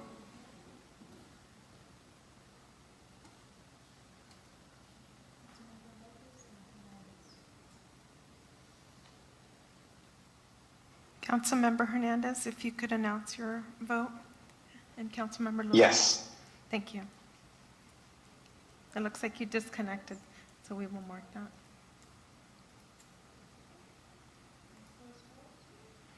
Okay, with Councilmember Becerra, Hernandez, Mendoza, Fan, Mayor Pro Tem Peñalosa, and Mayor Sarmiento voting yes, and Councilmember Lopez voting no. Great, thank you, everybody. I think the last item on the consent calendar was Councilmember Becerra's. That's item number 21. Yes, that is. Thank you, Mr. Mayor. So this item is to approve an amendment to the Illumination Foundation agreement to operate a temporary shelter at the Fullerton Recuperative Care Center for up to 4 months. Now, according to the staff report, it's anticipated that the 10 improvements for the shelter at the Santa Ana site over off of Carnegie may go beyond September 30th. And, this was supposed to be expedited work, and we were told that because of some of the shortcomings of the previous contractor, that this was something that was a high priority and that we would hopefully have this done by September. But I got to tell you, honestly, homelessness is such a huge priority. And I don't think giving just a 4-month or up to 4-month extension on this is acceptable. I'm not comfortable with it. I would ask my colleagues to indulge me in actually reducing this to 2 months and having staff come back to us with a progress on the TIs at our September 21st meeting, and if needed, an update at our November 16th meeting, because frankly, letting this go on and on is not helpful. There's a lot of misconceptions out there that Santa Ana does not have beds and is not able to enforce certain anti-camping laws. That's obviously absolutely not true. But nonetheless, the fact is that we need to get this facility done. And I think just saying, you can have 4 more months, we'll check back with you in the new year. I'm not comfortable with that at all. I'd rather it come back in 2 months. And then from there, we can assess whether we need to give you another 2 months. But I think for now, I'm not comfortable with giving you up to 4 months. My motion would be to move this item with 2 months, and then with staff coming back to us to update us on the progress on the Carnegie site. If I may make one clarification, the It's up to 4 months. Staff can terminate it when Carnegie does open. So this would just ensure that the homeless individuals that we've placed in this facility aren't displaced prior to Carnegie opening. But it doesn't necessarily mean it will take all 4 months. It is our goal to expedite the construction of Carnegie. And I know you're aware of the breach that we had from the previous contractor, so it did delay it, but it is a high priority of staff working on it with our current contractor to get it open. This is just a means to ensure we aren't displacing any of our homeless that are located at this temporary shelter. Well, at this point, I still want to hold it to 2 months and then have you guys come back and give us an update. That's my motion at this point. Thank you for those comments and that motion. Let me go ahead and bring it back to the council, see if there's any other comments. I would like to know if there is a detriment if we went ahead and did the 2 months rather than the 4 months. Is there a time requirement? We selected up to 4 months. If you choose to only do it 2 months, then if Carnegie is not open, we'd be returning to you again with another agenda item to extend to the time period that's needed to bridge to Carnegie opening. What we were attempting to do is provide you a staff report with the maximum amount of time that we think we need in the hopes that we do complete the project at the end of November, which is indicated in the staff report. Thank you. Second that motion. Thank you. I think I heard Councilmember Hernandez. Maybe not. Maybe that was just feet. I heard something on the mic. In any event. Yes, Mr. Mayor. My apologies. I did have a question, and it was a clarification question. Councilmember Mendoza just asked it, so that answers my question. Great. Thank you. Any other questions, comments? The only other, I guess, the question I had for staff is, look, I don't think anybody wants to open this up, sooner than staff and the council. I know that this has been a challenge, and my question is, we do have beds, right, that we can't continue to enforce our anti-camping ordinance for, because I know that we have some, I believe, at the Salvation Army and other ancillary sites, right? You are correct. And with our settlement agreement that we have under Judge Carter, and which is a good thing we have John Funk sitting here, who is the expert on that area, we're not required as of yet to have a set number of beds in our city because all of the settlement agreements have not been reached, but we are required to have a bed available in Santa Ana in order to enforce. And we do have 75-bed facility at the Hospitality House of Salvation Army. So we do have available beds. We are able to enforce all of the tools in addressing homeless. It is just that when we closed the link, we did have individuals there, and we wanted to secure a spot for them. So it was at the time a win-win for both Illumination Foundation and their center in Fullerton, which needed the funding, and they had excess capacity. Got it. And so I understand the council member's frustration on, looking at 4 months potentially on the very outer end and wanting to compress that time. And I remember we did a temporary site, a while back for I think in a month, but that was a temporary site. We're talking about a permanent shelter, and so that is a very big difference from a temporary site to a permanent one. So if we were to approve this motion to compress the time to 2 months, and in the event that it's not ready, we would simply have to come back and probably give more time, right? You would, and I can assure you, staff wants to get Carnegie done as soon as possible. So by approving up to 4 months, it doesn't mean we're dragging our feet and going to take the full 4 months. We want to get it open as soon as possible. But if you grant us 2 months, and for whatever reason Carnegie doesn't open by the end of November, we would be back probably with the same recommendation. Right. Just so we don't displace homeless people. Yeah, so we probably wouldn't accomplish much in practice. I guess in theory, what we're saying is, yeah, we want to see if you can expedite this and make this a lot shorter. Is there anything that we can do? I'm trying to see if we can find a compromise to address the immediacy that we'd like to see, or the urgency that we'd like to see, and maybe coming back and, reporting back out to us maybe in 2 months and saying, hey, we're ready, or, we're ready in a shorter period of time. I don't know what we could do at this point to accelerate this, this construction. And I think that's really up to the contractor at this point. But we certainly could, at whatever interval you'd like, to give you a briefing on the construction activity. Can we, I don't know if it's okay, and maybe this is a friendly amendment to say, can we have this re-agendized in 30 days and see where are we? Maybe we're close to that 2-month date. At that point, maybe, we are out an additional 30 days. I don't know. But maybe what that does is it gives us a sense of where we are as opposed to waiting till, we're 4 months out and then we realize, oh, well, it took the entire 4 months. Mr. Mayor, that was part of my motion, is to have them, in addition to compressing it to 2 months, to have them come back to us at the September 21st council meeting and the November 16th council meeting. To me, this is something that we need to have both eyes on and the attention on this to get this done. And I appreciate that staff is very eager to get this done, but I can also assure you, so is the community. I'd like to keep our eyes on this, and hopefully the more attention we get, the more sooner we can get this done. Any other questions or comments? I think, we're kind of at the semantical point of, where it's either 2 months, 4 months. I almost feel like saying, well, let me do a substitute motion for 3 months, and maybe that kind of cuts a baby in half. But I think, I guess the point is that maybe you can come back to us in 30 days, let us know how progress is going. Hopefully progress is going better. Certainly. And so I believe Councilmember Becerra wanted one at the very next meeting. 30 days would be the first meeting in October. We can do that then instead. Okay. That's work? fine. Okay. So that would be an amended motion that you're making, council member? So amending it from September 21st to October, what's our first date? October 5th? Go ahead and do that. Thank you. So is the second good with that adjustment, Councilmember Mendoza? Yes. All right. Seeing no other questions or comments? Colleagues, please vote.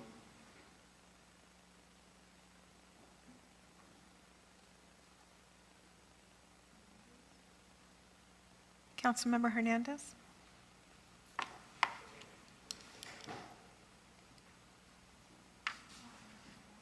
Councilmember Hernandez? Yes, Madam City Clerk. Are you able to see my vote? No, we're not able to see it. Can you announce it, please, Okay. first? My vote is a yes. Thank you.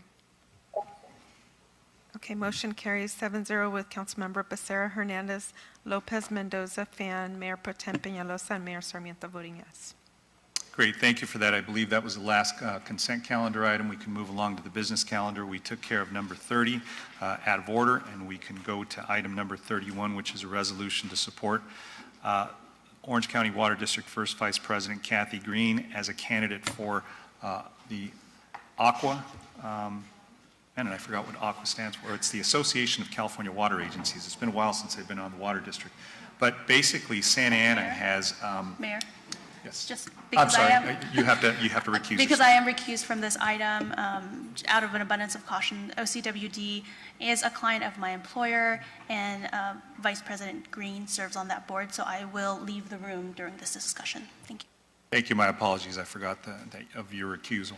But I'm no longer the city's representative to the Orange County Water District. Councilmember Mendoza is now, and I know Director Green reached out to us because there is some time sensitivity to this appointment or this nomination for this first vice president position at AQUA, and we are a voting member of that. So we're part of an association.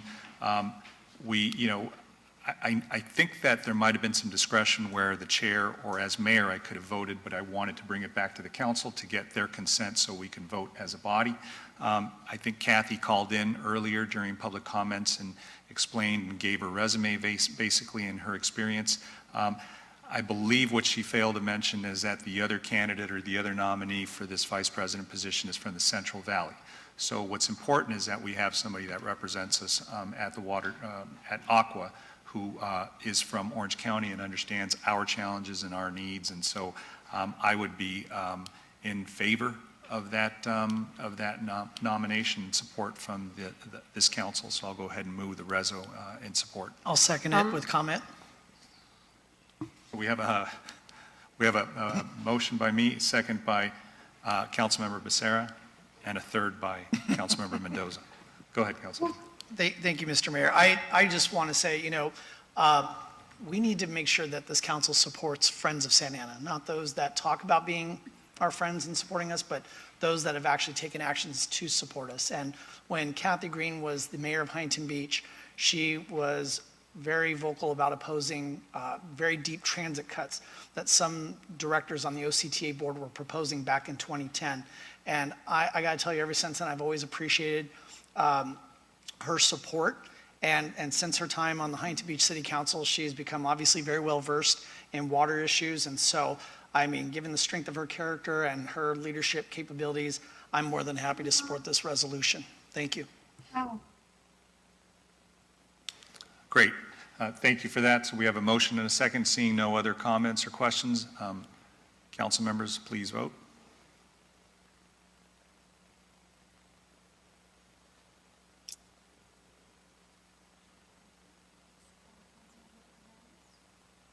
Councilmember Hernandez, if you would please announce your vote. Yes. Thank you.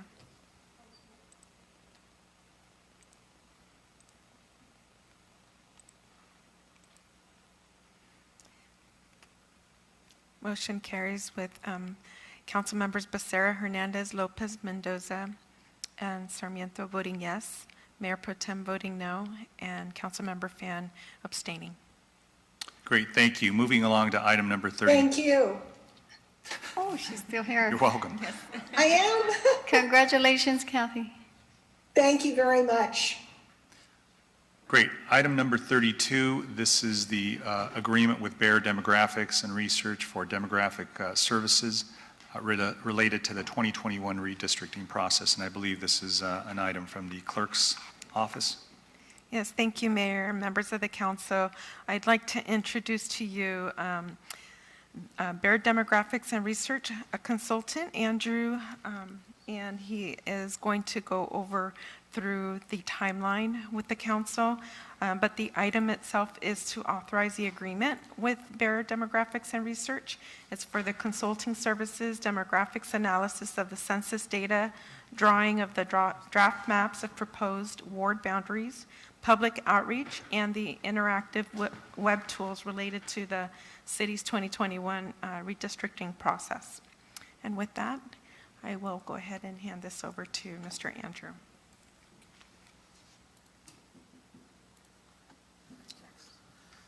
Good evening, Mayor and council members. My name is Andrew Westall. I'm the principal and owner of Bayer Demographics and Research. I've been involved in doing redistricting since the late 1990s. And I just want to go over a quick timeline for you of what we've been discussing with your clerk of the council. So just as a quick overview, every 10 years after the census, cities and counties and other jurisdictions with district elections, or in this case ward elections, have to redraw the boundaries of those districts. And so with respect to the city of Santa Ana, because you now utilize district elections as of the last couple of years, that process needs to be going through with the census data. The census data just came out I guess in the middle of last month on April 12th, but that's not the data that we can use for the redistricting purposes. There was a state law that was passed back in 2011 called AB 420, and that law says that the prison population, the state prison population in the state of California, has to be reallocated back to their place of origin, and that's about 90,000 people in the state of California. And so the final redistricting data set that'll be available to allow the city of Santa Ana to redraw ward boundaries will be made available by the state of California on September 20th, so within a couple of weeks.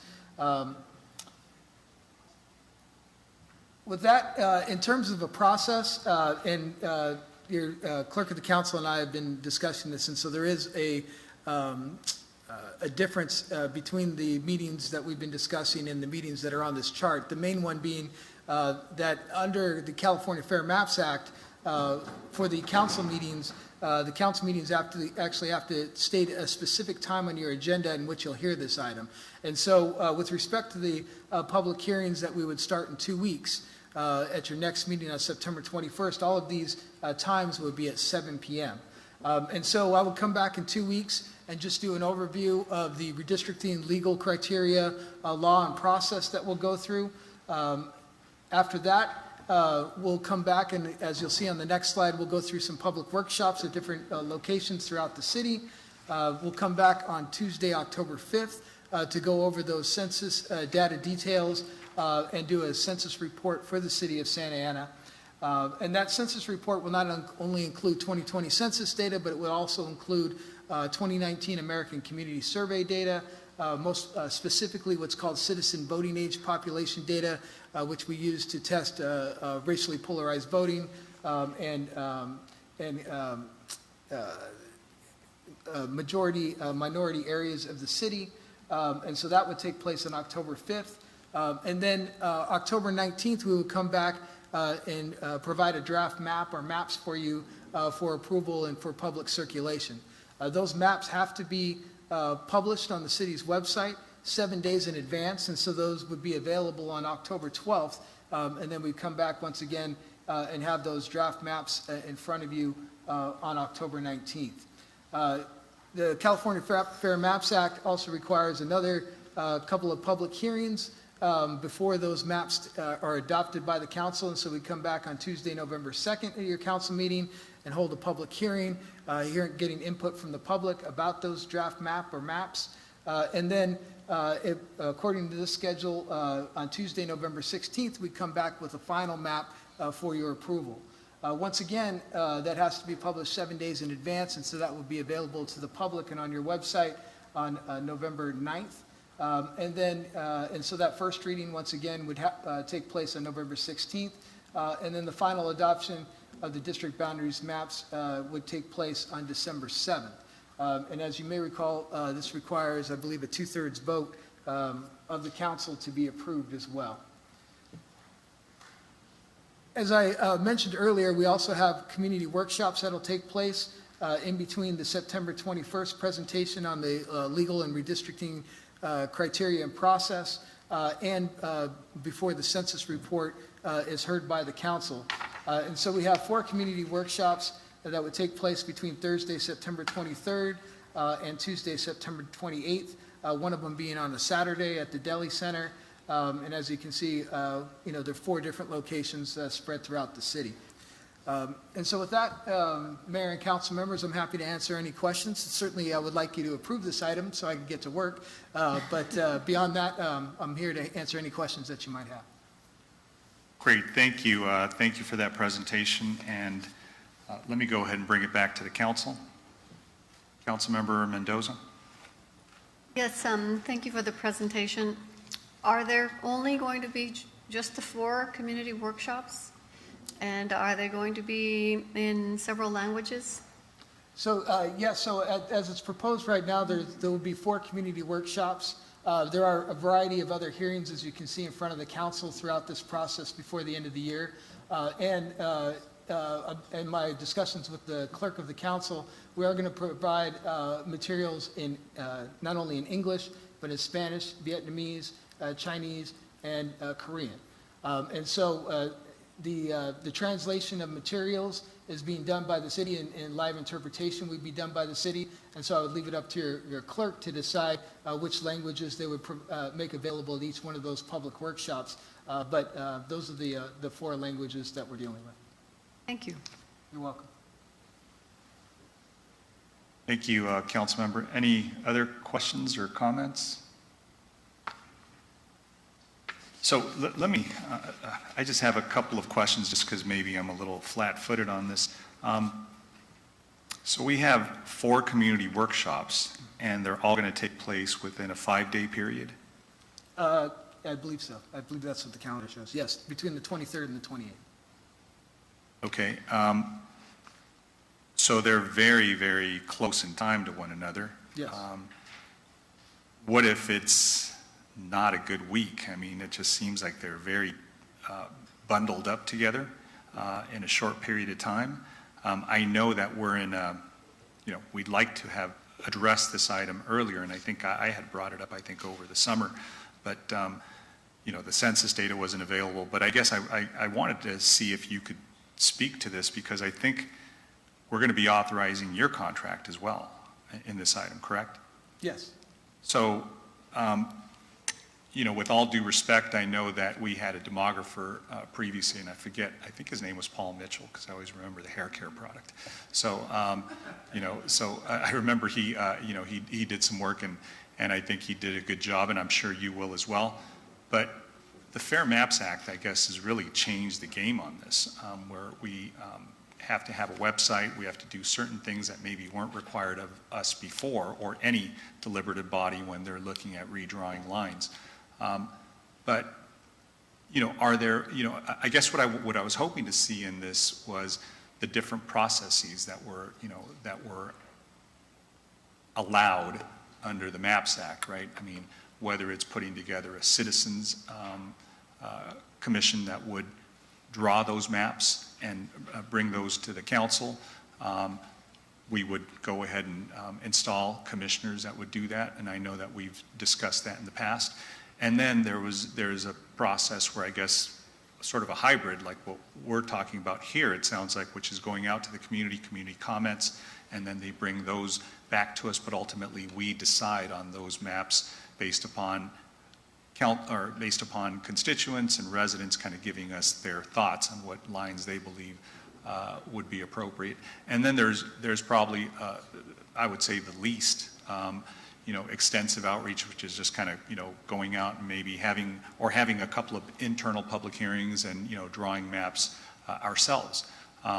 So are those the three options? Or, I guess that's where I wanted us to have a little bit more of a conversation and presentation and overview. Sure. So in general, Mayor, you have an accelerated time frame to be completed this year, right? So that schedule is built on being completed by the end of December.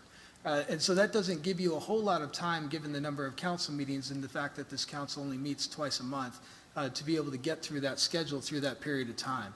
So part of, I think, the scheduling issue is the accelerated timeline that you have to get completed by the end of the year. Now, that being said, we are providing the website, and we're building it out now as we speak.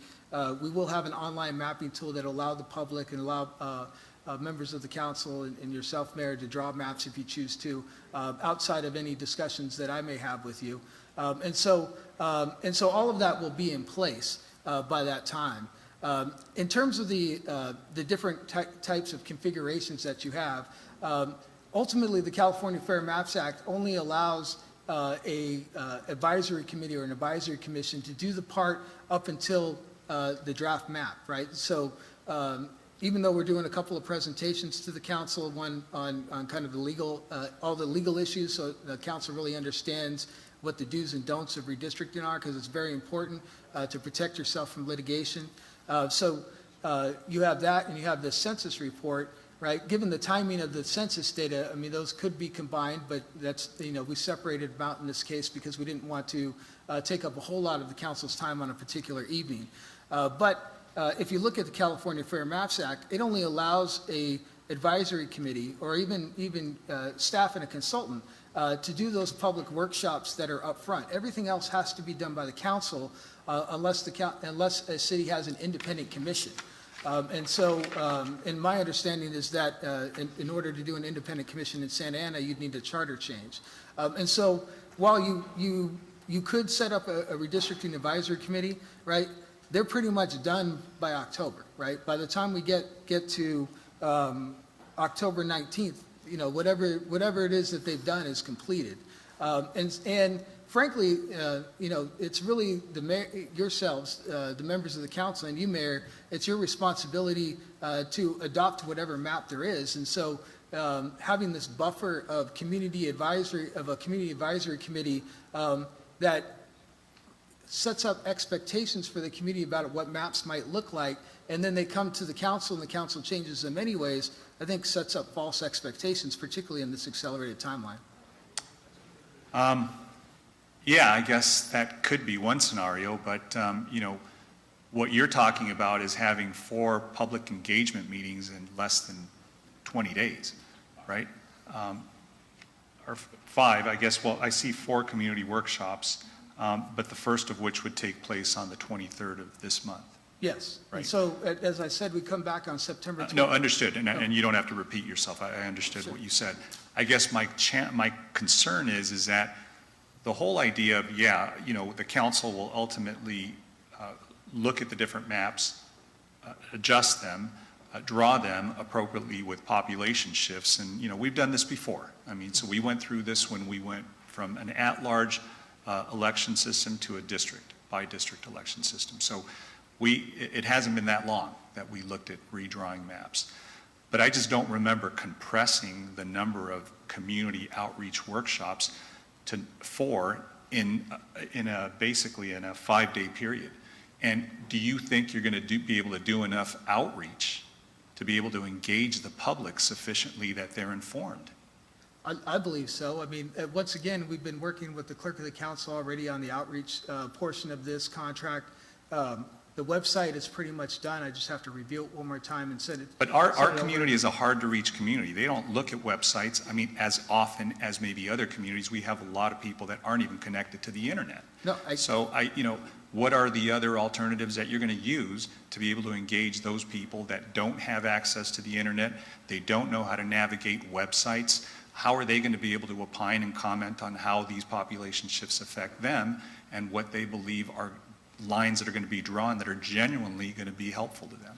Well, and what we do is we work with the city, right, and make sure that we have a listing of all the community-based organizations in the city, right? We don't know the city as well as you do.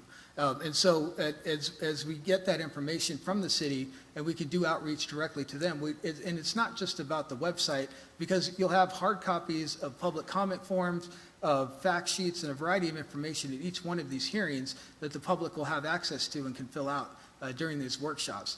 You have a 90-day process here, right? It's a compressed process of 90 days, and you have to do a lot of things in those 90 days. And frankly, you're talking about needing to get out a draft map in about 6 weeks, right? And so there's not a whole lot of time here, Mayor, to do much else. No, the fact that we're under a time constraint is a given. Nobody is saying that we're not.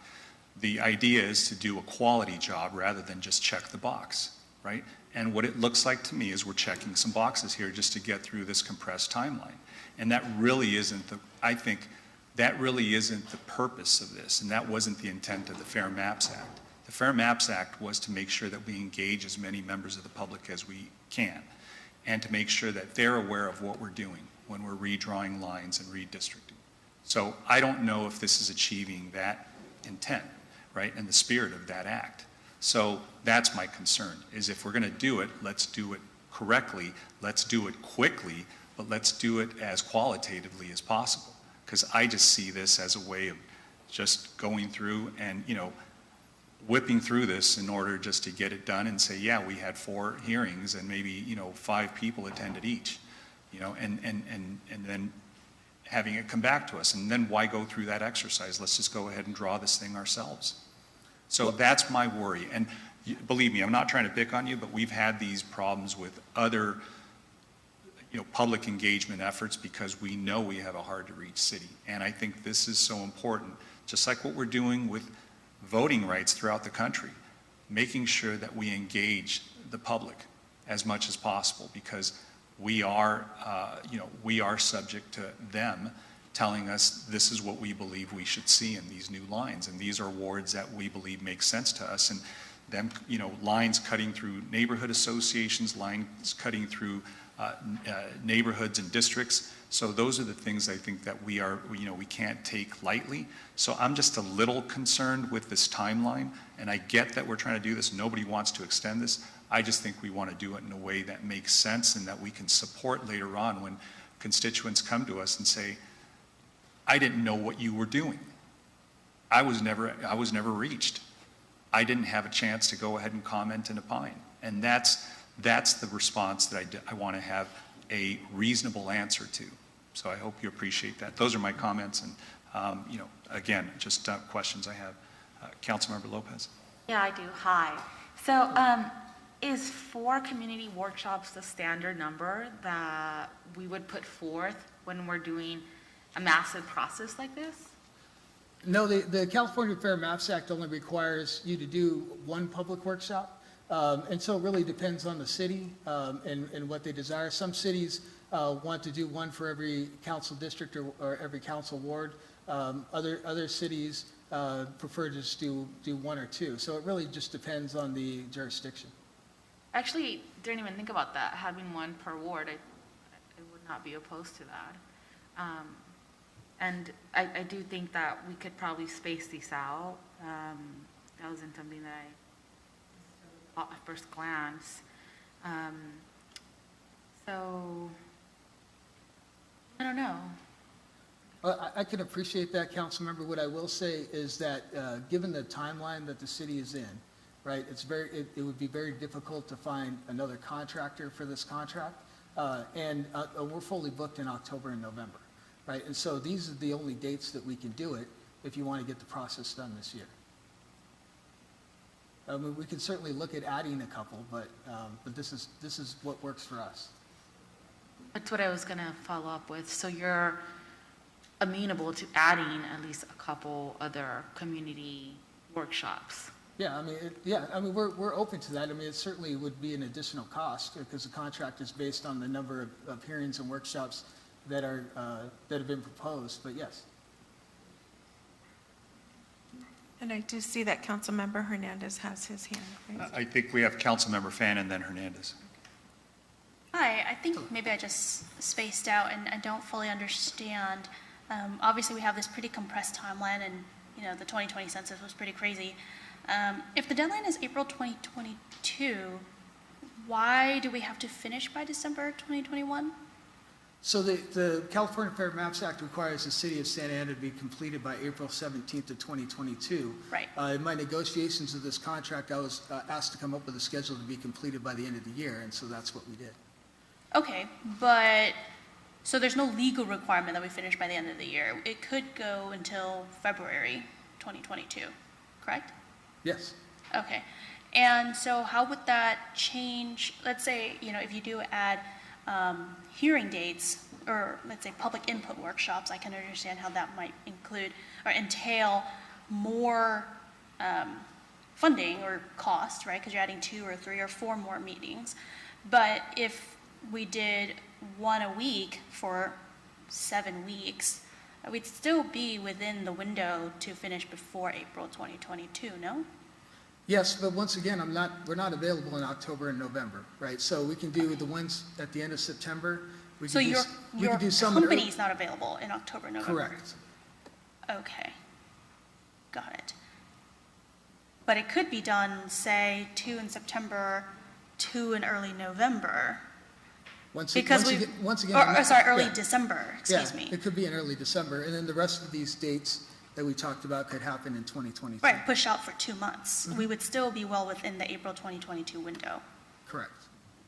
Okay, I mean, at least if we're looking at only 4 workshops and the concern was the timing aspect, if we did 2 in September, you know, that would give folks some time, and then we would do a couple more in December. Again, people more time to look at it. I don't see. Maybe that would address your concern about, you know, condensing everything into 1 week. Look, I'm a little stunned that, I don't see a good procurement process here as well. And look, again, no disrespect. I just think demographers are in high demand, right? Especially around these times. But I just don't know why staff, why we're here at this point. And now I almost feel like there is and I feel bad for those that want to figure out, where is my district? That's my concern, is that we should not even be asking this question. We should have had a much better roadmap. But yeah, I think that, look, this looks to me like we're just kind of checking boxes, right? And just getting through this, and just to meet your compressed schedule, which, with all due respect, you're probably very, very busy. And that's understandable, but nonetheless, I don't know the disservice that we're doing to the public here as a result. And, just to meet, your schedule and our, sort of deadlines. But I do think if we're working with an April deadline, to the extent that we can do that as quickly as possible in a responsible way would make sense. But look, I've already made my thoughts known, so I don't want to repeat myself. Well, I think in general for us, Mayor, certainly, having until April to complete the work is a lot easier for us, right? There's a lot more flexibility in terms of time, but that's not what we were asked to do, and so I can only come forward with, what we were asked to negotiate. So can I ask, Madam City Clerk, is there a reason why we said we have to do it by December 2021? So my whole purpose of trying to have this resolved by the end of the year is several reasons. One, we have candidates that won't know where they're going to be represented. And so they need to know what they would be having to consider. And in addition to that, there's a lot of election material that needs to be generated and produced. The maps need to go to the ROV, make sure that it matches with what they're already putting together. So the later we put this, the more complicated it's going to get, and we won't be able to do what, I don't know how well you understand or the council knows about geocoding. So essentially it's just making sure that every address is within the district. So if we want to have an opportunity to do that, the objective would be to try to get it done by the end of the year. But so there's several reasons, but putting it further back would really throw a wrench in our process. So, I mean, I understand that for sure, and I think COVID's put a wrench in the entire process. But I do agree with the mayor to the extent that, having a meeting and all that, I'm literally gone every single day of all 4 meetings because we have the league conference and I have, and hopefully I can be back Monday and Tuesday. Right? And that's just me. I can't imagine how many other members of our community might have stuff that weekend. So, or those few days. I guess I don't really see why we can't push it out. At least in my experience, many candidates have either already declared or they will declare sometime closer to May, June, or July when they're running in local elected office. So I'm not too concerned about that. And, geocoding, yes, it'll take time. Getting to RV would take time, but we would still have our maps ready and people would still be able to see those and it be in compliance. I guess I'm more concerned with public input because we have to live with this for 10 years versus the technical aspects. Right, and I have actually committed to reaching out to all of the community interest groups. I'm working with Margarita. She's connected me to a lot of groups, and I'm proactively calling them, emailing them, and I'm meeting with them. And I'm getting to know the community, and I've been here for 2 years, and I don't know the community that well, especially because of COVID and all of the other hurdles that I had to go through. But now I have that opportunity, and these are dates that they've all been open to. I have, like Kamai, it's one of the meetings in Delhi Center. I've connected with someone to provide Kamai translations for that. And I've never had that community, involved in the city as far as I understand. So I feel like the outreach that I'm doing right now to the communities has been more effective than stretching it out in certain days. I think it's been more about how we've communicated to the community. It's not just sending out an email saying hopefully that they reserve their time. I'm actually going out to the communities. So just a final question. We have the 4 public input workshops in which the demographer would be available, but also would it be available to have you or staff hold additional, meetings and whatnot if the demographer is not available, or is that not recommended? I'd have to really communicate with the demographer and see how that would work. I do want to open it to other community members if for some reason they felt like they couldn't participate in one of the ones that we have listed. And I do want to make myself available to them. And it could be just me going out to them, talking to them, and then having them complete the public comment interest cards. Is that what you're calling them?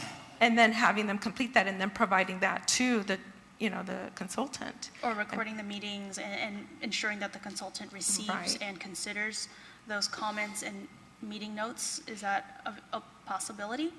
Yes, I mean, ideally you'd want audio recordings, but what's required by the California Fair Maps Act is that 2 weeks after every public workshop or public hearing, there has to be an audio recording or a written summary of that that's published on the city's website. Okay, because I'm not sure if the 23rd is a comlink date, for example. We want to have comlink be available and have one of those meetings and things like that. So I think that concludes my comments. Hopefully we have some solutions in there somewhere.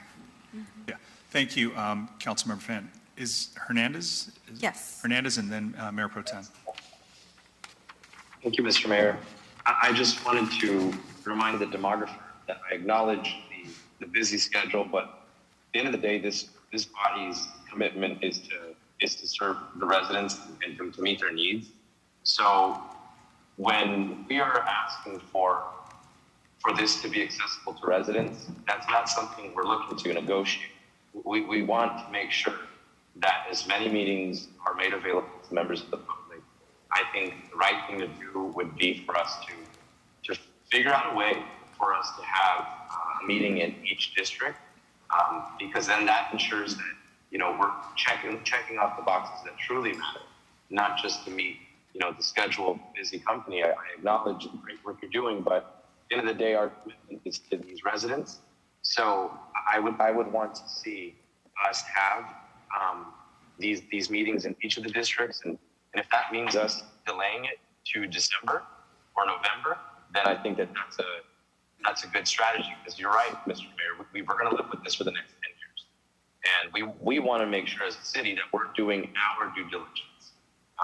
And I think that this would be the most responsible thing for us to do. Thank you, Councilmember. Mayor Pro Tem Peñalosa. Thank you, Mayor Sarmiento. And I just wanted to thank you for your presentation and also state that, I'm in agreement with what my colleagues have stated in the fact that I'm not just, the whole goal of this was always to be as transparent as possible as we can going down this path. And having, 4 meetings condensed into a 5-day period, in agreement with my colleagues, I don't think is the best approach, and I don't think it's appropriate when it comes to really, to not just checking off a box, but really, engaging the community that we serve and having them, have proper notice state. I mean, the first meeting is only, 2 weeks away, and then the remaining 4 are just a couple days after that one. So we technically only have two weeks to do outreach to a city that's 27 square miles.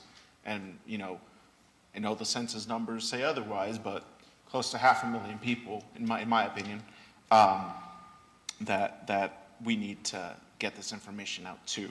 So whatever we could do to expand the meetings, maybe one in each ward, maybe if you could work with the city clerk's office to work with the Neighborhood Initiatives Program they have scheduled neighborhood association meetings in the next month or couple of months. I know that recently we approved the trash contract, and our Public Works Department did a great job at presenting at each one of those meetings, or the ones that wanted to hear from Public Works on what was happening, why we were doing this, the status of that. That'd be an additional way where we could present to the community and get that engagement going. So just wanted to state that I agree with the mayor on the condensed timeline. It's a little too condensed for me.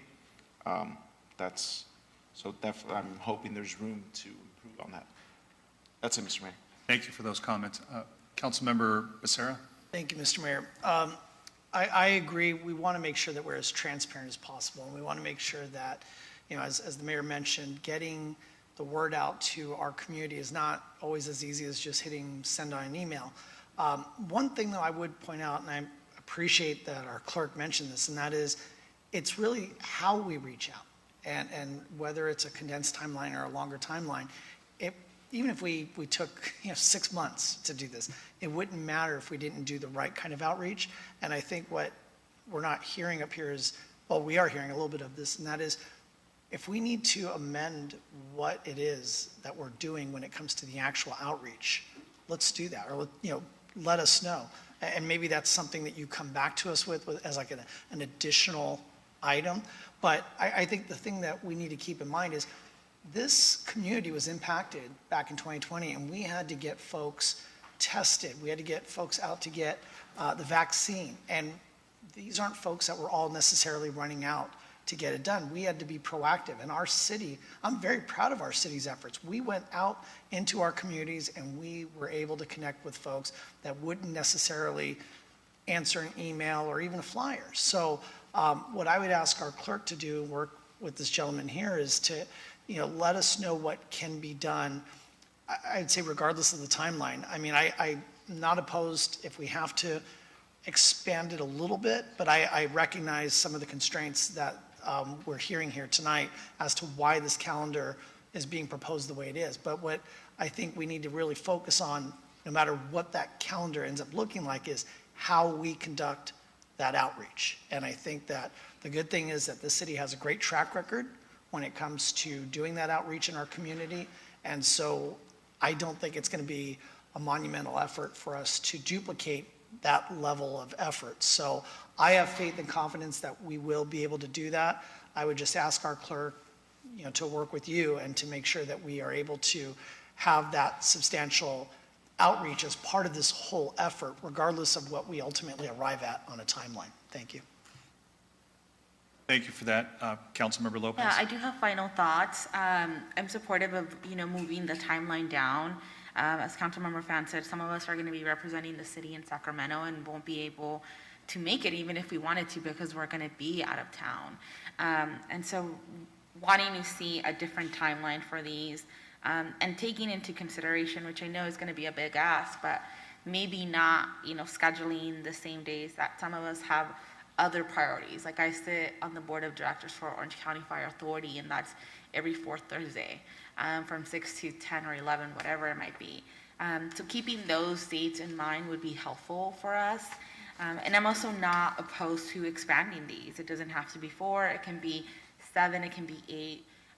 As long as, we are truly making sure that our residents are included in this process. I think that is what everyone is hearing from all of the council members, that is going to be a high priority for us. Thank you. Great. So I think everybody's had a chance to speak, and I think, again, sir, I don't want us to be disrespectful to you because you sounds like, are very busy. So as all demographers are, so we want to make sure that, we're being responsible with our responsibility that we have to our constituents and our residents, while at the same time meet their schedule and not the contractor schedule, right? Or somebody whose firm we're retaining. And it sounds like we're trying to fit it to your firm's schedule because there is such a demand for demographers, in this season. So, I think what I'm hearing is maybe an effort to do more robust outreach to include it, because I don't see the type of outreach that we've been aggressively trying to encourage staff to do, and other vendors that we have working for us and with us, while at the same time expanding the number of community workshops and maybe having one in each ward is what I heard more than once. And I think that's fair because we all have very distinct wards. We all have very unique, makeups of residents. And so to the extent that we, the council members can do their best effort to also work with staff to push out as much information as possible. But you said your schedule is, when are you not available again? Can you? Pretty much October and November, except for the dates that are already scheduled with the council. Okay. So you're available December, in the month of December? February. Yeah. Okay, which isn't the optimal month because people are busy, with holidays, seasonal things, and taking time off. But I guess I just want to understand when your availability is so we can work around, I guess, your schedule and, and try to figure out how we can, outreach to our residents. Is there a way that we can adjust this timeline and say maybe, between in the month of September, we have maybe 3 meetings or workshops in the community, and then in December, we do another 3, and that's 6 that in each ward, but they're spaced out maybe a little bit more. Mr. Mayor? Something like that. But, any thoughts on that? Well, Madam Clerk? if I may offer, and I'd like to strategize with Andrew a little bit more, because I know I've done this already in Santa Rosa while Santa Ana was doing theirs, and we had, I went to some of the community meetings and without my demographer, because I was trying to meet that need. I wanted to make sure I connected with the community, that I had a personal interest, but in wanting to communicate with them, but also wanting to encourage them the importance of participating and providing their input and how they could do that, because it doesn't necessarily only have to be drawing a map, and that's primarily what his role is going to be, is sharing with the public how to use those tools. It could be, if they want to be able to do that, a lot of times they've already have that skill set, and so they just go off on that. So my hope is that maybe I can strategize with Andrew in doing in addition to these meetings, because these have already been coordinated, and I think I'm going to get a really large crowd on each one of them, because I've already communicated to them, to the different groups, and I've already committed and asking them to have some time so that they can provide their input during these 4. But I'm thinking in addition to these 4, maybe I can go out to like other parts of the wards in the city in addition to these 4, because these 4 are the same ones that were used in 2018, and I think they're part in 4 different quadrants.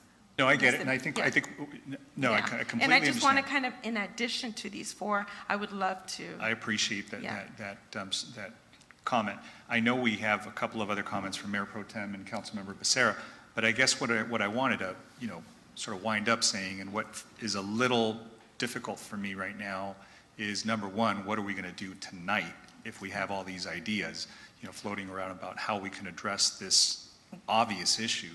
Well, I do have a contingency amount of the $28,500, and that was for that very reason, is Right. just in case we were going to have additional. So, and I know I want to give the city manager, some time to speak as well, but it sounds like, but for these 2 months that you're busy, we could have met this end of the year, robust, thorough outreach. No offense to you, it's just the challenge that we're in. It's just the reality of where we find ourselves, because we're limited on options. So that's where I'm trying to just problem solve this. But Madam City Manager, before I go to the other two Certainly, Mayor. councilors. So just a suggestion, as the city clerk mentioned, she does have a rather large contingency fund built into the contract amount, and there is an hourly rate for additional outreach services, provided, of course, the consultant does have the availability. So tonight, if you don't want to delay this anymore, you certainly could authorize my execution of the agreement pending additional outreach events be scheduled utilizing the contingency fund. And that way won't have to return to you. And then the city clerk would be able to add on the additional, and whether it's 3 and you want to do it on all 7 wards, we can certainly work with that. I would be able to assist the city clerk. And if the consultant is not available, it is something that we could probably do with our existing staff. All right, I like that suggestion, and that means that we're not bound by this timeline, because it could be extended to include additional outreach efforts that are not going to be confined to 4 meetings within 1 week or a 5-day period. So I think it was Mayor Pro Tem and then Councilmember Becerra. Just really quick, Mayor Sarmiento. And again, thank you. So you said you weren't available October and November. Your team wasn't available in October and November, correct? Correct. And that is because you're just booked with other cities doing similar work, or is it Yeah. vacation time, or? Yes, I mean, most of the work that we had was already booked before this contract. And so we tried to make it work with what the city was looking for in terms of a process that was done by the end of the year. But we're doing a variety of cities and other jurisdictions throughout Southern California. And this was the last one that came up. Okay. And so I guess my question would be for you, Madam City Clerk. Is there a reason why we waited this long to try to procure a contract with a demographer? Yes, so for the very reason that he just mentioned, I was not getting responses back. I put out an RFP in February, who I intended to select. I did a one-on-one with every council member in March with that person, and what we were connecting with, there was no response to the contract. So he really was the last one. Okay, thank you for that. Sure. Thank you. You're welcome. Mayor Pro Tem. Who Yeah. was it? Go ahead, Councilmember Becerra. I'm gonna take a crack at making a motion here, because I think we're all getting to the same point. So I appreciate what the city manager had suggested, so I'm gonna go down that path and make a motion to authorize the city manager to execute the agreement with Bear Demographics, with the additional condition that the clerk and Bear Demographics return to us at our next council meeting with a revised timeline with additional meetings included for the council to review. So that's my motion at this point. Great, and I think Councilmember Fan had a question as well. Oh, it wasn't a question. I wanted just an update on the updated timeline once, if we decide to approve this. That would be really nice because, but Phil added in his, motion, so I would second that. There you go. Great, we have a motion and a second with a friendly amendment for some updates. Any other questions or comments? One last question, Madam City Attorney. In 2017, when we were redrawing maps, when we were shifting from at-large elections to by-district elections, how many meetings did we have? I don't want to be quoted on this, but I'd like to say maybe 7 or 8 meetings. We had multiple.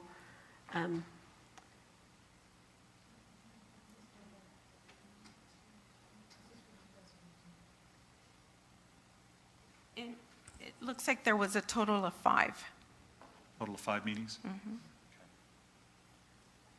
All right, so we Well, have a motion and a second on the floor. Let's go ahead and vote.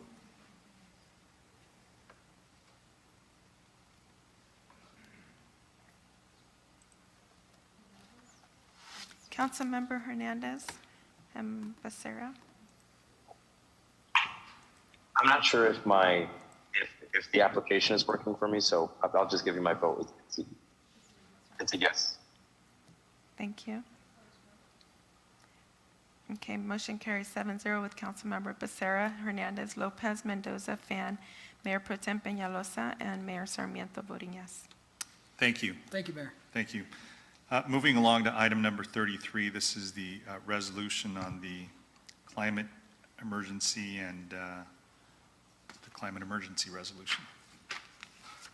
Mayor, we do have a brief presentation. Should Councilmember Lopez and Councilmember Fan like us to do that? Council members? I'm fine if we do it, yeah. Okay. Daniel from the City Manager's Office will walk you through the highlights of the resolution. And this item has been discussed before you a couple of different times, so we're happy to come back with a version that we are recommending your approval on.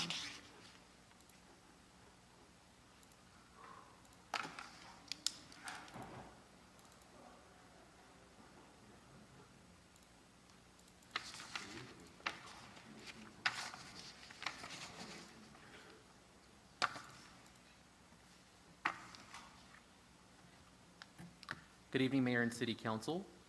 At the request of members of the City Council, staff has shared a resolution declaring a climate emergency, committing to policies opposing fossil fuel expansion, and accelerating the clean energy transition as part of the Safe Cities movement, committing to policies that will reduce both new and existing lead contamination, and endorsing the call for a global fossil fuel non-proliferation treaty. This resolution originated as a council member requested item from Councilmember Lopez with assistance from Councilmember Fan. The resolution, if approved, accomplishes the following. It declares a global climate emergency. It endorses the call for a global fossil fuel non-proliferation treaty and urges the state of California and the U.S. federal government to support it as well. It commits to investigating and implementing policies to limit or prevent fossil fuel expansion. Declares the city's intent to investigate and implement policies to limit or prevent exposure to lead and other environmental toxins. Supports land use that will accommodate more park space that would mitigate pollution. Declares the city's intent to investigate and implement policies promoting decarbonization and electrification of buildings and transportation and other development to mitigate greenhouse gas emissions and achieve maximum energy efficiency, water efficiency, and safety. The resolution also seeks to achieve 100% of electricity power supply through clean, renewable, and zero carbon emission energy sources before the year 2045. Declares the city's intent to investigate the feasibility of building microgrids to ensure safe and reliable access to electricity in Santa Ana. Declares the city's intent to continue to investigate community choice aggregation as a means to meet the city's 100% clean, renewable, zero-emission, equitable electricity goals by 2045. Declares the city's intent to explore how to achieve a just transition to a clean energy economy to spur clean energy investment, decarbonize the local economy, benefit local ecosystems, access to nature, boost biodiversity and poverty, and tackle systemic injustices. The resolution also declares support for the rights of workers to organize, unionize, and collectively bargain. The resolution also declares the city's intent to work with the labor and business communities, as well as the state and federal government, to investigate how to achieve a just climate transition and zero greenhouse gas emissions by 2050. Commits to updating the 2015 Climate Action Plan by the end of 2023 to maximize the city's public and private contributions to reaching zero emissions as soon as socially equitable and possible, and commits to aggressively pursuing state and federal funding relating to climate resilience. The resolution also declares the city's intent to determine the appropriate advisory body to advise the city council on the policies relating to this resolution, declares the city's intent to make findings of the advisory body publicly available, declares intent to share this resolution with federal, state, regional, county, city, tribal, and other relevant agencies, and to request their support. Thank you. For the presentation, Daniel. Daniel, thank you for the presentation. Now at this time I will bring it back to the City Council to see if any of my colleagues have any further additional comments. Councilmember Lopez? Yes, sorry about that. Go ahead. Thank you for the presentation, Daniel. I do want to start off by thanking Councilmember Fan for being amenable to working with me. As we all know, this was brought forth earlier in the year, and we agreed that we would work together to bring something back that was attainable for the city and that it could lead to it being more than just words on paper. And so we went through it, we reviewed it, and the red line version that you have access to is the outcome of that meeting. And so we also submitted it to our legal department in June. They cross-referenced it with our climate action plan. And I want to thank staff for working on that and on our behalf. And so I do think that this is a massive topic. And one of the things that Santa Ana residents will ask themselves is why they should care about this issue or these issues. And I would say to them that doing nothing to help address the issues in this resolution would only further negatively impact our quality of life. As one of the callers said, we have seen the ocean be on literal fire. Northern California is currently burning as we speak. And we've seen firsthand the devastation of how unprepared, we are when we are dealing with these crises. And so we also understand that low-income communities and communities of color are going to continue to be negatively impacted. And I know that there are many things that we have in our community that we need to address, but I also don't think that we should be restricted in legislating from a point of only trying to focus on one thing. I think that we can do a good job on focusing on various issues that impact us on a daily basis. And so, we have seen the city of Irvine adopt something similar. Last week, the city of Los Angeles voted to phase out fossil fuels. They are one of the largest cities in the state of California. And so I asked myself, if the city of LA can do this, why can't we? And so this, is a path forward. As we've said in the past, it is a blueprint. And it's really comforting to know that we are not alone. And when we are trying to fight for 100%, of electricity power, of trying to reduce our carbon footprint, we have electrification, we have solar, we have renewable energy that ultimately is going to help us get to those goals. And, folks probably don't remember, but when people talked about solar, people said that is unattainable, that cannot happen. And look at where we are now. And so, we also saw the IPCC report come out and essentially say it is code red for humanity. And so I think, when I ask myself, how am I going to help as a legislator, I think this is a great way. And it helps answer that even though we're a city, we're not necessarily, a state doing these things. It is part of our responsibility to do something. And so that is why, this resolution details what it does. And so, Councilmember Fan, I know you worked with me on this. I don't know if you have, or if you would like to add anything. Thank you. Thank you, Councilmember Lopez, for bringing this forward. As many of you may remember, I had a lot of questions and concerns about, the language and the targets in here.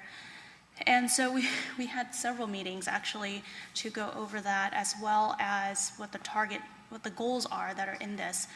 The first thing I'd like to say is that yes, this is a very robust and wide-reaching, resolution. But the point of it is, and I think Councilmember Lopez mentioned, is I see it as a roadmap. When you are in your home and you want to renovate, you want to fix, you want to make sure it's safe, you have a list of items that you want to address, that you want to remodel, that you want to fix.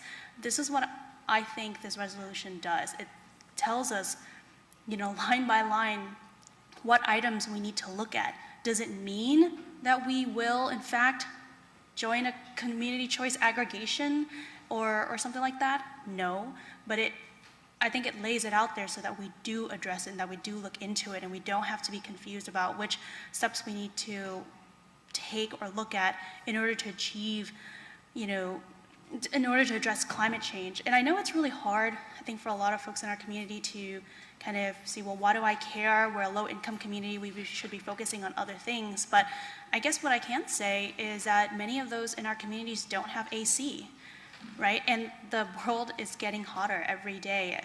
Just living here in Orange County, we feel it getting hotter every summer. We have to address this issue. And frankly, it's a little bit self-serving because having a resolution like this also makes us better eligible for grants that are available at the state and federal level, because Governor Newsom is already committing to appropriating millions of dollars to addressing climate change, and so has the Biden administration. And so because we are a low-income community that has a high need, by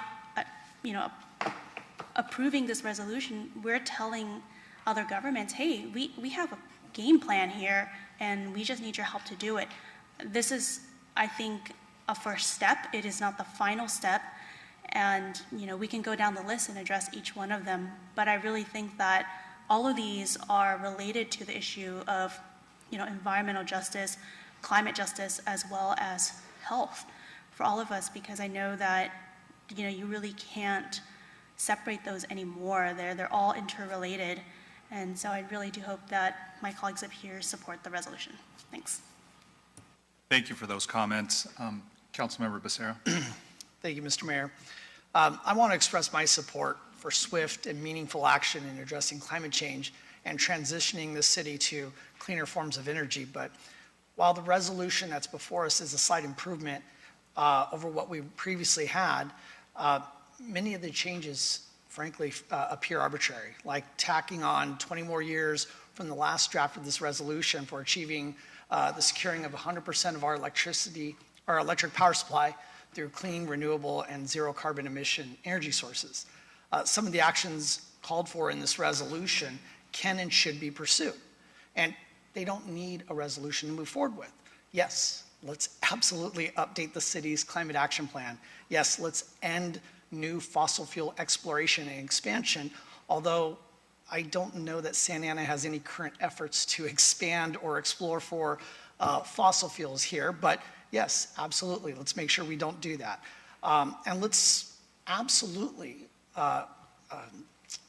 implement policies that are going to limit toxins and other polluting materials from impacting our residents, our communities. But We are already doing that. We're updating our general plan right now, and the policies that we will put in there, I believe, will accomplish that. In fact, because of the numerous meetings that we've had with folks concerned about environmental justice, there's no way that this council is not going to be held accountable for not putting those in. We are absolutely, I believe, going to see a general plan updated with those principles in mind. So, and I also know that most of us on this dais don't need a resolution to express our support for allowing and asserting that our workers have a right to organize and unionize.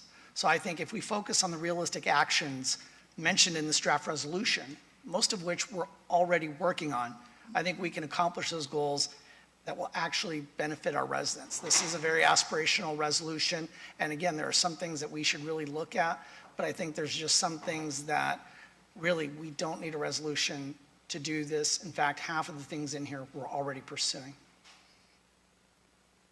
Thank you for those comments. Any other comments from the council? Yes, Councilmember Fan. I definitely appreciate your comments about, what these targets and whatnot, but I want to say specifically that they are not arbitrary. In fact, I was very careful to look at what the state and federal government was doing at the time that we updated this. The 2050 date for zero greenhouse gas emissions is set by the Biden administration.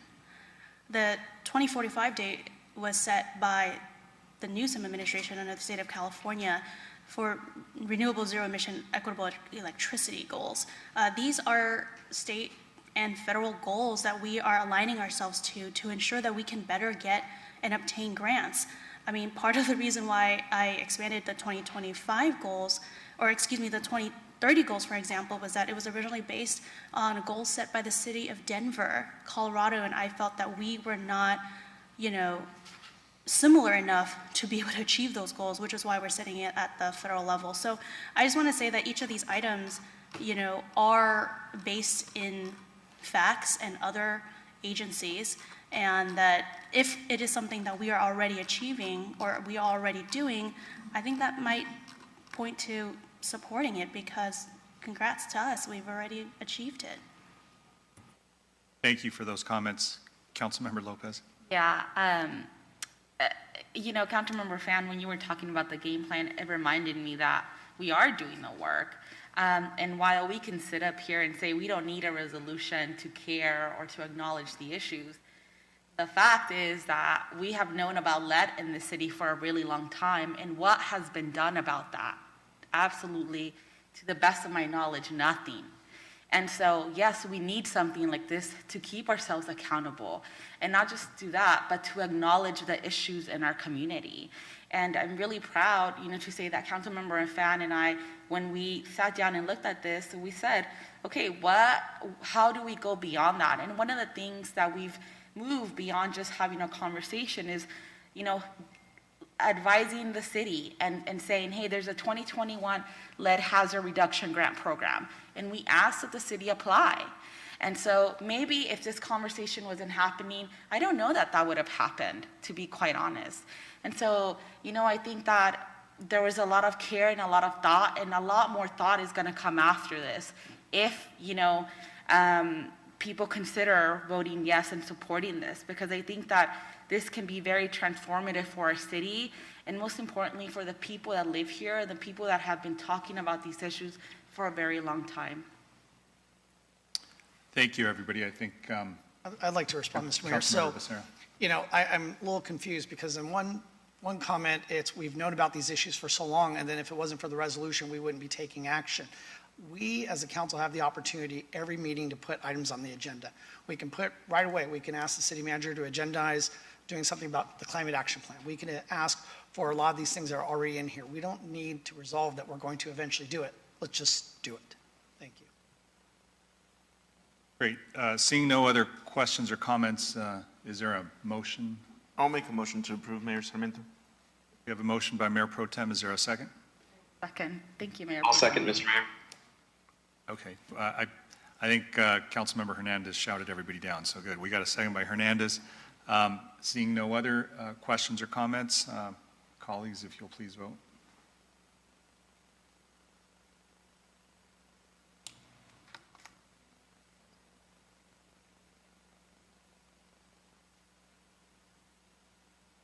Okay, motion carries with 6 council members voting yes, and that's Councilmember Hernandez, Lopez, Mendoza, Fan, Mayor Pro Tem Peñalosa, and Mayor Sarmiento, and Councilmember Becerra voting no. Great, thank you. Motion carries. Thank you, everybody. I shouldn't have said he shouted everybody down. He had the loudest voice. He had the loudest second, is what I meant to say. So, all right. Good one. There you go. Moving along to item number 34, which is the informational report relating to police oversight. Yes, Mayor, we do have a presentation on this one as we embark down the path of establishing some form of police oversight or accountability. The last time we were before you, you did ask for some pretty heavy lifting as far as researching 4 different cities as well as doing extensive community outreach. So Daniel from my office does have a presentation. It highlights some of the information that we found from the feedback surveys, the 6 community events, and the virtual community forum and panel. So it's really about sharing that information that you ask us to obtain, and then we have a couple of suggestions on how to move forward, and we're looking for your additional direction.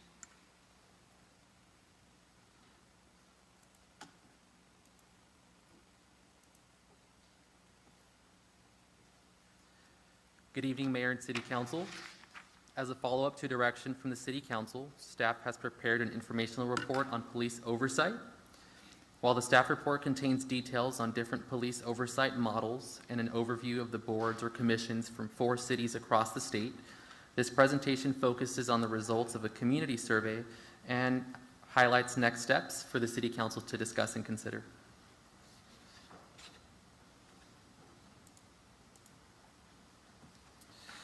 The City Council began discussing police oversight back in June 2020, shortly after the death of George Floyd in Minneapolis, Minnesota.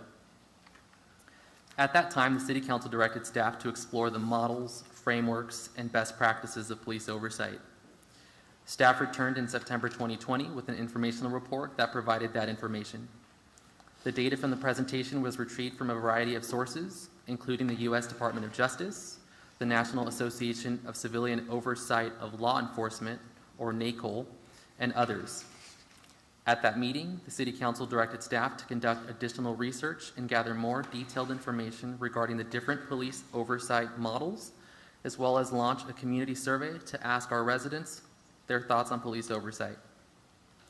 In December 2020, staff returned with an informational report and highlighted the findings of that survey.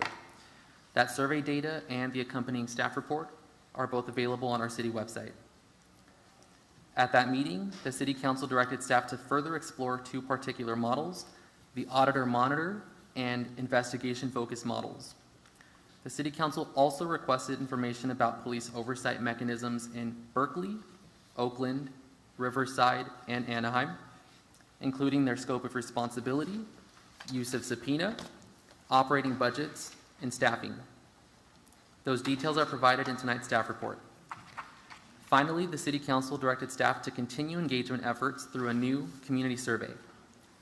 In addition to sharing the survey using the city's digital tools, staff attended community movie night events across the city to connect with residents, pass out flyers, and be available for questions and with a tablet for folks to fill out the survey real time.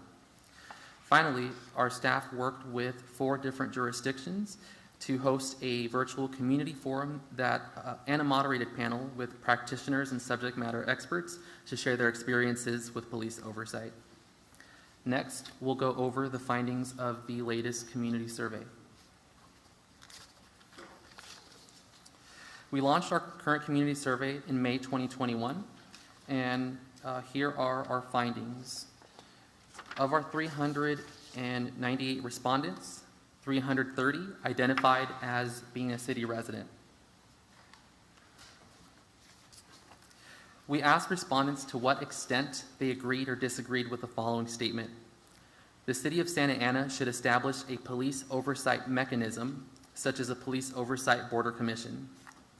61.7% of respondents, or 245, strongly agreed. Next question. If the City of Santa Ana were to establish a civilian police oversight mechanism, what should the qualifications be to serve as a member? From most popular to least, the responses were Santa Ana residency, must not be an elected official, must not have a family member in law enforcement, knowledge, experience, training, be a registered voter, no criminal history, college education, recommendation by the City Council, and must be a former law enforcement officer. The next question. If the City of Santa Ana were to establish a civilian police oversight mechanism, how long should members serve? From left to right, the bar chart depicts term lengths from shortest to longest. The most popular response was a 2-year term, and the least popular was more than 4 years. Next question. If the City of Santa Ana were to establish a civilian police oversight mechanism, how many members should serve on it? From left to right, the map shows 1 to more than 10 members. The most popular responses were 7, 10, and 5 members. Next question. If the City of Santa Ana were to establish a civilian police oversight mechanism, what power or authority should it have? From most popular to least, the responses were hear resident appeals, investigate complaints independently, review discipline, subpoena records, impose discipline which may include termination, recommend discipline which may include termination, subpoena witnesses, hear officer appeals, impose discipline, and recommend discipline.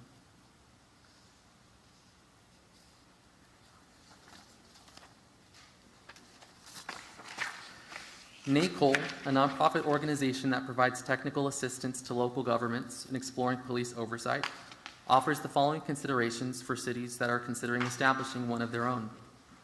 Those are: establish a planning or advisory committee or group, begin to meet regularly to educate the group on the pros and cons of various oversight models, legal requirements, collective bargaining limitations, or other issues. This planning group should include a perspective from law enforcement. Next, identify the proposed police oversight board or commission's objectives and scope. Based upon the agreed objectives and scope, select an agency structure, identify staffing needs, develop a specific and detailed budget estimate, prepare an ordinance to establish the police oversight board or commission, and appropriate monies to fund the police oversight board or commission.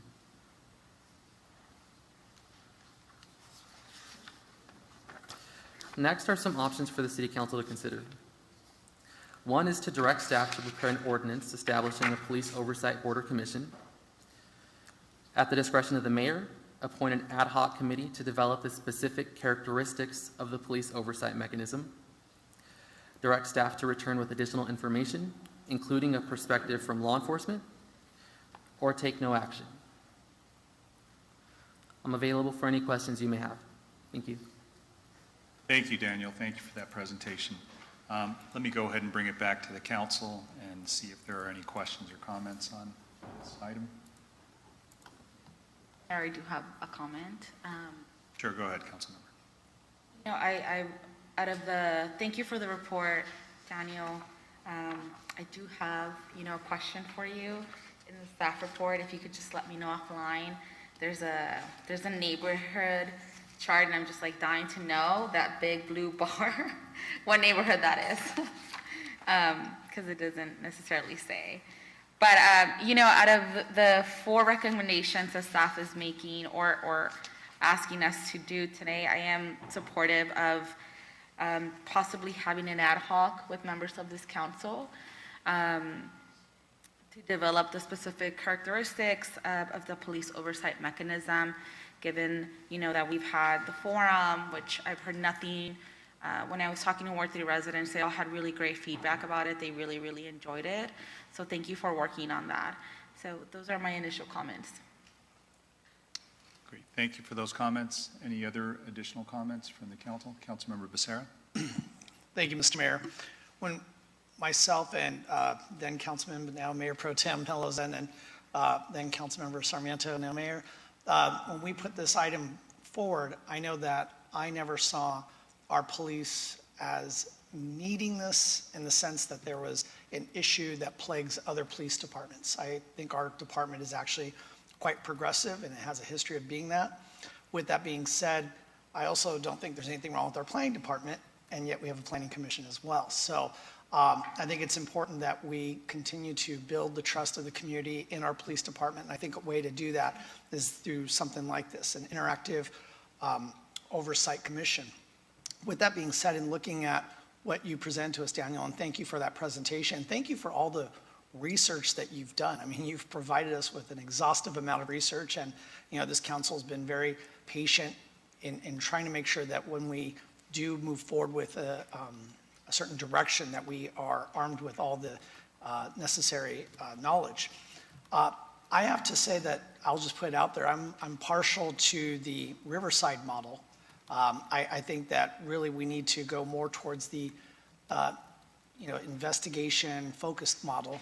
I think, frankly, for Anaheim, I think they seem to be more of a commission that receives information. I think that our commission, once it's formed, should be more of a two-way street. I think all the commissions have certain attributes that I think we need to look at, but I think really the one that has the most that aligns with what I think would fit Santa Ana, it's Riverside. But I do think that to go forward, I think we should convene an ad hoc. I would like to see us move forward and not kind of drag this out too long. But I mean, I think there's some main key components that we really need to consider in forming this committee, whether it's the number of members, how they're selected, how long they're in the office, what exactly are their duties and responsibilities, and how often do we want them to meet. So I think at some point, my suggestion would be to my colleagues is that we, or at least to our mayor, since he has the power to convene such an ad hoc, but I think we would need to put together an ad hoc to really drill down and bring it back to the council. But I'm really excited that we're at this point because I think this will prove to be a good thing for the community. I think for the city of Riverside, I've talked to council members out there to get their input about their commission, and they had very favorable things to say. And so I trust their judgment on what we were discussing, and so that's where I'm leaning. But again, I think we should convene an ad hoc so that we can really fine-tune the details that we would bring back to the full body. Thank you. Thank you, Councilmember. Mayor Pro Tem? Thank you, Mayor Sarmiento. I want to agree with what has already been said by both my colleagues, Councilmember Becerra and Lopez. I think, Councilmember Becerra said it, great if, that don't personally think that our department is in deep need of something like this, but it is something that can't hurt our department and only make it better. With that said, I would like to see, maybe my colleagues would entertain this, is seeing out of the four options, number 2 and 3, at the same time, have at the discretion of the mayor, appoint an ad hoc committee, but also, try to get that direct staff to come back with additional information, including something like a perspective from law enforcement, because that is something that I think we should know. We should also have as part of the record and what that looks like, across the country. So those are my comments, Mayor Sarmiento. It's just my desire would be to see that when this comes forward, is seeing that perspective, and yeah, that's it. Great. Thank you for those comments. Any Councilmember Mendoza? Thank you. My recommendation would be to direct staff to return with additional information, including a perspective from law enforcement. In addition, to see how this has been successful in other cities, if there are any such committees, and to find out what worked, what didn't, and whether it was initiated in other places, in other cities across the nation, and what were the results in comparison with a city which is similar in our population. Also, I would like to see about having law enforcement because the committee is going to need some kind of guidance from somebody who has experience in that area, somebody who can guide and provide historic knowledge and perspective from law enforcement view. In addition, we need to have a city attorney present to allow or to inform the committee what is illegal and what is not, because there are limitations as to what a committee can do. And in addition, I'm concerned with the committee subpoena records, because that's highly confidential. It's going to require maybe background checks for the people who are part of the committee. Not everyone can or should be looking at records of this sensitive nature. In addition to subpoena witnesses, I think that's something that the attorney will be able to guide the committee on. So we're stepping on some very, very sensitive areas. And while I agree with Oversight Committee, we need to follow what is the letter of the law and not get ourselves into any kind of potential risks of lawsuits from any of the people who are going to be involved, or the officers who are, what's the word? Looked into the claims that come up. So we need to make sure that our city is not at risk of potential lawsuits in this kind of, if we take this kind of action. Great, thank you for those comments. Councilmember Fan? Thank you, Mayor. I do support calling it ad hoc. I think initially when you had thought about brainstorming ad hocs, this was one of the ones that I had suggested. I do think that there are just so many aspects to an oversight commission. I've met with several organizations regarding this topic more than once, and so I think it seems like we're all pretty much in agreement. I think we can definitely return with additional information with law enforcement perspective, but I almost feel like that can just go straight to the ad hoc, and then they'll give us a recommendation. And I'm fine with either, but I think we have an ad hoc. We can just have them do that work to start.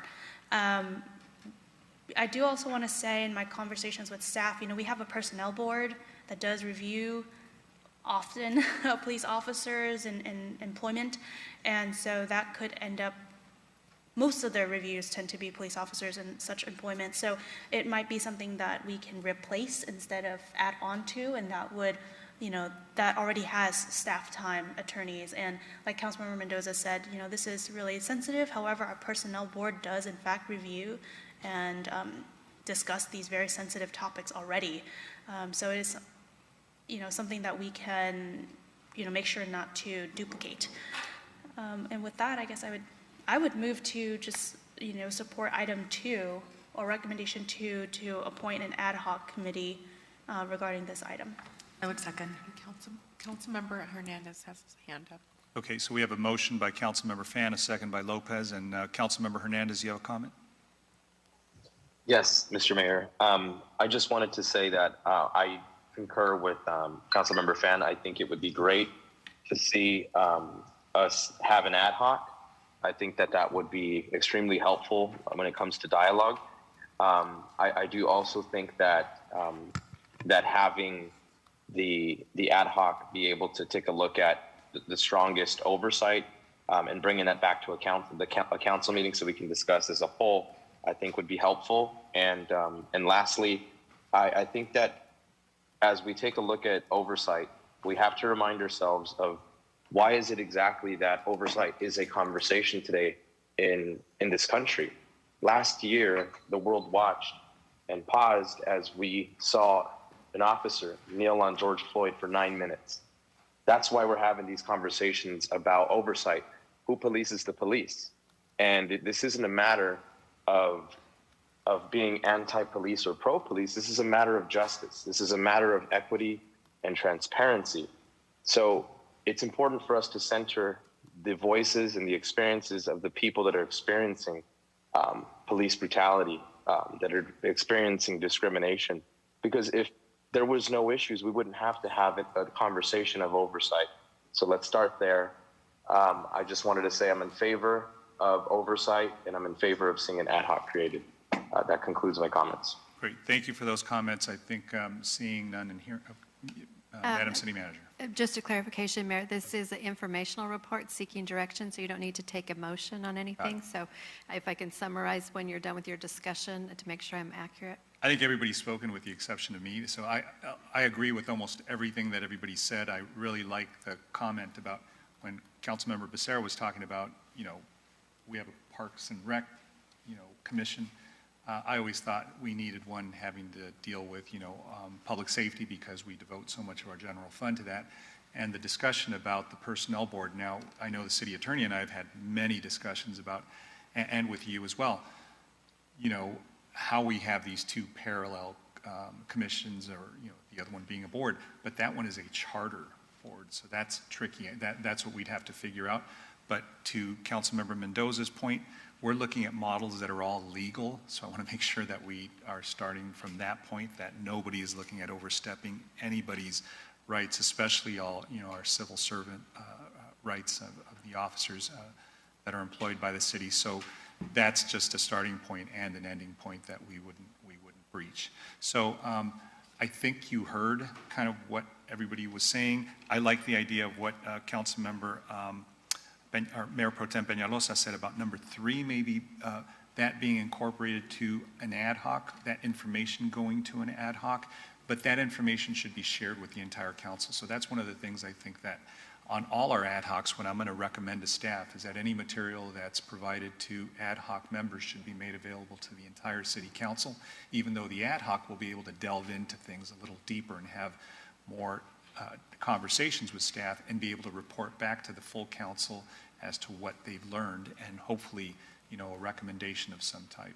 But that way, we're all working from the same script and material, and nobody feels like they're, having any information that's excluded from them. So that would be my only caveat or suggestion. Mayor Pro Tem. Thank you for that, Mayor. And then just to quickly add to that, I want to make sure that it doesn't come off as we're trying to have a oversight commission that micromanages a police department or tries to delve into that. So definitely law enforcement perspective as well as that of the chief of police. It'd be important to really just get that perspective into the conversation going into the ad hoc. Just wanted to state that for the record. Yeah, I think that's well said. I think the good thing is that I think we're doing preemptive work, which is what should be done always, and being, accountable and responsible. And this is what a lot of people spoke about during the election cycle last year, and we'll be, continuing to talk about this in the future. So I think, is that sufficient direction? Yes, sir. So I can return at the next council meeting with the necessary staff report for you to establish and appoint the ad hoc. Where I was a little bit unclear is because I'm not sure if Mayor Pro Tem actually said, I first believed he wanted the law enforcement perspective to be brought back as well at that same meeting for the entire council. But please correct me if I'm wrong. Initially, but since we are creating or having at the discretion of the mayor create this ad hoc, it could, that's information that's going to be shared to the entire council anyway. But that I'm fine with just making sure that the ad hoc gets it. I'm clear. Great. And the only other thing I would add is that, council members, as we've done with other ad hocs, let me know what your preference is. If anybody would like to serve, feel free to let me know. Mr. Mayor, I have one quick question. Does this item need to come back for the mayor to create the ad hoc, or can the mayor just create the ad hoc and then I'll proceed? defer to the city attorney. The mayor can create an ad hoc, it doesn't require council approval. Okay, so But we if don't you'd have to like, yeah. return back then? Yeah. And I'd like to express my interest in serving. Thank you. And what I'll do is I'll come back and report back at the next council meeting to say these are the members of the ad hoc committee. And again, so the information that would come to us, I just require that it goes to all the council members as well. All righty. Okay, so that's item 34. We're now on to item number 35, which is the summary of policy direction for proposed amendments to the housing opportunity ordinance, and I'll go ahead and turn it over to staff. Thank you, Mayor. For this item, we do have a presentation, and Min is not with us, so Alvaro is going to be stepping in and earning his new promotion to provide this presentation for you.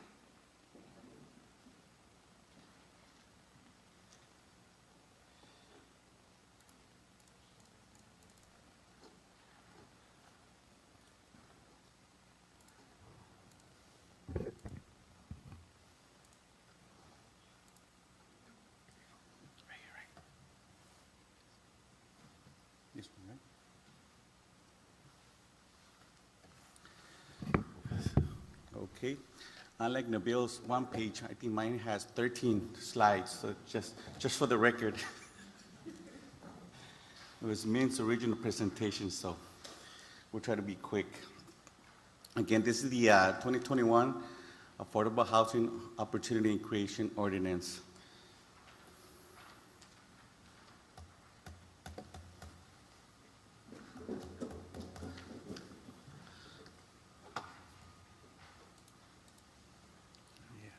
Ready?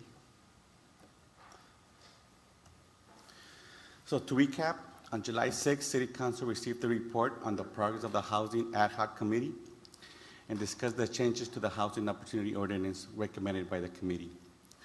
On July 26th, City Council conducted a work study session to receive input from community and stakeholders and provide feedback regarding the Ad Hoc Committee and recommendations on the WHO. The staff contacted developers and labor unions to obtain construction and labor costs. The purpose, a summary of feedback received from the City Council, review amendments to the WHO, and obtain City Council direction regarding changes to the WHO. July 26th, the feedback. Develop a sliding scale for the in lieu fee for projects that incorporate skilled and trained workforce. Require a mandatory skilled and trained workforce to create a living wage. Incorporate local hire requirements. Prioritize production of housing for large families. Prioritize down payment assistance. Regulate applicability and vesting. Add rental protection for tenants and address displacement and protection to the ordinance. Staff, at the direction of the City Council, met with local developers, the BIA, and construction union. This included the Building and Construction Trades Council, Local 652 of the Laborers International Union of North America, based here in Santa Ana, Local 411 of the International Brotherhood of Electrical Workers, Local Union 105, I think that's the machinists, the Southwest Regional Council of Carpenters, and again, the Building Industry Association. As part of the feedback from the BIA, the proposed $15 per square foot to the WHO fee cannot be absorbed by the residential project. The STW requirement will significantly impact the feasibility of construction, a project in the city, and will drive projects elsewhere. And then indicated no projects have paid the $15 fee. Again, this is the input from the BIA. From the labor unions acknowledge the cost increase using skilled and trained workforce. They contend a waterfall of tangible benefits addresses the core of the affordable housing crisis.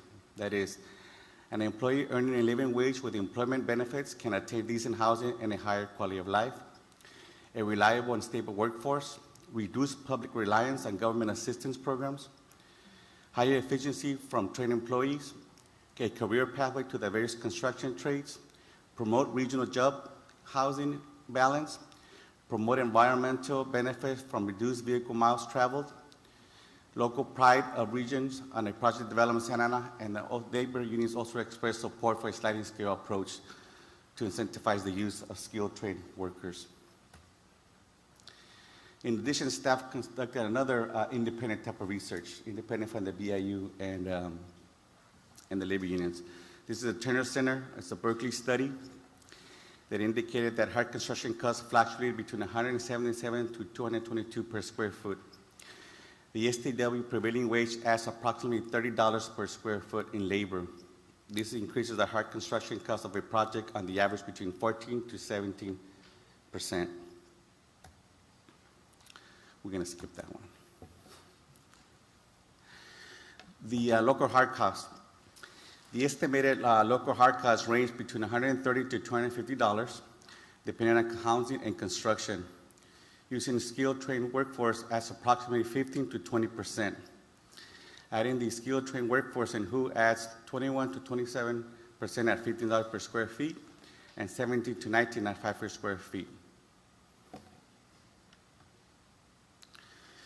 This is the 2015 WHO applicable areas, which is one of the key aspects in comparison to the proposed WHO applicable areas, which is a little bit more expansive throughout the city. Again, as far as with the passing of the ordinance, how we applied and regulated, based on the July 26 study session, the most critical component will be the initial implementation of the amended ordinance, and this will serve as the cut-off threshold and provide clarity for development projects proposals currently undergoing approval process. Under the WHO applies to projects without entitlement approvals or with no building permit or have not paid the WHO. Both vesting options meet legal standards and are commonly practiced by local government.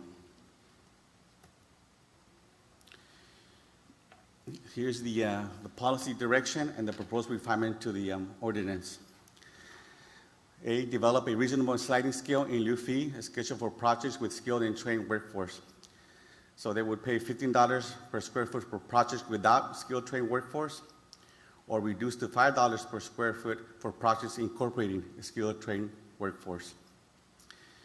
Require mandatory skilled and trained labor to address living wage. It would apply to 20 or more units and exempt 19 or less units. Applies to projects receiving funding from the Inclusionary Housing Fund. Those are the two. Apply local high requirements. Again, applies to 20 or more units and exempts 19 or less units. Applies to projects receiving funding from Inclusionary Housing Funds. We require 30% of the total work hours. And then policy and guidelines to be approved by City Council. The fourth item, prioritize production of housing for large families. That would be a yes. Prioritize down payment assistance. Again, that would be a yes. Regulate applicability investing. Again, the options is approve entitlements or when the building permits are issued, depending on where they're in the process. Obviously, rental protection will be a part of the Housing Ad Committee, and address displacement and protection also evaluated through the Housing Ad Hoc Committee. That's it. Let me go with that one.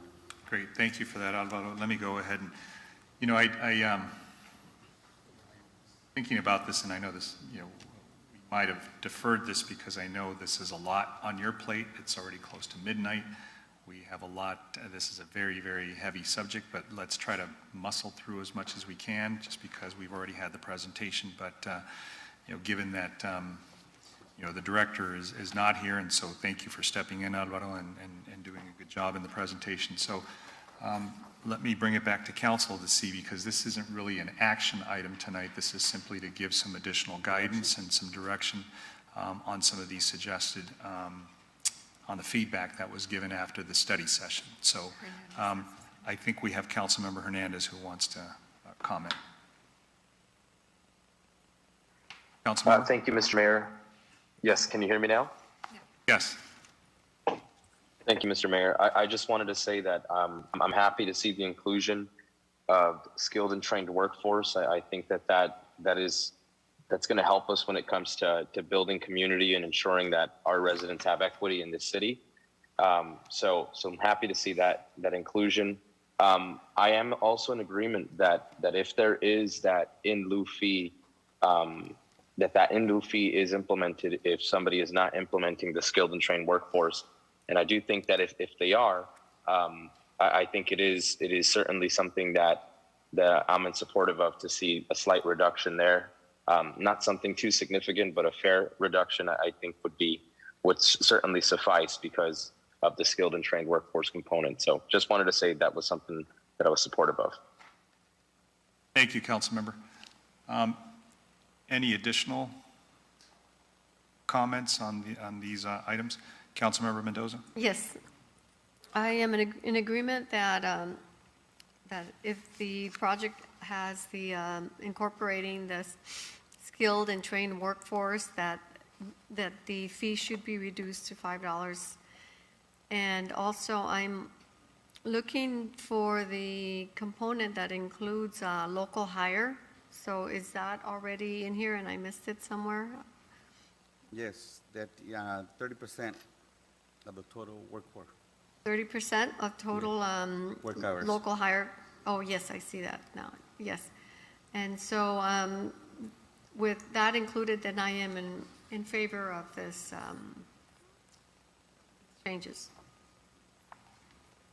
Great, thank you for those comments. Councilmember Becerra? Thank you, Mr. Mayor. You know, yeah, I mean, for me, these proposed amendments are painful because I know they're not going to encourage more housing. I mean, history's on our side. We know that increasing the fee didn't bring in any projects. Sure as heck didn't bring in any loom fees. So we didn't help folks when it came to trying to build more affordable housing using this fund. I mean, there's just so many things I can go through here. The fact that we're applying this to projects under 20 units. We don't have that many projects under 20 units, and these are usually small mom and pop builders. These aren't the big developers that we think have endless amounts of resources. So I just don't see how that's going to help. I appreciate that we're having the discussion on the dais today about trying to incorporate a skilled and trained workforce into this ordinance. I think of my grandfather who was a carpenter, and I think of how could we incentivize a builder to make sure that someone like my grandfather would be hired. And I don't think this does it. You don't take what's an existing fee, jack it up, triple it, and then say, oh, we're going to offer you something by bringing it back down to where you were at. I think if you want to incentivize, if you're actually genuinely serious, that means building the housing and actually trying to bring in a skilled and trained workforce, maybe you would bring that dollar amount down past 5. Maybe you would make it 4-3-2-0. But I think that's the way you would actually do that. So this does not do that. Forcing a project that is built in phases to pay all the fees at once, no other development impact fee does that. And not just in Santa Ana, but in almost every other city, whether you're paying fees for parks or other impacts, you usually would pay it in phases. So to revert back, I think that's not something that's going to help encourage building. Requiring the covenants to run in perpetuity. One of the things that we see in our city is that because Santa Ana has had affordable housing going back to the late 60s, we have units that have had a limited time covenant, and we've been able to go in there utilizing resources, whether it's CDBG funds or other funding sources, to go in and rehab those units. If you put them into a perpetuity or a covenant in perpetuity, we don't have that option anymore. That gets taken right off the table. So while I know the intention is to make sure that they're stable, but what we're doing is not providing a mechanism so that we can make sure that these units are quality, because over time, they will suffer wear and tear. And I think that we've had a good track record of going into these units where the covenant is getting close to expiring and being able to work with those property owners to rehab those units. And as far as for the for sale properties, for the affordable units, for those covenants to run in perpetuity, well, you've taken those properties off the property tax rolls. That means less resources going into our coffers to help provide basic city services. So that to me is another punch in the gut there. And then the amendments to how the in lieu fees are going to be deposited into the inclusionary fund as far as where they can be spent, I also feel is very counterproductive. For instance, one of the items is creating affordable units from the existing market rate housing stock, including but not limited to the purchase and rehabilitation of units. Well, rehabilitating a unit is not creating a unit. So that seems conflicting right there. So hopefully, as these things go on, we are able to look at where these funds could go, especially, and I've been harping on this from the beginning of the meeting, and that is down payment assistance for first-time home buyers. That was stricken from here, and I think that that's unfortunate. I think that should be a priority. I think we're so enamored with building more and more affordable housing. We naturally as a city have done that. Again, I'm going to go back to saying history being our guide. It has showed us that in the last RHNA cycle, we built 11 times more than what the state required of us. And some people will say, well, we haven't built enough. Well, 33 other cities need to step up. It can't always be Santa Ana. We need to stabilize our economic resiliency. And if we don't do that, we're going to provide less and less services. And at some point, either this council in a couple of years or a future council is going to be forced to raise taxes, which I think would be terrible, especially given the fact that historically the city in the far past has had low tax rates. But that's because we did a good job of stabilizing ourselves economically. So I want to ask for clarification, and I don't know, Alvaro, if this is you or Madam City Attorney, but so will the proposed section 41-1909A5 require all developers, whether they're building market rate or affordable housing, to provide a commitment that they will use a skilled and trained workforce? 1909. On page 35-4 of the staff report. I have the summary.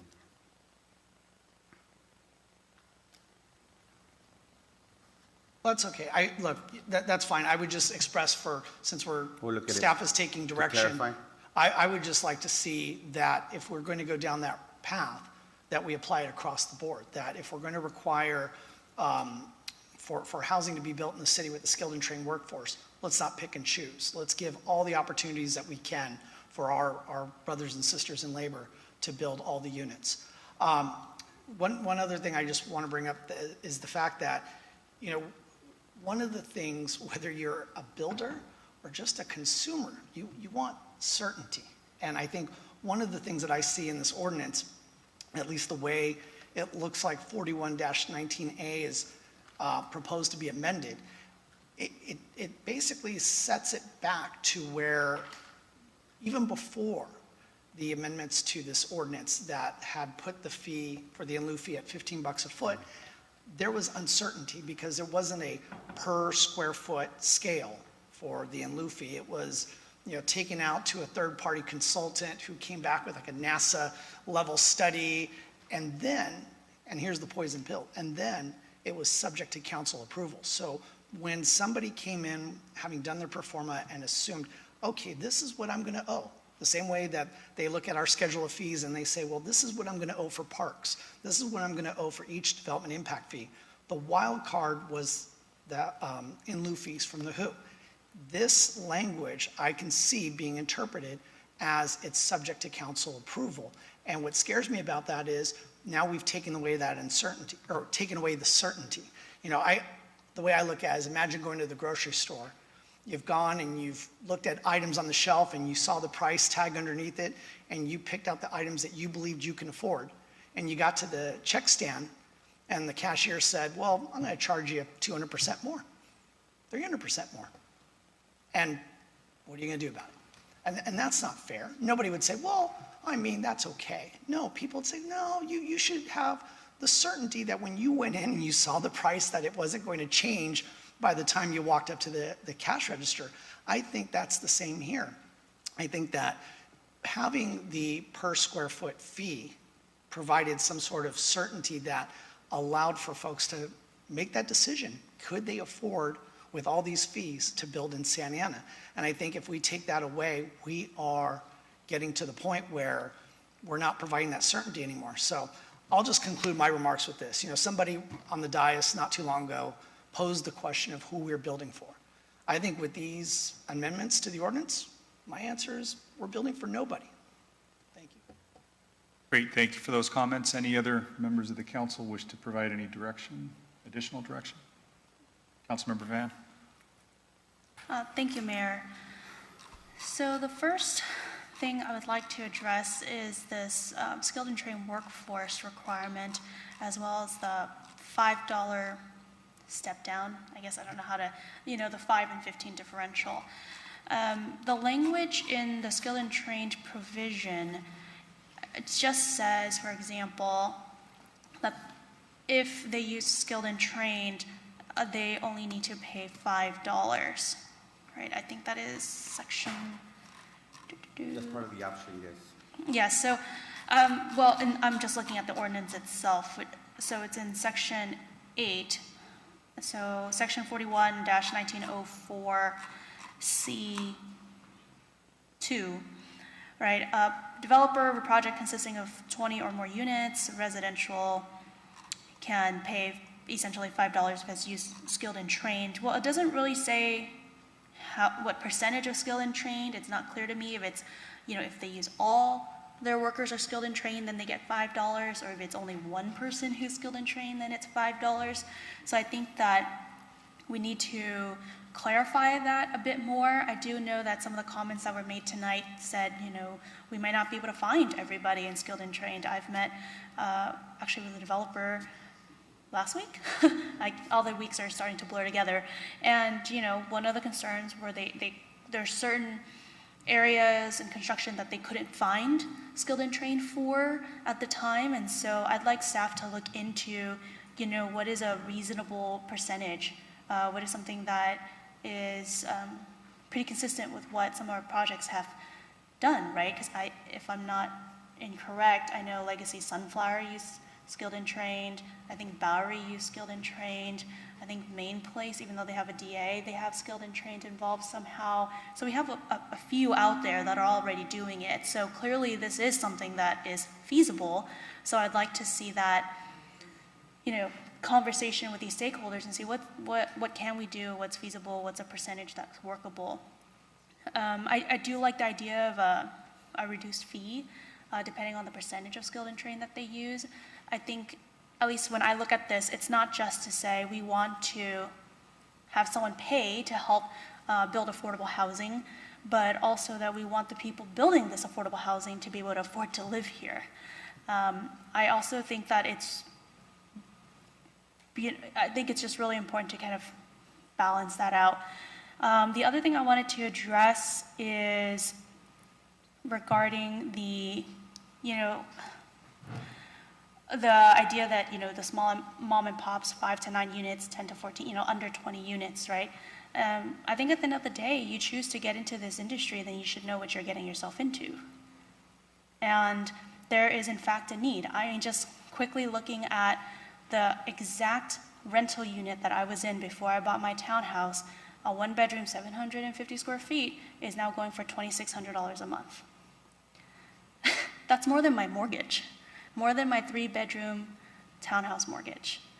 So to me, I think it is imperative that we find ways to get this money in. And, and to comment on speaking with that developer, I spoke with the developer.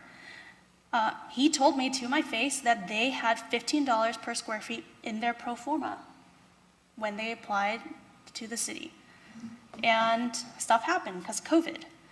Well, COVID is here, but construction's not going to stop. And we're just seeing building is continuing here in this city, right? And we did have applications for the $15. In fact, we had 2 really big ones, and I think they had a bit of a windfall, or at least one of them did. And so that's what we're trying to address here. And really, if the $15 is too expensive, or the skill and train is too expensive, then they should consider building on site. Because that's what we're trying to do here, right? We're saying build on site. Because mixed income developments is safer, healthier, more diverse, and makes communities more prosperous. We don't want buildings that are for slumlords. We want families that are low income and high income to be able to live next to each other and deserve the same amount of respect and integrity that they deserve. So with that, I hope we can make some of those adjustments. Thank you. Thank you, Councilmember Fan. Thank you for those comments, Councilmember Fan. Any other comments? Councilmember Lopez? Thank you, Mayor Sarmiento. I definitely agree with the build on site. I think, Councilmember Fan did a really great job of explaining that. And I do think that every single one of us here has talked about the quality of housing and how important that is for us. And I think that's part of it as well. And it also, in the immediate presence, not presence, but it's immediate housing that provides for the folks that need it, as opposed to waiting a year or 2 for folks who figure out their funding sources to build affordable housing. So I'm a big supporter of the build on site. And, for the reduction to $5 per square foot, incorporating the skilled trained workforce, I'm interested in possibly seeing maybe a scale for that, a sliding scale. I don't think that I'm a hard yes on the $5. just because you're using the skill-trained workforce. And, So you're saying lower than 5, Councilmember?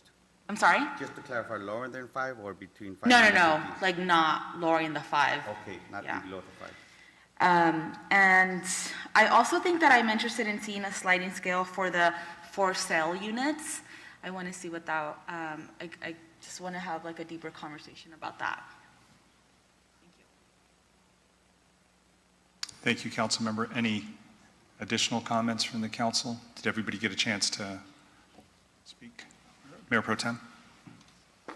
Thank you, Mayor Sarmiento. I think just the only comments that I had, Alvaro, nice to see you, is that for the proposed refinements, the $15 per square foot for projects without skilled and trained workforce, have the starting point be at $10 per square foot, and then have a sliding scale to go if developers use skilled and trained workforce, which, should be, that's when that sliding scale would trigger. And one of the questions that I had is in regards to implementation of how we would go about this. How would this be implemented? Because I want to see skilled and trained workforce used, and I want to see a local hire program when these projects are being constructed. But I want to thank the trades. They took me out to their apprenticeship program, and I met a lot of the guys out there. And one of the classrooms, there were about 70 or so men and women going through the program. And I asked, how many of you live in Santa Ana? And not a single one raised their hand. They were all from LA area. And so, if we're gonna be using skilled and trained workforce, I want to make sure that those jobs are of Santa Ana residents. It's like, how do we make sure that happens? How do we make sure that these jobs of construction in Santa Ana aren't going to people in LA, San Bernardino County, San Diego County? They're going to Santa Ana residents. So that is one of the kind of questions where I still need a little bit of clarity on how that gets implemented. In regards to that, those are my only comments, Mayor Sarmiento. Thank you, Mayor Pro Tem. So let me start off where Mayor Pro Tem left off. So I agree, that was a question I had on the skilled and trained workforce. Because when we did a local hire preference here, we spoke about sort of bands of things. It was Santa Ana, then it was the county, then it was, but the real focus was to keep it in Santa Ana. So to the extent that we're going to make this concession, which it really is, it should be for Santa Ana skilled and trained workers, right? Look, bless everybody else in the county that are, skilled and trained workers, but their cities need to be responsible for them. And they need to be progressive on their policies to ensure that they are getting plenty of work. But to the extent that we want to make sure we take care of ours, that is a threshold item that I think we need to figure out how we verify and work with the trades to make sure that they're Santa Ana workers and make sure that they get the benefit of this. The other, I guess, to the question of, who are we building for? So I think there'd be a lot of support for us going to zero. And clearly who we'd be building for is for people that don't live in Santa Ana. So I think if we want to go there, then we clearly know the answer to that question. Who do we build for?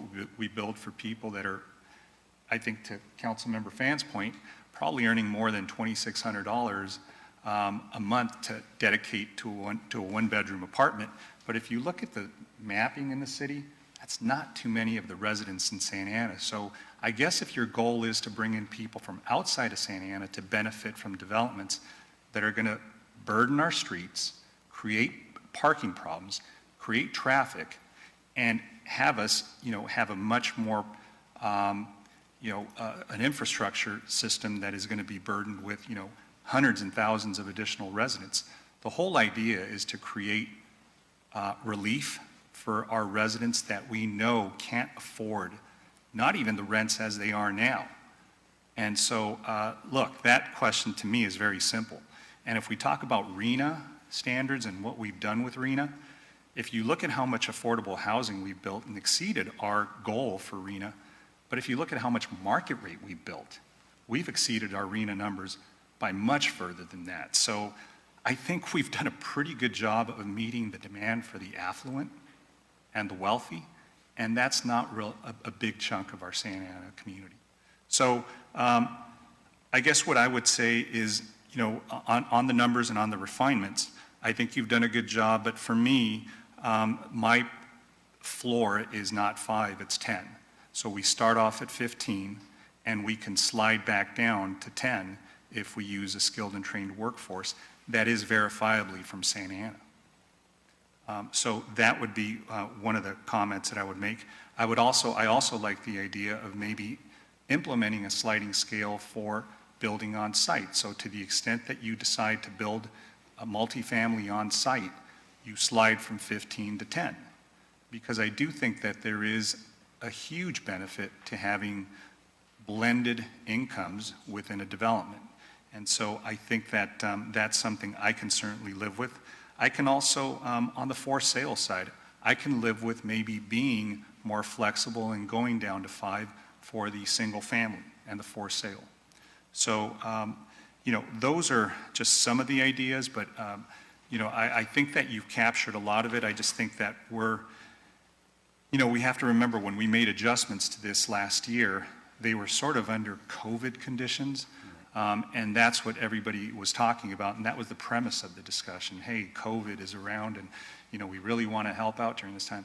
Well, look, I think that you know if we were being genuine to that argument, then I think that we see the demand for housing higher than ever, right? And people are paying top dollar on that. So I think that we realize that there is a demand for affordable housing. Again, there was this graphic I think that Judson may have created, and it showed what areas of the city, you know, lacked affordability, and it was a big chunk of the city.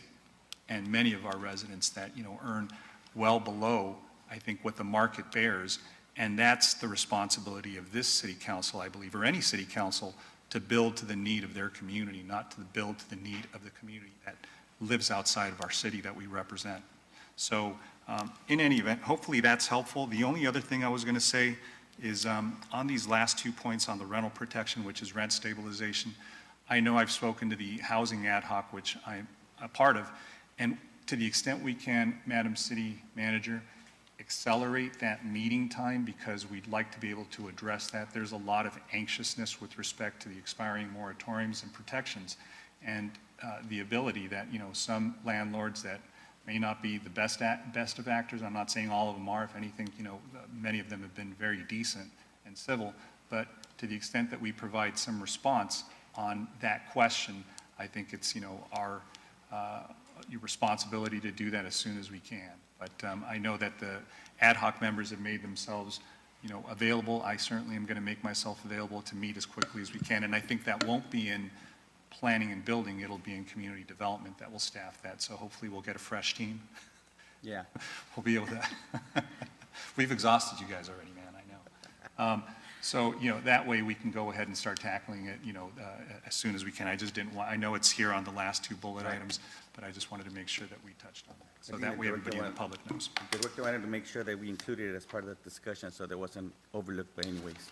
Appreciate it. So does, Mr. Mayor? Is it clear? Yes. I'd just like to respond to a couple things I heard. First off, when we talk about the timing, and yes, when we incorporated the amendments back in 2020, it was because we were trying to spur construction during COVID, but we also had an in lieu fee on the books for 5 years. Now, not a mathematician, but I'm pretty sure COVID hasn't lasted 5 years, and God willing, it doesn't last 5 years. So the $15 a foot wasn't working prior to COVID. And the idea of bringing people into the city of different income brackets, it's terrible to use it as a boogeyman, as if bringing that in is a bad thing. You know, our city, you know, depending on where the census puts us, we're, you know, at one point we were the big 11, you know, cities here in California. All those cities thrive because they have folks that come in. They're excited about the city. They want to be here. And there's a whole variety of housing options. So it's not a bad thing to offer housing that is middle class and, gosh, I'm going to say this, this may sound awful, upper class. It's okay. You know, there are parts of this city that, for me, are absolutely economically unattainable. I don't hate them. I don't despise them. You know what? I appreciate that they are in the city. In fact, many of them, I would say almost all of them, probably love this city as much as all of us on this dais do. So I don't like the idea that we're sitting here trying to segment, you know, who we're building for. My comment about who we're building for was really more based on the amendments and the fact that I think that once these things, if they do go forward, we won't be building for anybody. But let's try not to, I'm going to say it, vilify segments of our community by saying that, you know, we really need to build for this group and not this other group, or even if you don't say not build for this group, it's not right. It really isn't right. As a city, we are blessed to have all kinds of folks here because we're a big city. We have diversity. Many languages are spoken here. And yes, the great thing is we have many different income levels. And, you know, we should provide housing options for all of them. And yes, we have been providing market rate units, but I wouldn't look at it like we're doing a bad thing. You know, those folks are paying taxes here. While they may be using our roads, they may be, you know, also shopping at our stores. They may also be contributing to the sales tax that's the highest in Orange County. Why? Because we haven't bolstered our property tax base. So it's not a bad thing to have that economic diversity. Great. So I think there's been plenty of clarity on that. And, you know, we could go back and forth. I don't want to keep responding to things that are obviously divergent in views. But I would say, you know, final point would be balance is, I think, what we've always tried to achieve. And if you're looking at a 15% set aside for affordability, that means you have 85% market rate. So that's a little, I guess a more balanced approach would be 50% if we wanted to be fair, especially because our demographic here in the city is very different from other cities in the county. But look, I don't know what people's idea of balance is, but you know, I've got my calculator here if somebody needs it. So anyways, I think the points are clear. Yes, sir. A lot of great feedback. Thank you so much. I don't think we're ready to jump to drafting an ordinance yet. But so if I can have the time, what I'd like to do is incorporate all your suggestions, return with one more template and make sure we've hit all of the elements and then go to work on drafting the ordinance. And let us know if you need to come back to the ad hoc for any clarity as well. We can certainly, you know, go over those, make recommendations based upon what you bring us, share all the material with the rest of the council, but that way we might be able to accelerate it. Perfect. Thank And you. then we will certainly get the ad hoc reconvening to work on those other two very important topics. Excellent. Thank you for that. Thank you, everybody. Moving along to item number 36, which is a resolution to establish the School Collaboration City Council Subcommittee. Okay, and I have, this one's mine, and I have a very brief presentation that Daniel will load up for me. So as you know, you recently appointed 4 different ad hoc committees, and that did include the School Collaboration Ad Hoc Committee. And on that committee, Councilmember Mendoza, Councilmember Hernandez, and Councilmember Lopez served.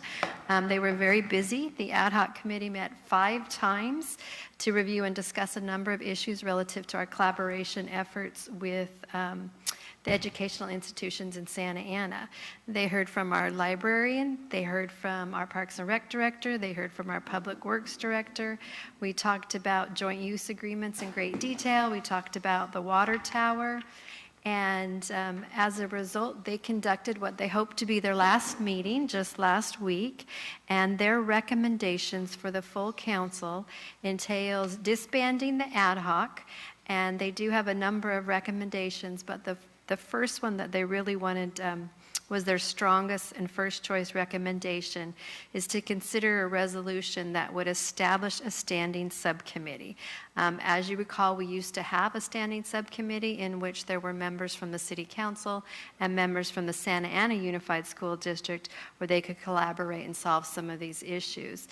This ad hoc committee is resurrecting it a little bit differently. What their suggestion is to have a subcommittee formed, and we do have the resolution attached to the staff report. So if you wanted to go ahead and proceed, you would be able to to do that tonight.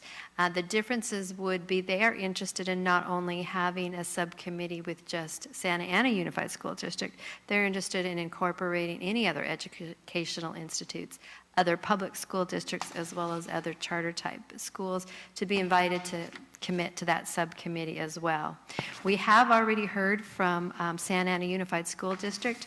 Their board is quite excited about the prospect of reestablishing their role, at least in that subcommittee, and they're just waiting for us to take action.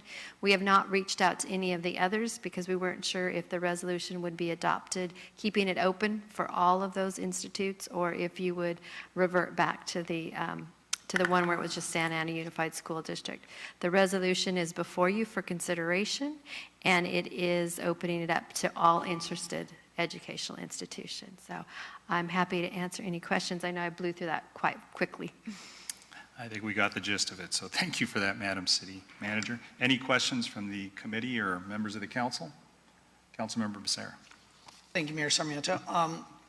I love the fact that we're going beyond just Santa Ana Unified, because we have school districts beyond Santa Ana Unified that our Santa Ana children are going to, Garden Grove Unified, et cetera, but also they're going to private schools, like Modern Day. And so what I guess I'm wondering is the intention of the ad hoc or staff for this collaboration committee to meet with each of the school districts individually, or is it going to be a big giant group where you've got the subcommittee, you've got folks from the school district in Santa Ana, you've got folks from the Garden Grove School District, hopefully some folks from some of the private schools all coming together?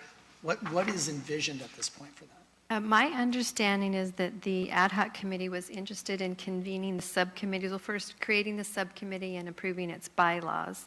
And then they would seek to convene the meetings with the various groups, not having a massive 12-body subcommittee that meets every single time. It would be based on the items that they're covering in their agenda and the interested parties that want to join them.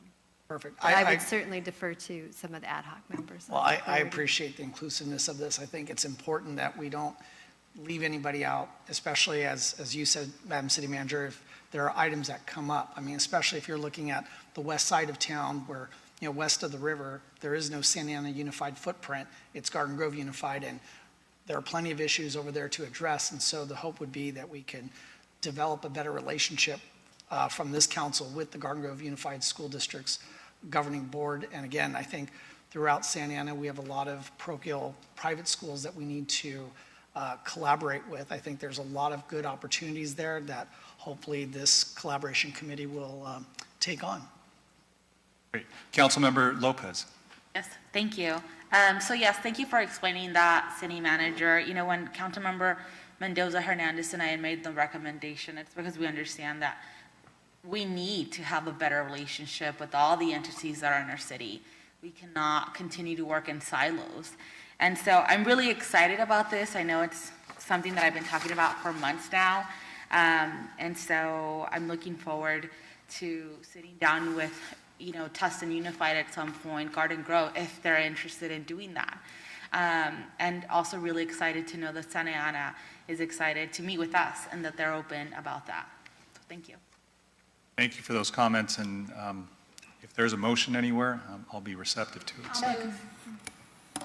I'll move I'll second. Okay, we have a motion by Councilmember Fan, a second by Hernandez. Wait. Oh, yeah, it is a resolution. Okay. Seeing no other comments or questions, council members, please vote.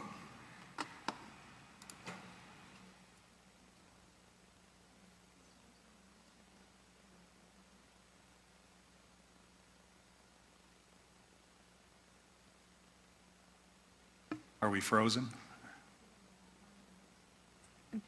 Just one quick moment, I think.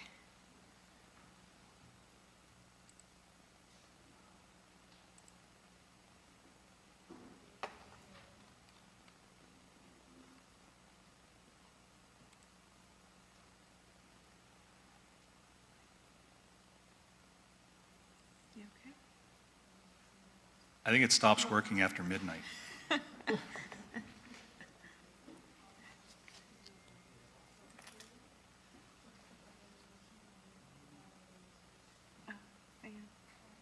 go ahead and do a verbal. Yes, so I wanted to make sure, we're looking at each other, making sure that we captured the motion correctly. It was a motion by Fan and seconded by Councilmember Hernandez? Yes. Okay, if I can ask the council members to cast their votes now.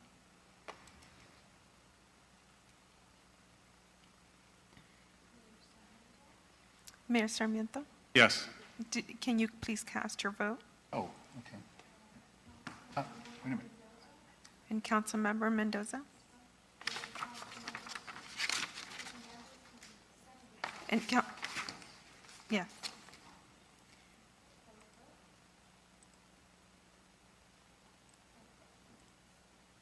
Okay, motion passes with 7-0 with council members Becerra, Hernandez, Lopez, Mendoza, Fan, Mayor Pro Tem Peñalosa, and Mayor Sarmiento voting yes. Great, thank you. Moving along to the public hearing before item number 37, Madam Clerk, if you'll please go ahead and instruct the public if there are any that want to address us on this item. If there are any members of the public who would like to participate on a housing authority item, if you would please. No, public hearing. Oh, I'm so sorry. Forgive me. It's the hour. For the public hearing item, if you would please select star 9 to raise your hand, or select raise hand on Zoom. Great, thank you. So this is the time and place to open the public hearing on the resolution of necessity to determine the public interest and necessity for the acquisition of real property located at 1313 West Memory Lane. And I'll go ahead and ask staff if there is a presentation. And we do have a brief presentation. If you want to entertain it, it is simply a partial acquisition of property for the Bristol Memory Improvement, which was discussed a little bit earlier tonight, but it's whatever is your pleasure. If you'd like the presentation, we certainly can do it. I think since it was addressed earlier, we're kind of familiar with the area, and if council members have any specific questions. But let me go ahead and open the public hearing formally to see if there are any members of the public that wish to address us on this item.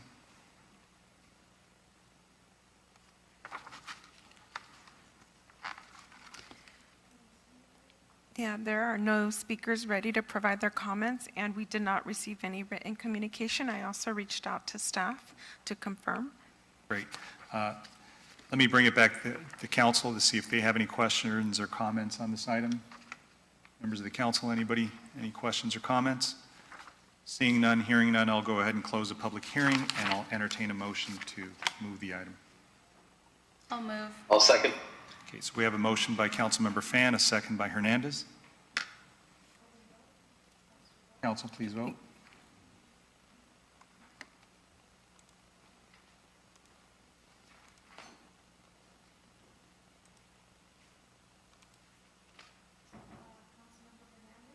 Councilmember Hernandez? Yes.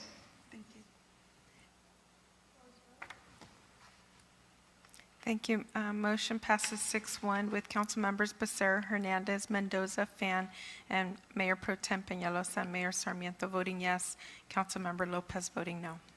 Great, thank you, everybody. We're going to go ahead and recess the City Council meeting and convene the Housing Authority meeting, and I will ask the clerk to conduct a roll call of the Housing Authority. Authority Member Becerra? Here. Authority Member Hernandez? Here. Authority Member Lopez? Here. Authority Member Mendoza? Here. Authority Member Fan? Here. Vice Chair Peñalosa? Here. Chair Sarmiento? Here. Madam Clerk, do we have any members of the public that wish to address the Housing Authority? No, we do not. Great. I'll go ahead and entertain a motion on the consent calendar items 1 and 2. So moved? I'll make Okay. I'll second. Great. We have a motion by Mendoza, second by Hernandez. Any questions or comments from members of the Housing Authority? None? Go ahead and vote, authority members.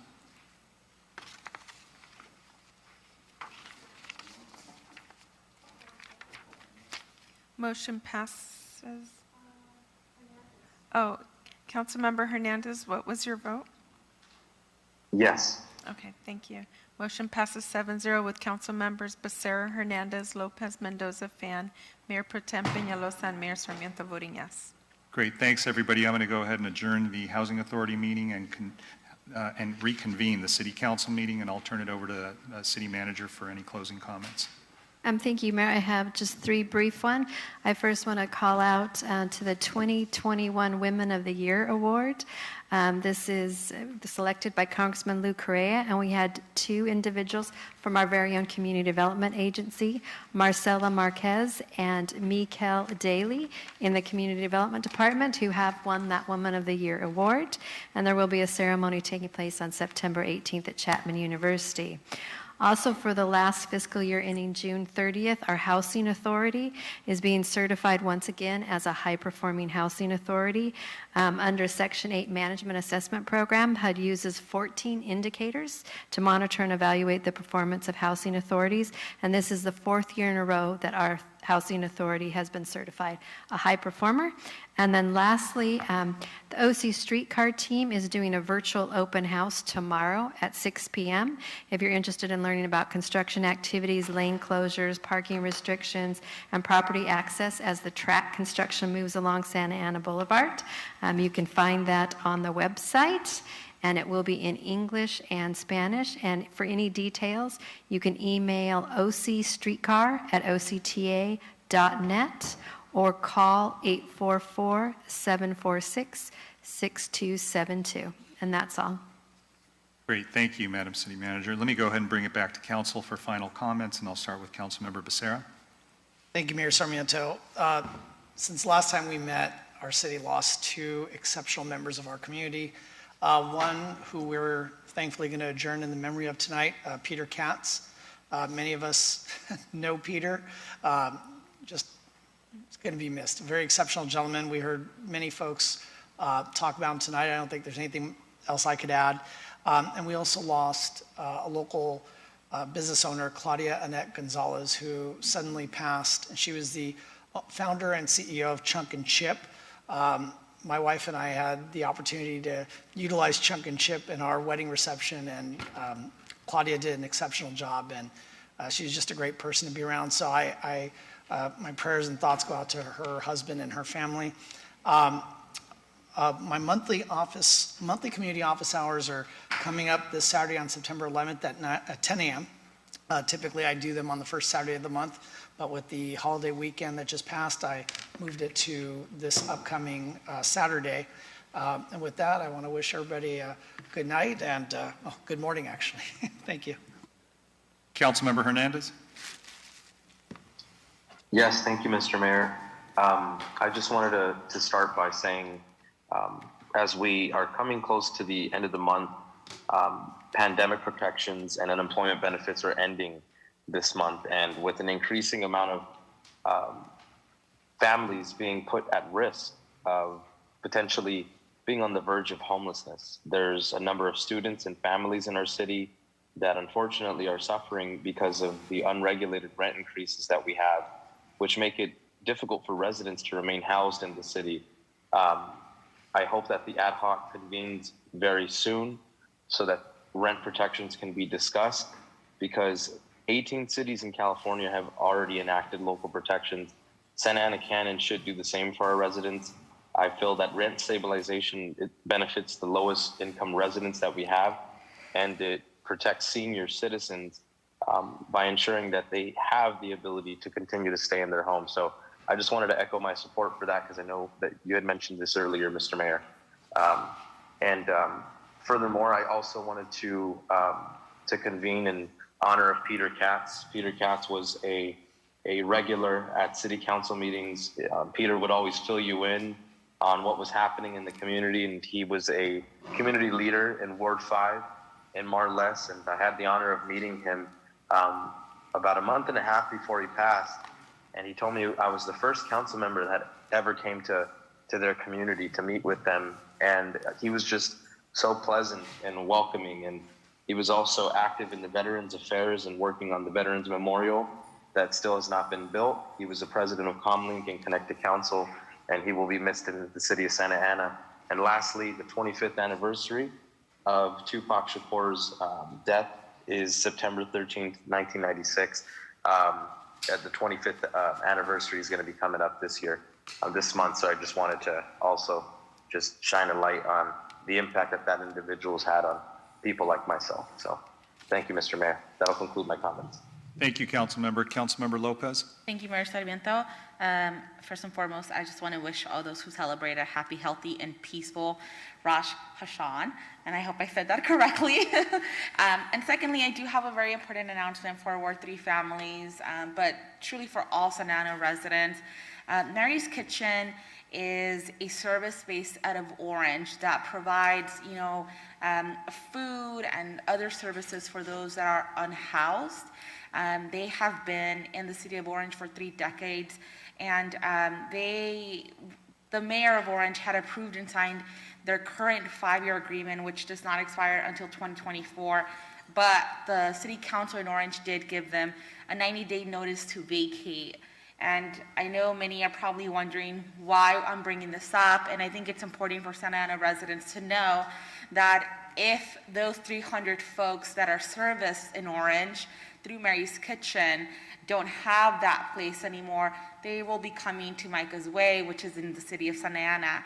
And so I know that we all want to advocate for people who have the ability and access to nutritious foods, and dignified services. And so I think that it is imperative on all of us to support the cause that so many organizations like Chapman University, the Orange County Veterans and Military Families Collaborative with UCI, and other organizations like the Salvation Army and institutions of faith, are coming out and supporting Mary's Kitchen.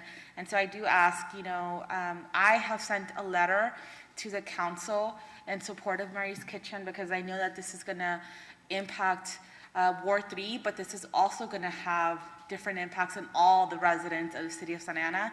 So I do ask my colleagues that they join me and so many others in supporting Mary's Kitchen in the city of Orange. Thank you. Thank you, Councilmember. Councilmember Mendoza.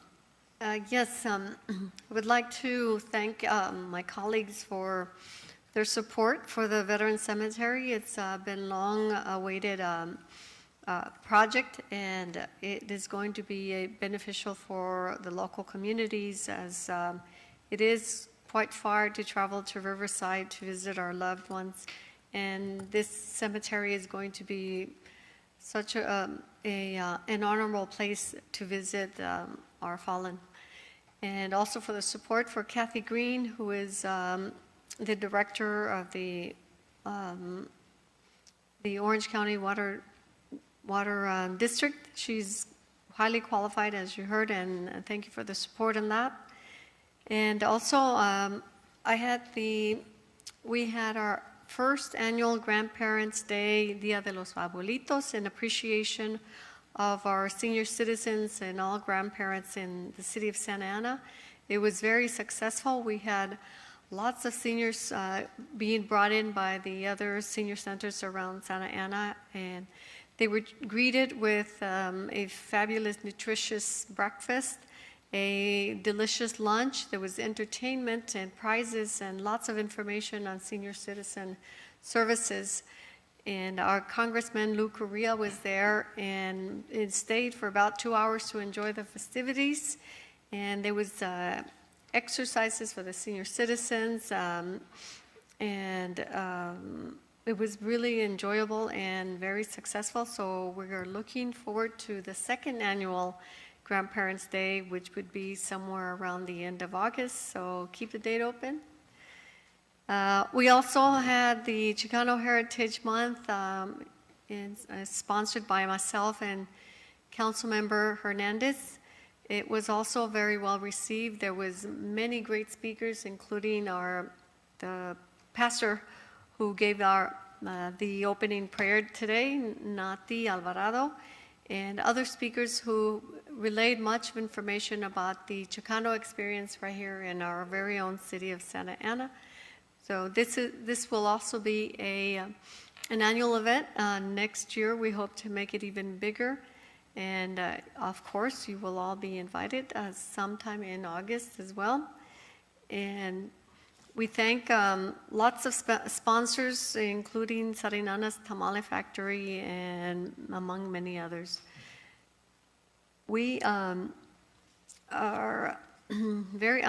very glad to say that the Expedia campaign to promote tourism in our city has initiated the Santa Ana art piece entitled Inner Self. And this is going to be, it's already used as the face for the website on Expedia. If you go on their website, you will see in Google Travel Santa Ana, you will see how the art piece is there, and it is going to promote much needed tourism in our city. And lastly, I did get an email from Zeke Hernandez as well, indicating that not only he as an individual supports the cemetery, but also the entire LULAC Council, number 147. And thank you everyone for staying so late, and I bid you good night and be safe and take care of those families. Thank you, Councilmember Fan. Thank you, Mayor. I just, I didn't, during the ceremonial presentation for 9/11, I didn't really speak, and I did want to speak to it. There are 4 veterans in my family, one who served in Iraq and one who served in Afghanistan. As many of you know, I was recently in New York City and we visited the 9/11 memorial, and my husband had the opportunity to visit the museum.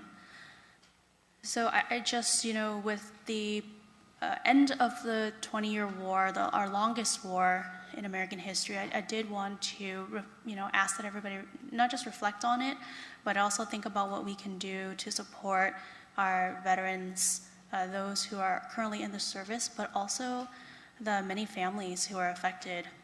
As a Vietnamese refugee and those in my family, we know exactly what it means to leave your country, flee your country in fear with nothing but the shirt on your back and the shoes that you wear.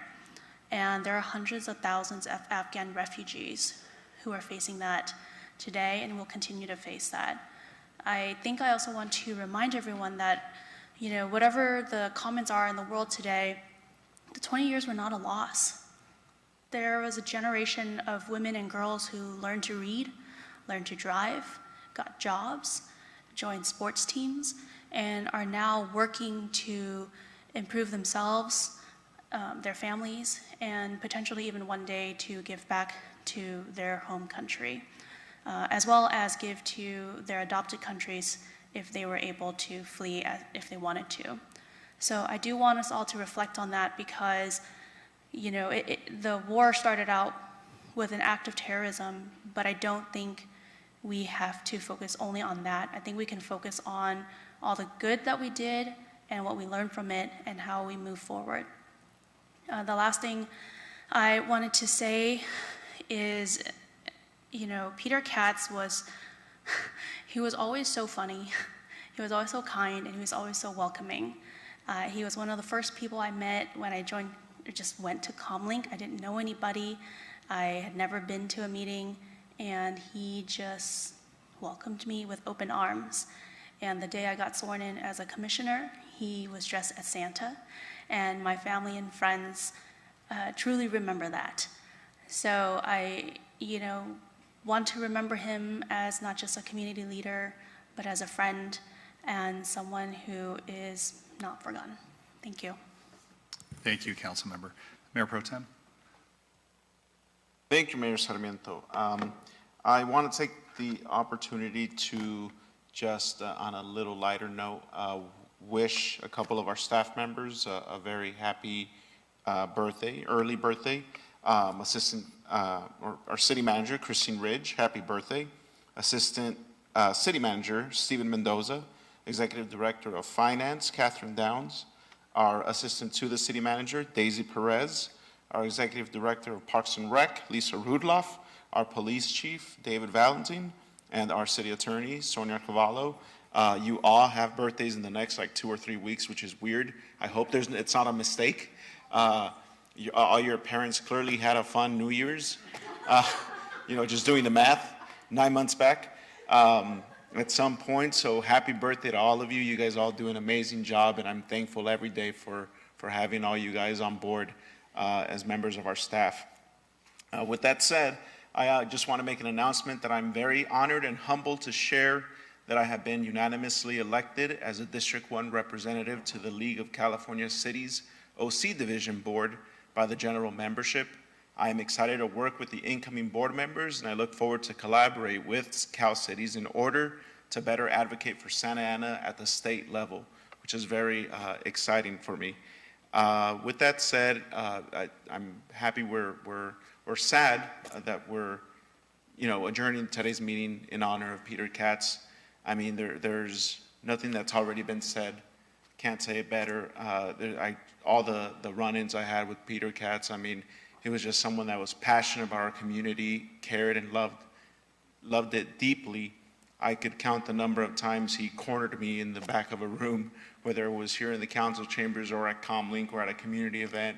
And sometimes it was to scold me for something, and sometimes it was for a good, positive, like, hey, good job on whatever it was. But it was always appreciated because it showed how he was a resident who cared deeply and would tell you when you were doing a good thing or a bad thing in his eyes. And I was always happy to hear him from someone who genuinely cared about the well-being of our city.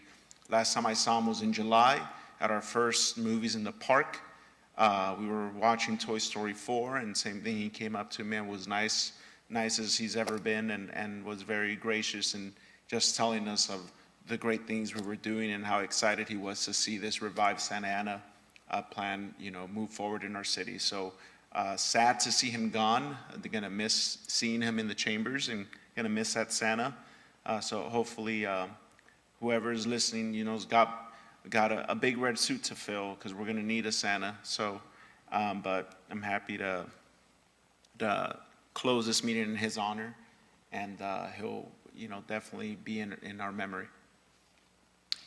Thank you, Mayor Pro Tem. So, yeah, we are going to be adjourning, and we are adjourning in memory of Peter Katz. And I think everybody has a story about Peter, and I met him 14 years ago when I was a newly appointed member of the council, and he never changed his demeanor the entire time I knew him. He was friendly and gentle from the beginning, and would agree and disagree, but whenever he disagreed with you, he was never hostile.